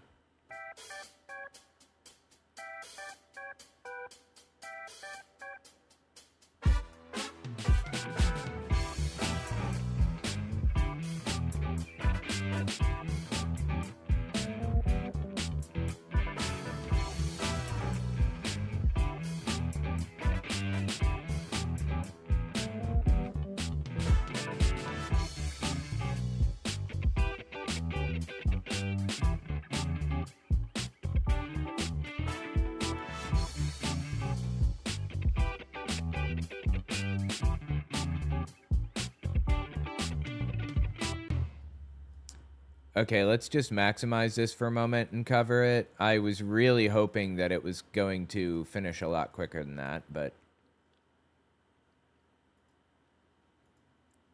it's taking a while. All right.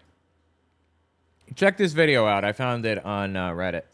I seriously will never forgive anybody who voted for that man. I will never forgive anybody who voted for that fucking man, because this isn't like, oopsies, I picked the wrong guy. Now gas costs more. No, bitch. You potentially ended the motherfucking world. Not even a fucking exaggeration. At bare minimum, you destroyed life as we know it in the United States of America for the next 2 fucking generations. Would Kamala, literally a fucking broken crayon could have Absolutely. done a better job. Anybody could have been, like, it's only May of 2026. Do you understand that home foreclosures are up 26% since he took office? Farm bankruptcies, 46%. We have lost 144,000 fucking farms. But wait, they're like, that's okay. We don't fucking care. We're going to buy up the farmland. We're going to build AI data centers that ruin your water, your air, your land, and they're for fucking surveillance while rolling out a new fucking FBI directive where if you are anti-fascism, which is the fundamental core of being a fucking American,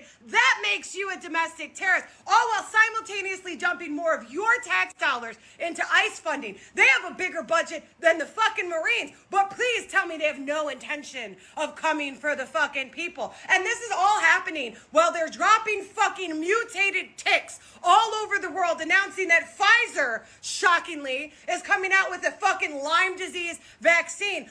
Okay, now I feel like we're going a little bit overboard now. Let's find out what that was about. 1 second.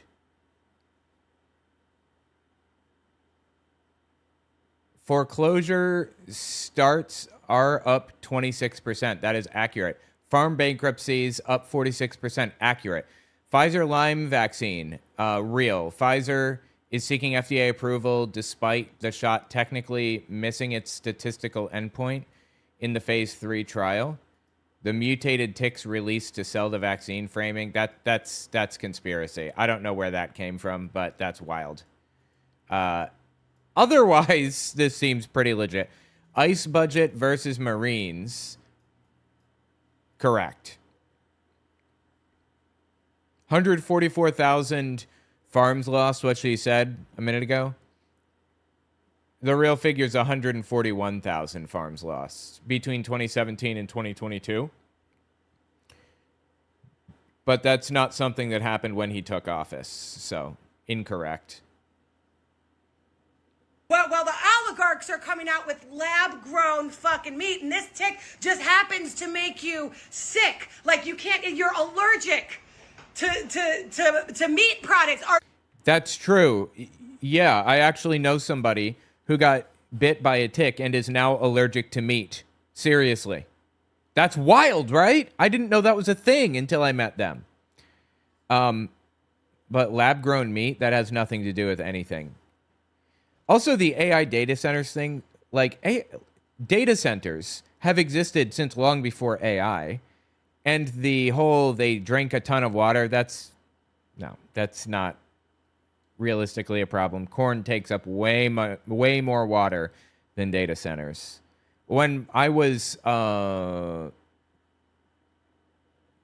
maybe 15 or 16, I lived with my brother. We were in North Carolina, and he worked at Google. And he was telling me, I'm talking 20 years ago, that Google was basically filtering the municipal water, sending it through the filters, then sending it through their data center's cooling area, and then back out to the treatment center. It was gray water.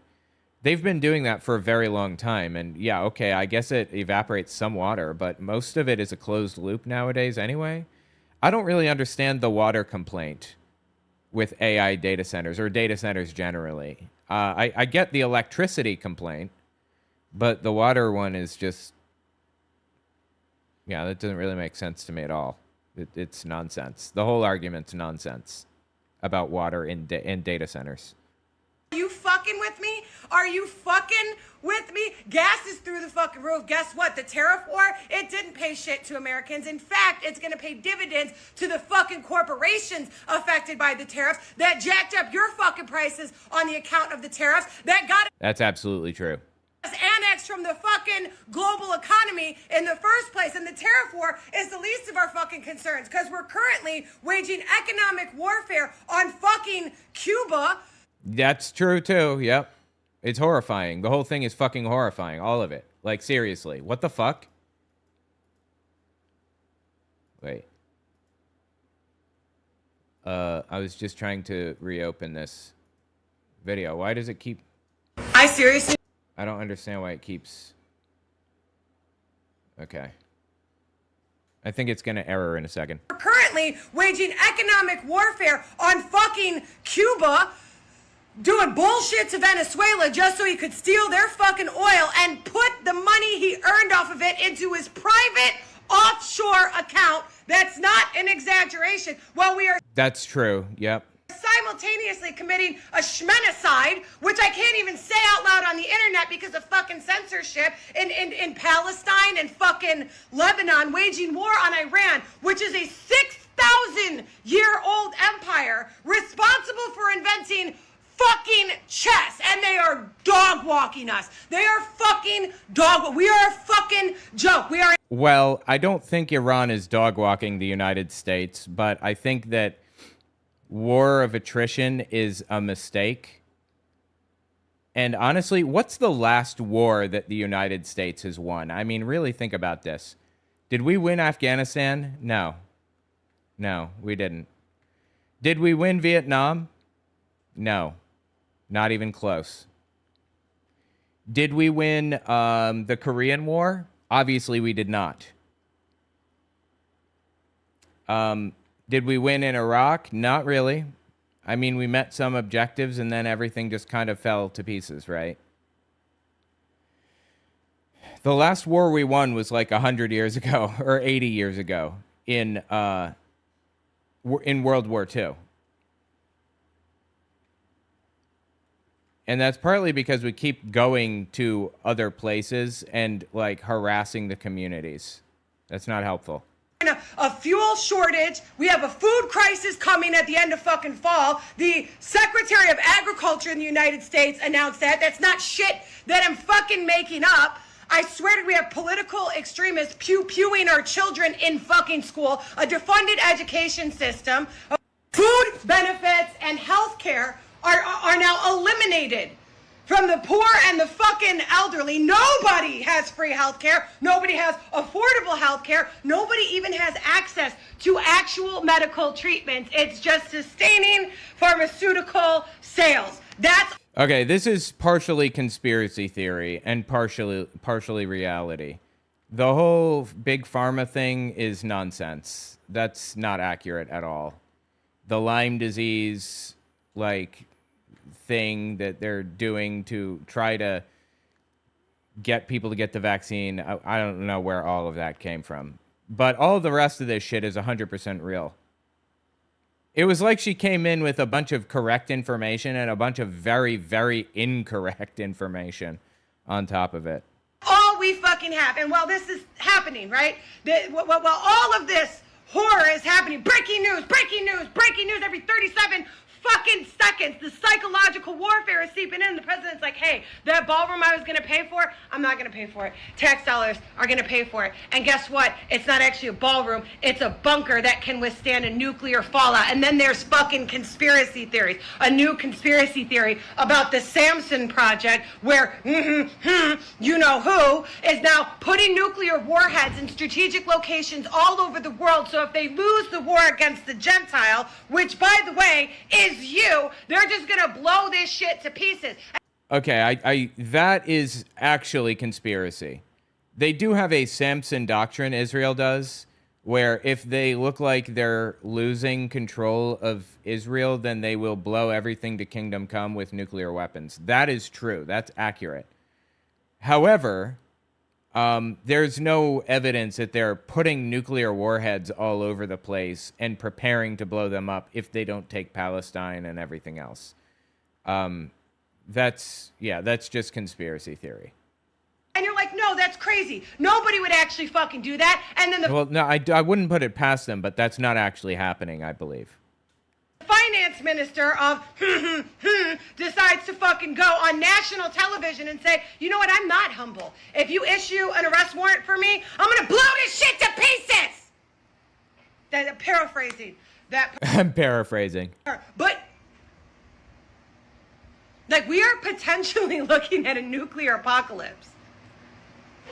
Okay, I don't think that's, yeah, I mean, I worry about that a little bit with, you know, the nuclear apocalypse, but I don't think it really keeps me up at night.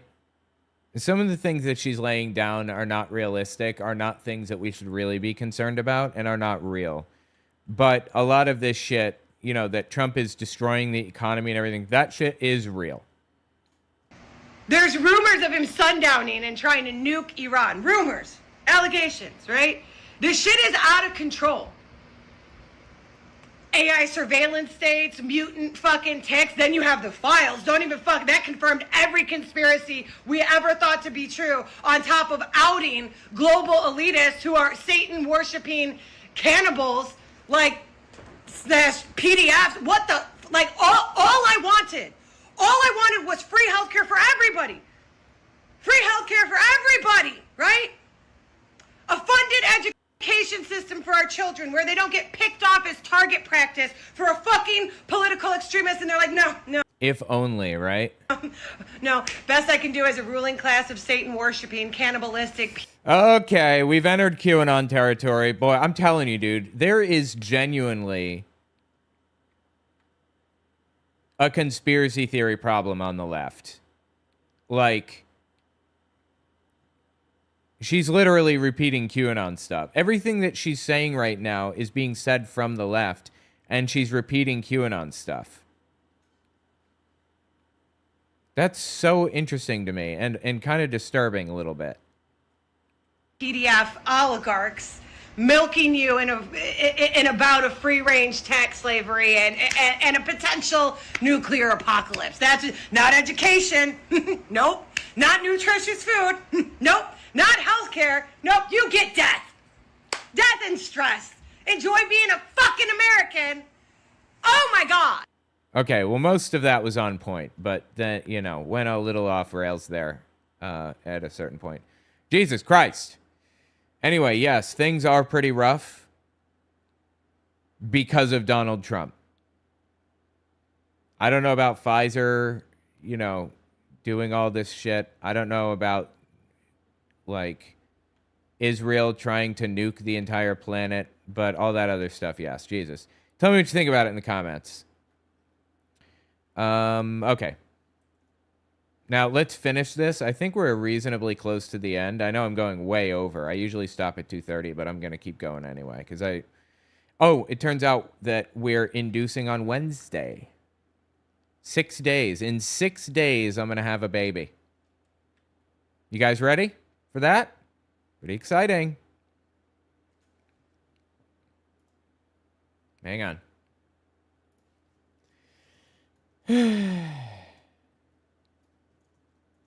Okay.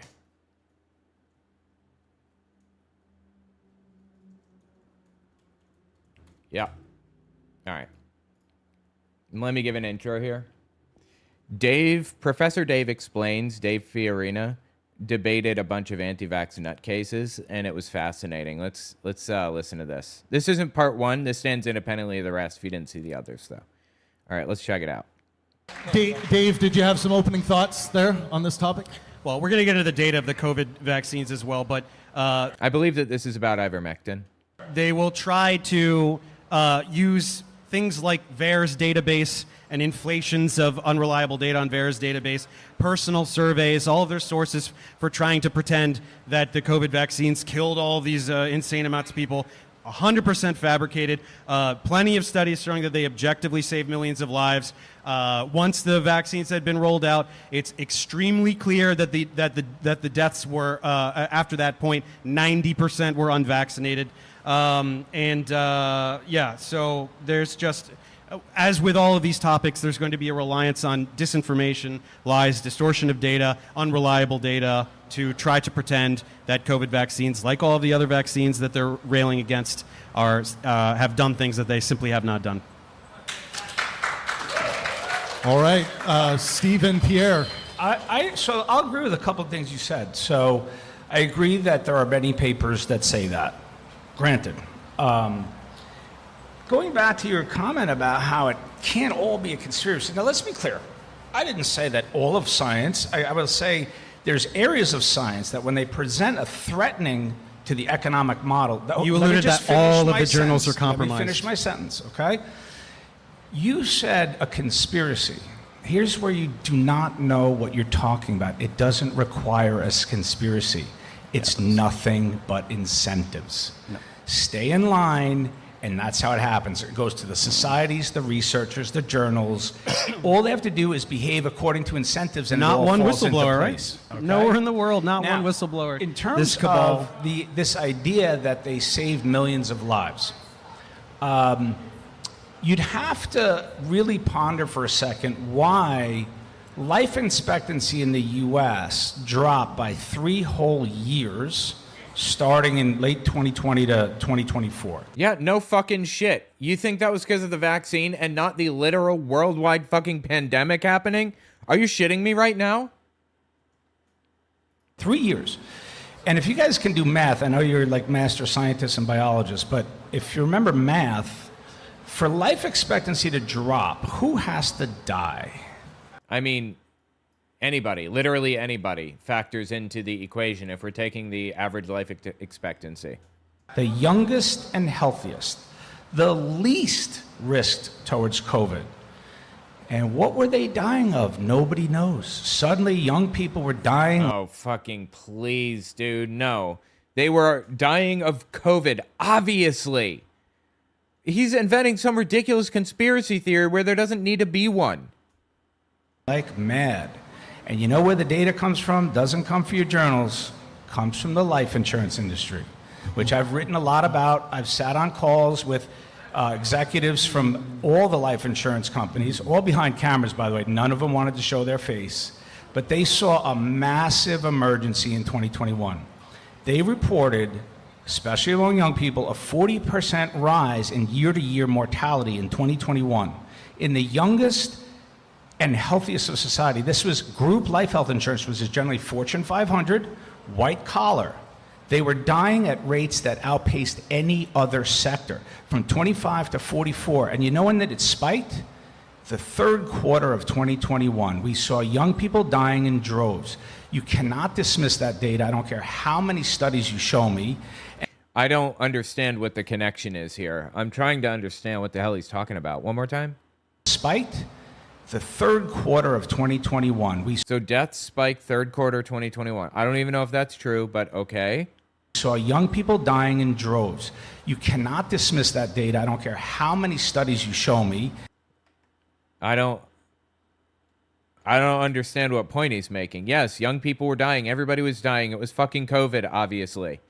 And anybody under the average life expectancy, which I think was 78 or 79 before, anybody under that number is going to change the results of, or is going to change the results, the average. And I've compiled many studies you probably haven't heard of because they don't hit the big journals, but of huge increases in cardiac arrest calls to young people who just got vaccinated. I got a FOIA request from New York State in February of 2021. You know what they were doing? Is vaccine clinics were calling the EMS to tell them they were vaccinating that day and they wanted them on standby. So 6. Oh, please. I have it written. It's FOIA request from New York State. And have you ever heard of a medical clinic calling an ambulance before they start work and saying, we want you on standby? And there's 4 instances of that throughout Westchester County. So just tell me why everybody started dying in 2021. Young people who've never died at those rates before. A 10% year-to-year rise is a 1 in 200-year event. Outside of wartime or a massive terrorist attack, it's never been described in the history of the life insurance industry. Theirs rose 40%. Something truly unique happened in the third quarter of 2021, and no one knows. We do. Okay, so If you want to show that the COVID vaccine saved lives, what you do is you look at the record level data. We have one record level data set that's publicly available that epidemiologists can look at to prove that the COVID vaccine saved massive numbers of lives. Do you know how many papers that have been published by epidemiologists who look at the only record level data set where you could prove that the COVID vaccine saved lives? You know how many papers were published? 0. So, look, if the COVID vaccine saved lives, and we have the record level data set that would show whether or not that was true, don't you think that every epidemiologist on the planet... This is just a complete lie. There are a ton of big modeling studies that prove that the vaccine saved lives. He's lying and claiming that there were none. That's not true. Watson et al. 2022, Lancet Infectious Diseases estimated COVID vaccines prevented 14.4 million deaths globally in the first year of rollout, or up to 20 million when accounting for excess mortality. A Commonwealth Fund Yale study estimated COVID vaccines prevented 3.2 million deaths and 18.5 million hospitalizations in the U.S. alone through late 2022. The broader literature has thousands of peer-reviewed papers on COVID vaccine effectiveness against death, hospitalization, severe disease. I mean, it goes on. So this is just fabricated garbage. This is not true. This is just a flat-out, bald-faced fucking lie. Would be rushing to that data to show, see, we were right. Why? We were right. Are they all avoiding this publicly available record level data set that would tell us the truth? Nobody is avoiding that. It shows the exact opposite of what you claim. Now, Japan, they are the highest vaccinated population on the planet. These guys have like 6 or 7 vaccines because in Japan, you're very likely to follow the instructions of your health officials, so they're very obedient. They get all these shots. This led to 600,000 excess deaths in Japan over a 3-year period, the highest in their history. It's unprecedented. Do you know when the excess deaths started? It started when they rolled out the vaccines. Excess deaths were a flat line in Japan. They rolled out the vaccines, and the excess deaths skyrocketed. Anybody can go to Our World in Data, look at excess mortality, look up Japan, and see that. Right, except, first of all, the excess deaths in Japan correlate 1-to-1 directly, basically, with the Omicron variant rollout. Not with the vaccine, but with Omicron coming out. Also, if this was real, we would expect to see the pattern across all developed countries. Let's see, like Denmark, Australia, South Korea, places like that. But they had lower excess mortality than less vaccinated peers. So he's cherry-picking a single example that doesn't even back up his data and ignoring all of the other proof. Now, against what he believes, I mean. It's supposed to be the other way around. When they roll out the vaccines, the deaths are supposed to go down, but what happened in Japan is the deaths went up like a straight line. There's the famous Arbel study that was done in Israel in the HMO system. They looked at boosted versus non-boosted.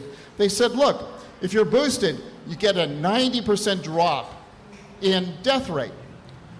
And some people in the U.S. at Stanford and UCSF. Stanford, huh? Okay. Looked at that and they said, wait a minute. Non-COVID, these people who are unvaccinated died at 10 times more than the people who are vaccinated during non-COVID. In other words, the people who opted for the vaccine were less likely to die. So what that's correct. They found was that this 90% protection offered by the vaccine was a complete mirage. It has to do with the healthy vaccinee effect, and it's because the people who refused the vaccine died at 10 times the rate of people who accepted the vaccine during non-COVID, which is essentially the control group.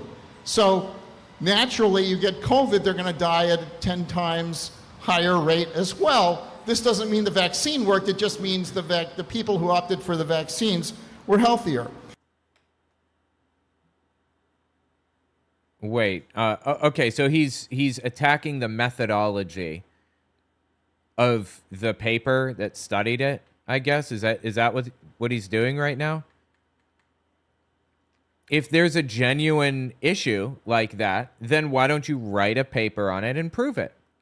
Why hasn't he written a single critical analysis of this paper to prove it? Does he not know what he's doing? What? This is complete nonsense. There's no knee anywhere in the world that I could find when the COVID vaccines rolled out. What's supposed to happen is you look at all-cause deaths, you look at COVID deaths, and when they roll out the vaccine, whatever the trajectory it is, it's supposed to have a knee in it where it then flatlines as soon as they roll out the vaccine. Guess what? That knee didn't happen anywhere in the world. Isn't that weird? And in Israel, when they rolled out the vaccine, you know, they talk about the vaccines are going to reduce infection. In Israel, which is another one of the highest vaccinated countries on the planet, they rolled out the vaccines, and I have the wastewater data, which basically tells you exactly what's going on, and it's the official wastewater data from the Israeli government, and what happened is that infections went up by 10x. Israel had the highest number of Delta cases in the entire world, and this was even admitted. Right, Delta, because the vaccine was designed to work with the original. It did provide some protection against COVID generally, including Delta, but it was designed for the original, not for Delta. That doesn't surprise anybody. They certainly had like lower death rates and things like that as a direct result of the vaccine, though. He's not proving anything here. In the Arbel paper. Now, if the vaccines prevent infections like we were told, why is the most highly vaccinated country in the world having the highest increase in COVID infections? Because it was a new strain that didn't fully immunize against Delta, didn't fully protect, obviously. What does he think that proves? 45312. In the world. We don't know. You know what? That's weird, isn't it? It's kind of called a natural experiment. And then there was the Levy study done in Florida. And then what they did is they matched like 9 million people with a very, very strict matching conditions. So only 10% of them exactly matched. They matched people basically, if you got vaccinated at the same place at the same time and lived in the same block, they would match you up. So they threw away 90% of the data and matched people very precisely. That's not true. They did not throw out 90% of the data. They did specific data curation to make sure that everything was represented fairly, obviously. Precisely on 7 different criteria. And Barbara Dickerman did a study, she's at Harvard, showing that if you match people on these criteria with very loose matching, you're also matching their comorbidities. Now, here, it was... Not always, but again, this is very basic, like, data control. This is how scientific papers always work. It's the best we've got. And the best we've got has proven that COVID was killing people at a massive rate and the vaccine saved lives. Much, much tighter than Dickerman did, which means they're matched on all sorts of things, including comorbidities. Guess what? There was a 36% increase in... Vaccines do not protect you from getting infected. They do, though. They protect you from getting infected, and they make the effects less dramatic, less bad.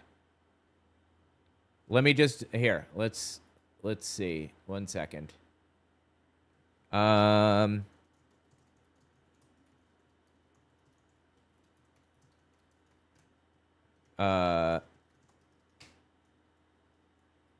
Give me a second here. Yeah, they did. For the original strain. They did for the original one. And for Delta, they made it... For Delta, effectiveness against infection dropped to roughly 60 to 80%. Still meaningful. Omicron onward, effectiveness against infection dropped sharply, 30 to 50% short term. But protection against severe disease, hospitalization, and death remained high. So it did protect against infection. The non-COVID all-cause mortality for people who got the Pfizer vaccine. Wait a minute. If these vaccines are perfectly safe, they shouldn't increase your non-COVID all-cause mortality at all. It should be a flat line. These things are supposed to be safe. So how can you have a vaccine which increases your all-cause mortality by 36%? That is a disaster, and nobody's been able to dispute that study. All right. There's been no study of VE of death that actually measured the non-COVID all-cause mortality of the unvaccinated. And finally, there's a great paper in JAMA. It's called the Z Study XIE. It's published in 2022, and it showed that it was of veterans, and so it's the VA database. And it showed that the veterans who got the COVID vaccine, if they were hospitalized for COVID, 54% of them had the booster. But guess what? It's like 40% of them got the booster, or of the VA people were vaccinated. So in other words, it made you more likely to be hospitalized. And That's not true. It did not make you more likely to be hospitalized. That's complete fucking nonsense. He's twisting the data around to be something it's not. He's just lying here. Hospitalization rate for COVID was 54%, and the hospitalization for non-COVID was also 54%, which means it provided no protection at all, because if it really worked, the boosted percentage would be like 0. All right. That's just nonsense. Thanks, Steve. Dave and Dan, you guys have the floor. Also, we really need to cook here. We might have only time for one more topic, which I hope we can agree to do the ivermectin topic. But depending on how everyone's feeling on stage, we can also push the time. But go ahead, Dave and Dan. Sure. So, Steve, you are saying that there is no record level data studies. Can you define record level data so we're all on the same page? Sure. So record level data means you have a record for each person. You have a record of when that person was vaccinated. You have a record of what their date of birth was. And you have a record of each of their vaccinations and also when they died. And you can also, in that record, you can also have their COVID infections and so forth. But each person has a unique record. And what I'm saying is there's no publicly available data set that has the entire country, that has this information, that is available, because if there was, I'd be all over it, except for the check data. So there are record level data studies in countries where there are centralized healthcare systems, and it's very easy to pull those records and do analyses. Okay? So name one. Name one. So Ip et al. Published in Nature Communications 2024, study of 46 million adults in England and Wales, COVID vaccine safety outcomes. Great. Where's the data publicly available? Where's the what? Where's that data publicly available? Nature Communications. Probably on JSTOR. In Nature Communications? No, that's their interpretation of the data. We're talking about the database. The data. You want access. You want access to the records. I want the records. So you want to analyze the data. Correct. Why should we trust you to analyze the data instead of epidemiologists? Everybody. Because I want everybody. Science. I want everybody to have the data. You can create your own data set, and actually they may be able to get access to the database anyway. If they sent in and requested access, you can get that stuff. You can get access to this data. The difference between Steve, any research group can request data to do that study. Yeah, absolutely. I could probably send in a request for that data. And do the study. Do you know how many of us have been requesting data sets from numerous manipulated trials? Well, great. Why don't you write a paper saying that they're refusing to work with you and saying that you refuse to accept the results until you do? Let's see the paper. You refuse to work within the scientific method because you know that the scientific framework will not back up your conclusion. All he has is opinion. He's not offering us any solid evidence of anything. Numerous governments all denied. I have colleagues all around the world in their own countries asking for access to the So again, data. we're going with shadowy, shady players suppressing data. I said, why don't Steve, they disclose it publicly? Steve, all the data is there for you to look at. And 46 million people. Do you know if they found? Guess. Where is it? Where guess. can I download it? Where can everybody Nature here Communications. You can see exactly what they did and try to critique That's it. not the database. No, that's not the data set. Do you have a problem with the data set? Yes, I want to see it. Why do you disagree with their analysis? I don't know because Trust I haven't seen but the data. verify. Show Trust me but the verify. data. Show We me the data. we can show you the data. Do you know how to analyze it? Do you know? Have you looked at it? Do you know how to identify problems with it? Yes. Again, like I've sent away for data sets as just an independent individual, you know, history data sets and things like that. And I've gotten it. They've sent it to me. Wow. I had one shrine left. I had no clue where it could have been. And just randomly I spotted it while glancing through. That was lucky. This is the final shrine for Breath of the Wild. You can get this data. And what is the problem with this data set? I haven't seen it. I can't. I sent you the paper. You didn't send me the data. So the analysis found. All right, so he's just rejecting the paper fully. He's not criticizing the paper or anything. He's just refusing to accept the information contained within. That's it. He keeps moving the goalpost back. If they will not allow him access to it, then he just complains that he can't see it. If they did give him access to it, he would claim that they tampered with it. If they proved that they didn't tamper with it, he'd come up with some other new thing to complain about.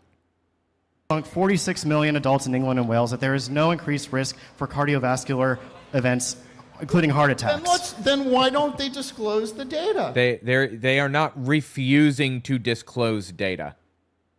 This is fucking absurd. Again, if you want to go to archives, you can go to archives and just pull this stuff out and read it. It's that simple. Steve, you can't take public healthcare records and disclose it to everybody. Why can't you? They did it in the Czech Republic. Bro, are you fucking kidding me right now? Did anyone die in the Czech Republic when they disclosed? I'm sorry. Like, if you were a legitimate scientist doing legitimate research, people wouldn't have a problem with you going through this and researching and trying to find information on this or whatever. But you're a scam artist. Disclose the data to everybody? Steve, you've tried this with data sets that you've gotten your hands on, and your analyses are terrible. You don't understand what you're doing. Really, Dan. Yeah. They're terrible. What's the correct analysis for the Czech Republic data, Dan? Where is your published? Where's your study? Where's your study of the Czech data? So what's the first step in doing a good analysis of, say, the Czech Republic data? What's the first step? What's the first step? Yeah. You can put it into all sorts of different models. Models. Like what? He has no fucking clue what he's talking about, does he? Methods of analysis. Be specific. You did this. What did you do? I analyzed it all sorts of different ways. So at first I looked at time series data. So what was the first time series? That was. So you just looked at a time series? No, that was the first thing. Right. There are all sorts of different ways to analyze the data. It's all the methods that I used are published on my GitHub. It's all in public view. On his GitHub? You're using GitHub to publish analytical data? Okay. Yeah. Everything I did is in public view. Yeah, and you know what you didn't do? You know what you didn't do? What didn't you didn't do the first step, which is to make sure that your two groups that you're comparing are comparable. Oh, really? How are they not comparable? So in the Czech data, you argue that the vaccines were distributed randomly, right? There is no evidence of a systemic.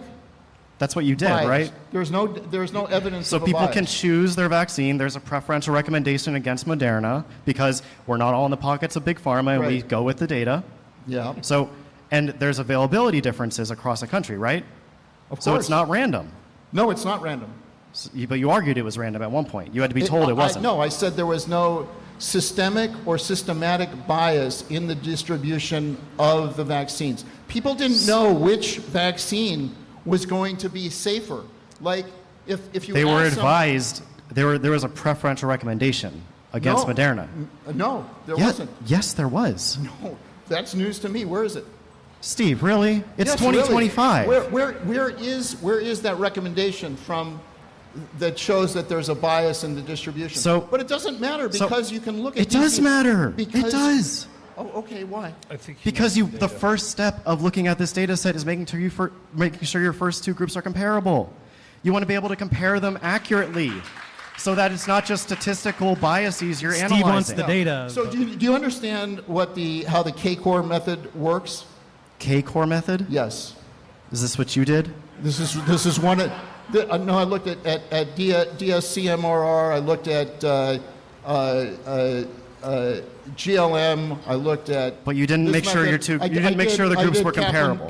It sounds like he doesn't actually know what he's talking about, and he's trying to sound like he does. Meyer. You didn't make sure your groups were comparable.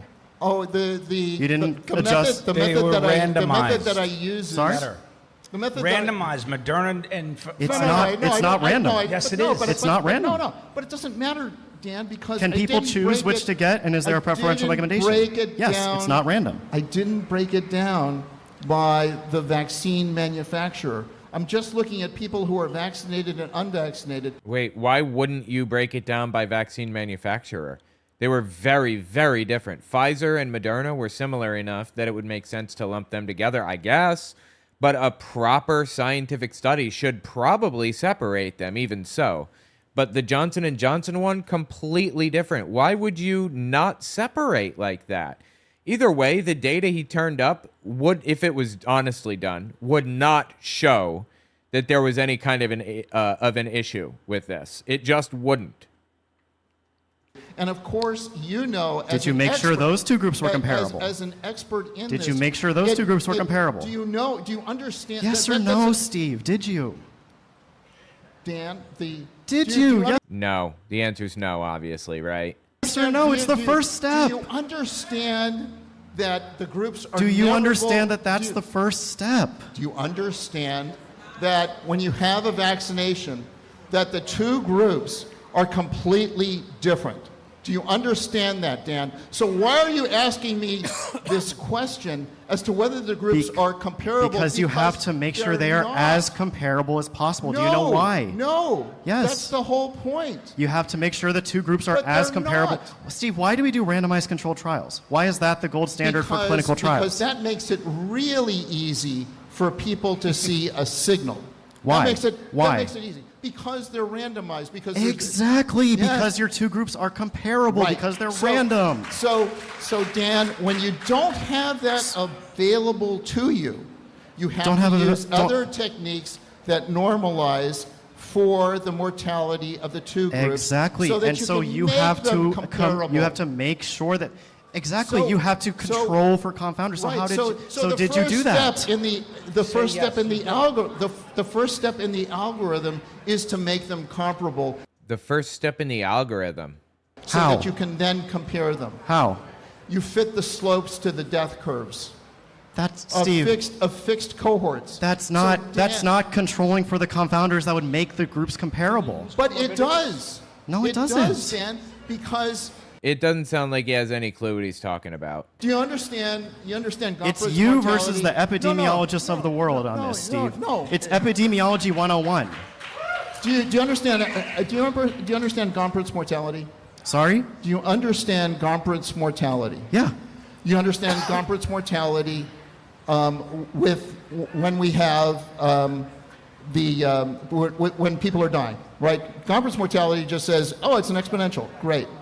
But there's Gompert's mortality with depletion. Do you understand that? And you understand that if you look at those curves, the people who are dying might be different in each group. Do you know what their difference is? This is boring. Do you, Steve? Because Yes. you had to control Yes, for I them. do. What's Yes, the I difference? do. And They're you didn't on- control for them. Believe it or not, they're on different parts of the Gompertz curve. Do you know what happens when you have a frailty of 3 or 5 as to where you are in the Gompertz curve? What does that do to your death slope when you're on the Gompertz curve? So again, we're just going to say this is all you did, and you didn't account for epidemiology 101. No, this is not all I did. The first thing is to is to normalize the cohorts so that we take away the differences in the cohorts. And so what So I did... are you controlling for age, socioeconomic status, smoking status? Are you controlling for pre-existing conditions? Are you controlling for health-seeking behavior? All right, guys, I think you guys... I have a negative control. Did you say you don't I need have a to? negative control. Did you just say you... So basically, the guy is saying you don't need to do double-blind studies because they're unimportant and irrelevant. That's the bottom line, it sounds like. I'm just checking something. Okay. Don't need to? Yes, because you guys, I have a negative control that shows that it takes all of that out. Let's hang on for a second. Now, I'm going to ask you guys, we only have 6 minutes until we're at 90 minutes. And that's kind of what everyone agreed to. Do any of you object to staying on stage for a little longer to at least touch one more topic? I'm good for however Pierre, long. how do you One feel? more question? Well, I would love to do the ivermectin question next. I'll give 10 minutes. 10 minutes more? That's Okay, it. Pierre's And then okay I'm with done 10 with minutes these more. guys. And then we'll cut it. So let's start with Pierre on is ivermectin effective against COVID-19? Yeah, so let me tell you the ivermectin story. Oh, buckle up. I should probably create a new video out of this, right? These people are about to talk about how ivermectin was really helpful during COVID. It's absolute psychosis, dude. The two on the right are vaccine, denialists or whatever. And the two on the left, the one on the far left is Dave Fiorina, like Professor Dave explains. Let's give this a listen. All right, let's continue. And it fits in with a lot of what I've been trying to educate. Oh, and let me just give outros. Anyway, that is wild. Let me know what you think in the comments. The folks in the group today, which is that. Sorry. I've been trying to educate the folks in the group today. Trying to educate us. Okay. Which is that when COVID broke out, all we did, I was a frontline ICU specialist. All we did is me and 4 colleagues got together and we devoted ourselves nights, weekends, everything in a frenetic pace, which we were on for about 2 years. Those first few months were, for an ICU doctor, I've never worked harder in my life. We reviewed everything. We talked to doctors in China and Italy. We came up with protocols for the hospital. We did not have an early treatment protocol, but we were focused because we were all ICU doctors. By the way, the people in that group were some of the most highly published physicians in the history of my specialty. Okay. Paul Marik literally is the most published practicing physician in the history of critical care medicine. Umberto Maduri is the world expert at the corticosteroids and treatment of lung diseases. And Joe Verone is on like 3 editorial journals. We all got together and we came out with protocol. We continued to follow the data. We were following everything, a totality of the evidence. We're not just waiting for the high-impact journals with their randomized controlled trials. The only thing controlled about an RCT is the outcome. We looked at everything, we talked to everyone, and on the ground we were treating. We started to see a signal around ivermectin. We had a dashboard, what we thought was probably good, not good, and neutral. We had a question mark under ivermectin. We'd heard things, but we had no data. This is absolutely true. People suggested a mix of hydroxychloroquine and Z-Pak. And it was a paper in preprint they were researching, trying to see if it would actually do any good. That's totally fair. That's how science works. You do research and work on things and so on and so forth. But it turns out it didn't amount to anything. It turns out it didn't actually work. So they move on to ivermectin. They do some research. They, clinical trials and all that stuff. And then they discovered it doesn't work either. So you move on to something new. That's how science works. But you know what the real problem was? Donald Trump could not let it go. He insisted that he had a solution to the problem. He insisted that hydroxychloroquine would work and that, that ivermectin would work and everything else, and refused to actually accept the science because he wanted his people to think he was doing something, even though he wasn't. That's really like the root of the issue here. And these poor dumb suckers went with what Trump was saying instead of reality because they, love Trump so much or whatever. Like, I don't even know. Starting in early October 2020, studies started to come out from all around the world. Small studies, other studies, all consistent, same signal, large magnitude, times to recovery and mortality benefits. They were emptying hospitals. The most impressive one was published in Chest, which is one of the 2 top journals in my specialty. It was about a hospital in Florida that did a retrospective observational control trial, 70% decrease in mortality in the most severely ill in the hospital. That made it into Chest. And from then on, we put it on our protocol. I did a review paper, which I spent 2 months, 200 references, and I couldn't finish the paper because every day new studies were coming out, all lining up, same direction, same signal, same large magnitude.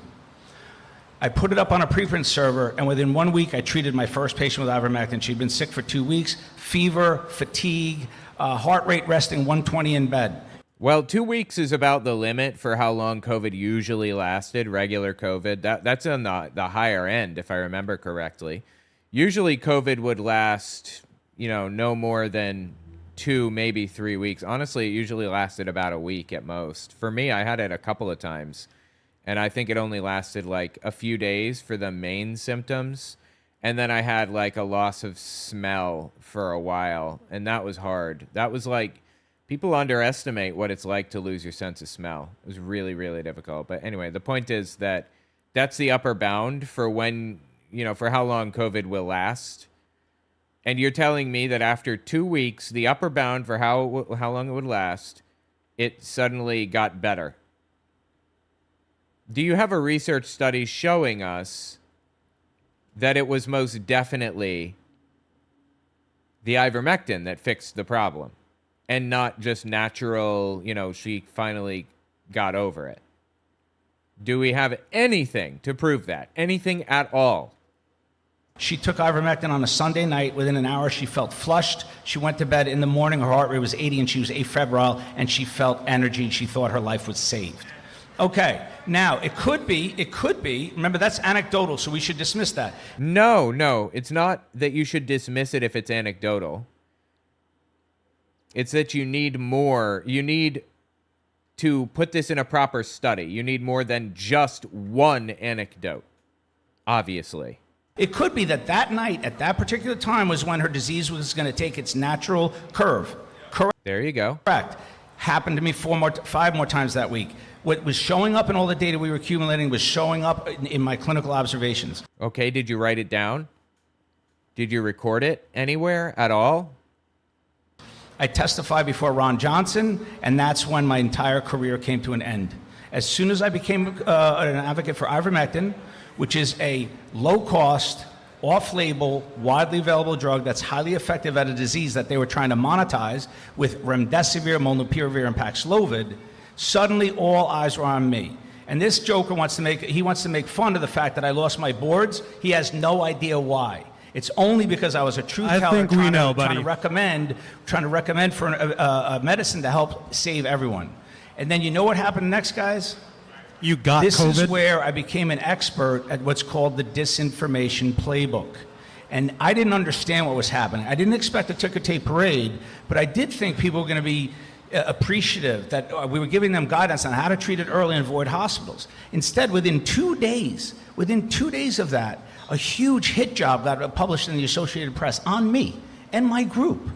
And by the way, the tactics that It's because we had already disproven at that point that ivermectin did absolutely anything at all for COVID. We had disproven it a long time before this. I was to watch over the next 2 years. I wrote a book called The War on Ivermectin. One of my colleagues could have written the book The War on Hydroxychloroquine because it was the same war, same tactics. If you go to the article called The Disinformation Playbook, it outlines the 5 tactics. These guys have no idea of the 5. Number 1 is the fake. You publish trials with predetermined results, just like the Institute of Medicine. They are on record as sitting down at opening of their reviews in committee where the chair of the committee says, we are going to do what the CDC says, and we are going to find no association to autism. Read the transcripts, 2001. You don't believe me? Keep going, and you're like little trustful, oh, everything's good, science is working great, pharma, oh, we know. Well, like, then write a paper on this and prove it. Like, you can prove this shit. How to control pharma. You guys sound like clowns. Trust fall into me, guys. With Trust fall into me. ivermectin, what I'll tell you Trust with this guy ivermectin instead, is right? what happened next is I read that article in 2021 in March, and it changed my life. Because as I was reading the 5 tactics, I had 3 or 4 examples for every tactic I was reading, and suddenly the world made sense to me again. It didn't make sense from December until March, and then I could see that this was a war, and they were using every single tactic. They went after the lead researcher of the WHO, who I was working with. He and I became collegial because we were so excited we found ivermectin. Guess what? They got to him. He Oh, fucking please, dude. retracted his paper and disappeared into obscurity. I've never talked to him since. That's what they did to ivermectin. They killed it using every tactic in that book. And the #1 tactic, and if these guys want to do that, they can come to me with their trials. But in my book, it's a chapter called The Big Six. It should be called The Big Seven, right? The Big Seven were the large, rigorous, prospective, double-blind, randomized controlled trials, which definitively proved that ivermectin was ineffective. And all I've done for the last 3 years is show all of the manipulations in every one of those trials. If those guys want to hold them up as facts and truth and science, I can't help them. All right, thanks, Pierre. What a fucking joke, dude. You can literally write a study that pushes back against this stuff and get it presented to a peer-reviewed journal and have it peer-reviewed. Why haven't you done that? All you're giving us is opinion and anecdote and feeling. That was we got almost 6 minutes from Pierre there, so I want to award that to Dave and Dan here. Look, it's a very simple thing to see what's going on here. He's right, it is a war, and it's a war against disinformation, and it's being perpetrated by this side. I'm convinced that they knowingly are intentionally perpetuating disinformation. They are lying intentionally. I'm convinced that's what's happening, and it's not just they're misinformed. They know what they're doing, in my opinion. It's a very easy narrative to spin. Pharma wanted to crush the miracle cure. There's zero evidence that ivermectin treats COVID. And in fact, after his Senate hearing, if you take ivermectin, you won't get COVID. Fucking gets COVID. And then what does this pipeline lead to? All of these shady doctors setting up all of these, America's frontline doctors, Simone Gold, all these people prescribing ivermectin for people it's not going to help them an ounce. Right? And the narrative doesn't play because in the meantime, what is it? Dexamethasone, there are other drugs that were repurposed and approved for treating COVID. So the entire narrative falls apart. There are cheap generic drugs that were repurposed and used to treat COVID. So his entire angle falls apart. There's no big pharma conspiracy. It's just a bunch of lying assholes trying to make money. Absolutely. And again, they sell supplements out the wazoo. Both of these people do. They balked at the idea that people would criticize them for this. Oh, I don't sell supplements. They do. We went through their website. They absolutely do.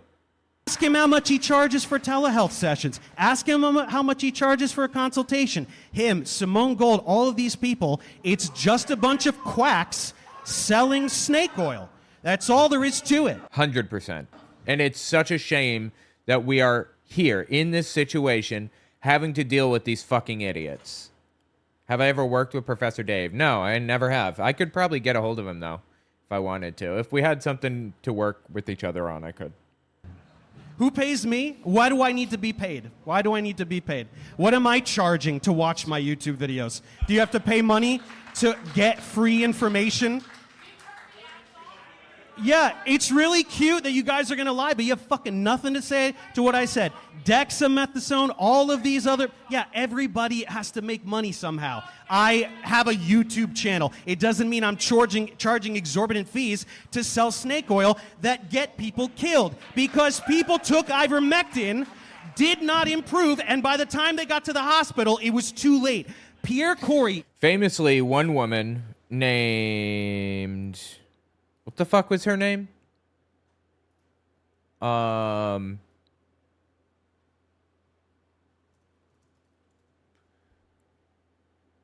What was her name? Now I'm going to say something. Tom Hanks. Wait. I remember the name. What was it? What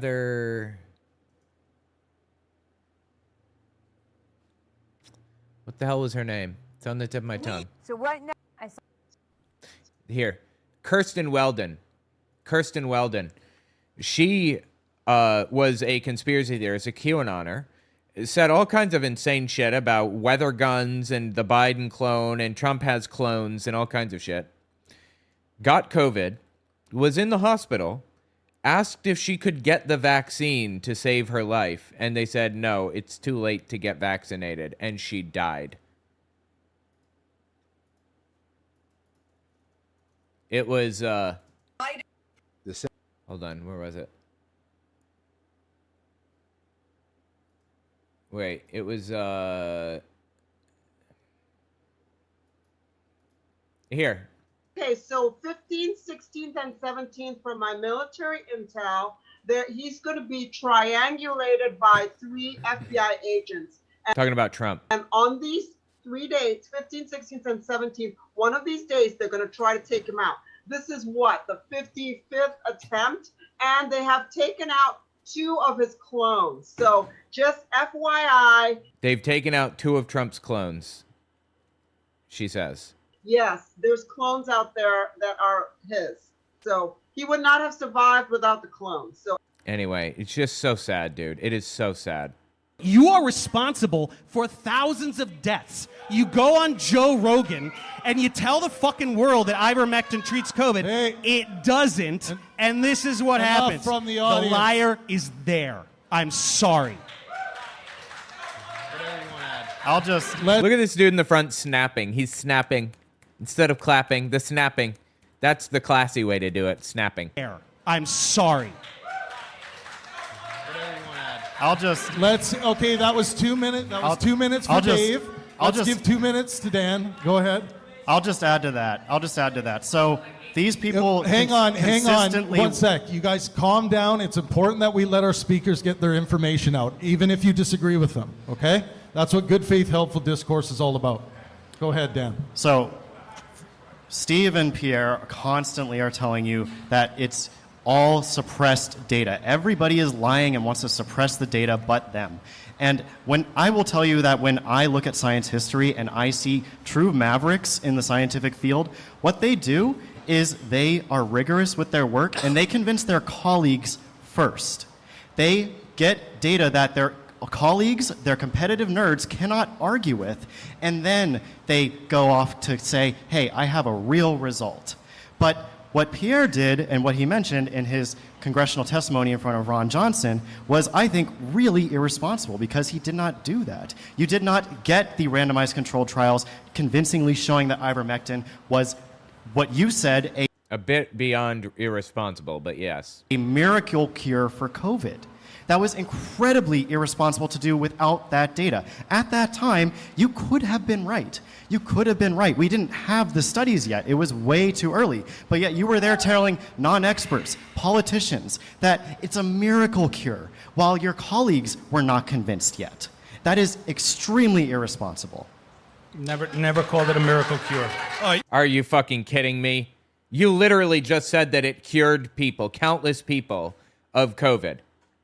That would be a miracle cure for COVID at a time that we didn't have one. It's verbatim a quote from you. And you also said if you take ivermectin, it actually is. You can't get COVID. Did you say that in a Senate hearing? So I did, and first of all, I never said it was a miracle cure. I said these results are miraculous, and I don't want to be. Oh, please, really? You're not seeing. I'm sorry, this is so fucking much. I didn't call it a miracle cure. I said the results are miraculous. Well, what the fuck does that mean? He literally said, quote, Ivermectin is effectively a miracle drug against COVID-19, unquote. That is exactly word for word what he said. What a lying shithead. Really. Sensationalized for that. You said it obliterates COVID and that it's miraculous. And it does. And he said, quote, if you take it, you will not get sick, unquote. With zero data, with zero evidence, no randomized double-blind control trials, nothing. There were randomized control trials at the time. That did not prove anything. And double blind. Yes, there were. No. There were no convincing randomized control trials. There were zero. Okay, and so every study done since then demonstrates no efficacy. Everything that you read is true. They would never put something before you that's false. They would never want you to think that a cheap, What's safe up drug with is what's up with the other cheap, safe generics? Well, the point was that at the time, it was possible that ivermectin would have an effect on COVID. We didn't know yet. It was possible because we hadn't done the studies yet. We did the studies and discovered that it didn't do anything for anybody. But when he went there, he jumped the gun either way you look at it. He jumped the gun. He said, it is a miracle cure for COVID, quote unquote. It is beyond irresponsible for him to have said such a thing at that moment. That the cheap generics that they did approve. Yeah, which ones are those? Dexamethasone. And what's the other? Tocilizumab. That's two. Really? Oh my God, we're undercutting you pharma can profits. get Cheap generics tocilizumab? repurposed. It was approved and repurposed for COVID use. Yeah, you know how expensive that is? It's only in the hospital. It's not an early treatment. It is corticosteroids. It's a treatment for COVID. It's not an early treatment, sir. I didn't say it was an early treatment. It's a treatment. It's incredibly expensive, even if it is bad, and you Is can only get it Dexa- under very tight restrictions. They're not worried about Yeah, ivermectin is not a treatment at all for COVID, though. tocilizumab. They're worried about the cheap stuff. Is dexamethasone You guys cheap? don't get the Is whole dexamethasone cheap and inexpensive? That's only in the hospital. Dexamethasone. They're not worried about that. They're much more worried about outpatients. Oh. They want that market, sir. I'll teach you about pharma.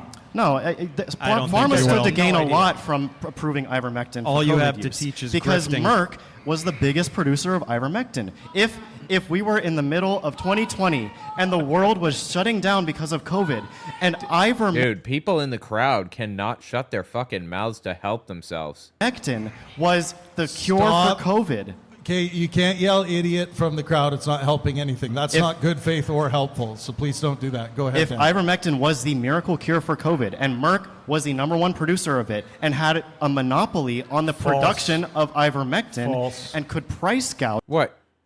Merck didn't own ivermectin? Is that what you're saying? Let's find out. And do all the tricks that pharma does to make medications But more the expensive approval than of what other they cheap are. generics also disarms the entire narrative. They could have made a ton of money and saved the world So, from COVID. Merck is not the biggest producer. They produce 1% in this country. The rest is produced by Edenbridge Pharmaceuticals. They, I'm just looking here. Okay, so I understand that Merck owned it in 1996. Their patent expired, but they were still producing ivermectin, and they still stood to gain from its sale. The pharmaceutical industry stood to gain from sales of ivermectin, but it just wasn't the cure. It wasn't a cure at all for COVID. And it certainly was not a miracle cure, quote unquote. A little repurposed drug outfit. There are manufacturers And so all over the world. did Merck gets they no stand to gain a lot of money? Ivermectin Did would they make stand to them gain a lot of money? 60 cents. They would make them Simone 60 Gold made a cents. lot of money selling ivermectin. Simone Why Gold couldn't made fucking pharmaceuticals? millions A lot of manufacturers hawking around the world ivermectin. made a Isn't lot of that money interesting? And helped a lot of people. Saved lives. Simone Gold is another scam artist, I believe. All over India. That's how they get those. So we have zero. So I mean, again, they're going with this global conspiracy of suppression. But if you look on PubMed and go back to 2021 and look at all the randomized controlled clinical trials for ivermectin use in COVID, we have clinical trials from Egypt, from Sri Lanka, from the USA, from Australia, from the UK, from Thailand, and all over that all say that ivermectin did not help with their patients. These are right. So it wasn't just Big Pharma in the U.S. No, everybody verified for a fact that ivermectin did not help. Doctors who just like you at one point, Pierre, I don't know what happened, but at one point cared about patients. Who do you and think making makes them more get money, better. those doctors or this guy? So, do you know how many randomized controlled trials there are for ivermectin? Dozens. 20. There's actually over There are 50. 20, there are 20 over back to 50, 2021, over and many 50. were retracted because and when they you were put them in a fraudulent. meta-analysis, there's always a huge and very large signal of benefit on every single outcome. Recovery time. That's not true. Literally none of that is true. That's a lie. He's just flat out lying here. Like, these people are not afraid to fucking lie their asses off. Usually there's like a grain of truth to shit, but there's literally nothing true about what he's saying in this whole thing. Mortality, hospitalization. Why over not? and over Why and not over. on these clinical trials that you can see for yourself and read for yourself on PubMed? Individual trials have many reasons to reach a negative result. That's why you don't rely on an They individual trial. all point No, to they the don't. same conclusion, which is that it had no effect, no matter when they tried it. They tried it Yeah, like early in the COVID Big course. Pharma got to all of Like them. the study that you included, which was one dose of ivermectin. Oh, I included Yeah, like I that included one. a random That one's list a from the good one. 20 studies I compiled. One dose of ivermectin. So Great doctor. they tried high dose, they tried multiple doses, they tried high dose early, they tried high dose while the patient was in the hospital. Again, this was all studied rigorously by genuine, real, legitimate scientists because we thought it might work. You know, you try everything, you throw it at the wall, you see what sticks. Ivermectin did not stick. Paxlovid stuck. Nothing worked. But you got to take ivermectin every week, right? Because they got to make money somehow, right? You know. Yeah. So, I made money. So if you go to C19early.org, Yeah, he absolutely did make tons of money. have you guys been there? Yeah, the meta-analysis website that puts a bunch of garbage in and garbage out. Yeah, the meta-analysis website that includes all of these treatments. You know what treatment is listed at #1 most effective? So is treatment that of all of the what treatments? what is the meta-analysis including? Because you know that a meta-analysis is only as good as the data you put into it. Yeah, so they try to track every study that was done. So if you look right now on PubMed, the 20 studies that are randomized controlled trials for ivermectin, all but 2 of them will say no benefit. 1 is inconclusive. You know how meta-analyses can be manipulated. I've been writing on this for years. Yeah, everyone's manipulating everything, right? Totally. You guys aren't Meta-analyses can be interested in manipulated. educating yourselves on how that sausage is made, then just keep holding it up as truth, and you're being lied to. as I'm if telling you can point you're out- being lied to in a sophisticated Yeah, you're way. lying to Actually, us right not now. that sophisticated. If you can you point just guys out- can't pick up on it. I'm If sorry. you can point Read my out book. what is wrong with these studies from all over the world, from independent experts studying this question, full of doctors who care about their patients and want to identify the cure for the thing that is shutting down the world in 2020. They want to identify that. That gets them big titles in science, right? They want that. You think that they're going to sit on those results Yeah, and bury them? You know, I wanted to No. do my career ended. Big Pharma. His career as a doctor ended. His career as a filthy fucking rich influencer began. People transition careers like that all the time. He is obscenely wealthy from his, his scam artist industry that he's created and all the stupid supplements that he absolutely sells even though he denied it. That guy Your from the career WHO, ended 'cause you tell you're me a why the guy lying from fraud. The WHO self-retracted his paper and disappeared into obscurity. His career was done. You guys have no idea what you're talking about. Nice meeting you. All right, guys. Narratives, thank you. data. Put your hands Narratives. together for Wow, he's leaving. Pierre and Steve. We're out of time. We are out of time. And for Dave and Dan as well. We are completely out of time. Thank you all for joining us. We're going to be back with more debates. Wow. Anyway, that was fascinating, dude. What is wrong with these people? It's just disgusting how they so brazenly, blatantly lie like this. Like, they have no scruples. Just disgusting. Tell me what you think in the comments. Okay, it's late. I got to get out of here. Thank you so much for hanging out with me. It's been fun. I will see you guys on Sunday, but not Wednesday, because I will be at the hospital to induce labor, presumably. All right?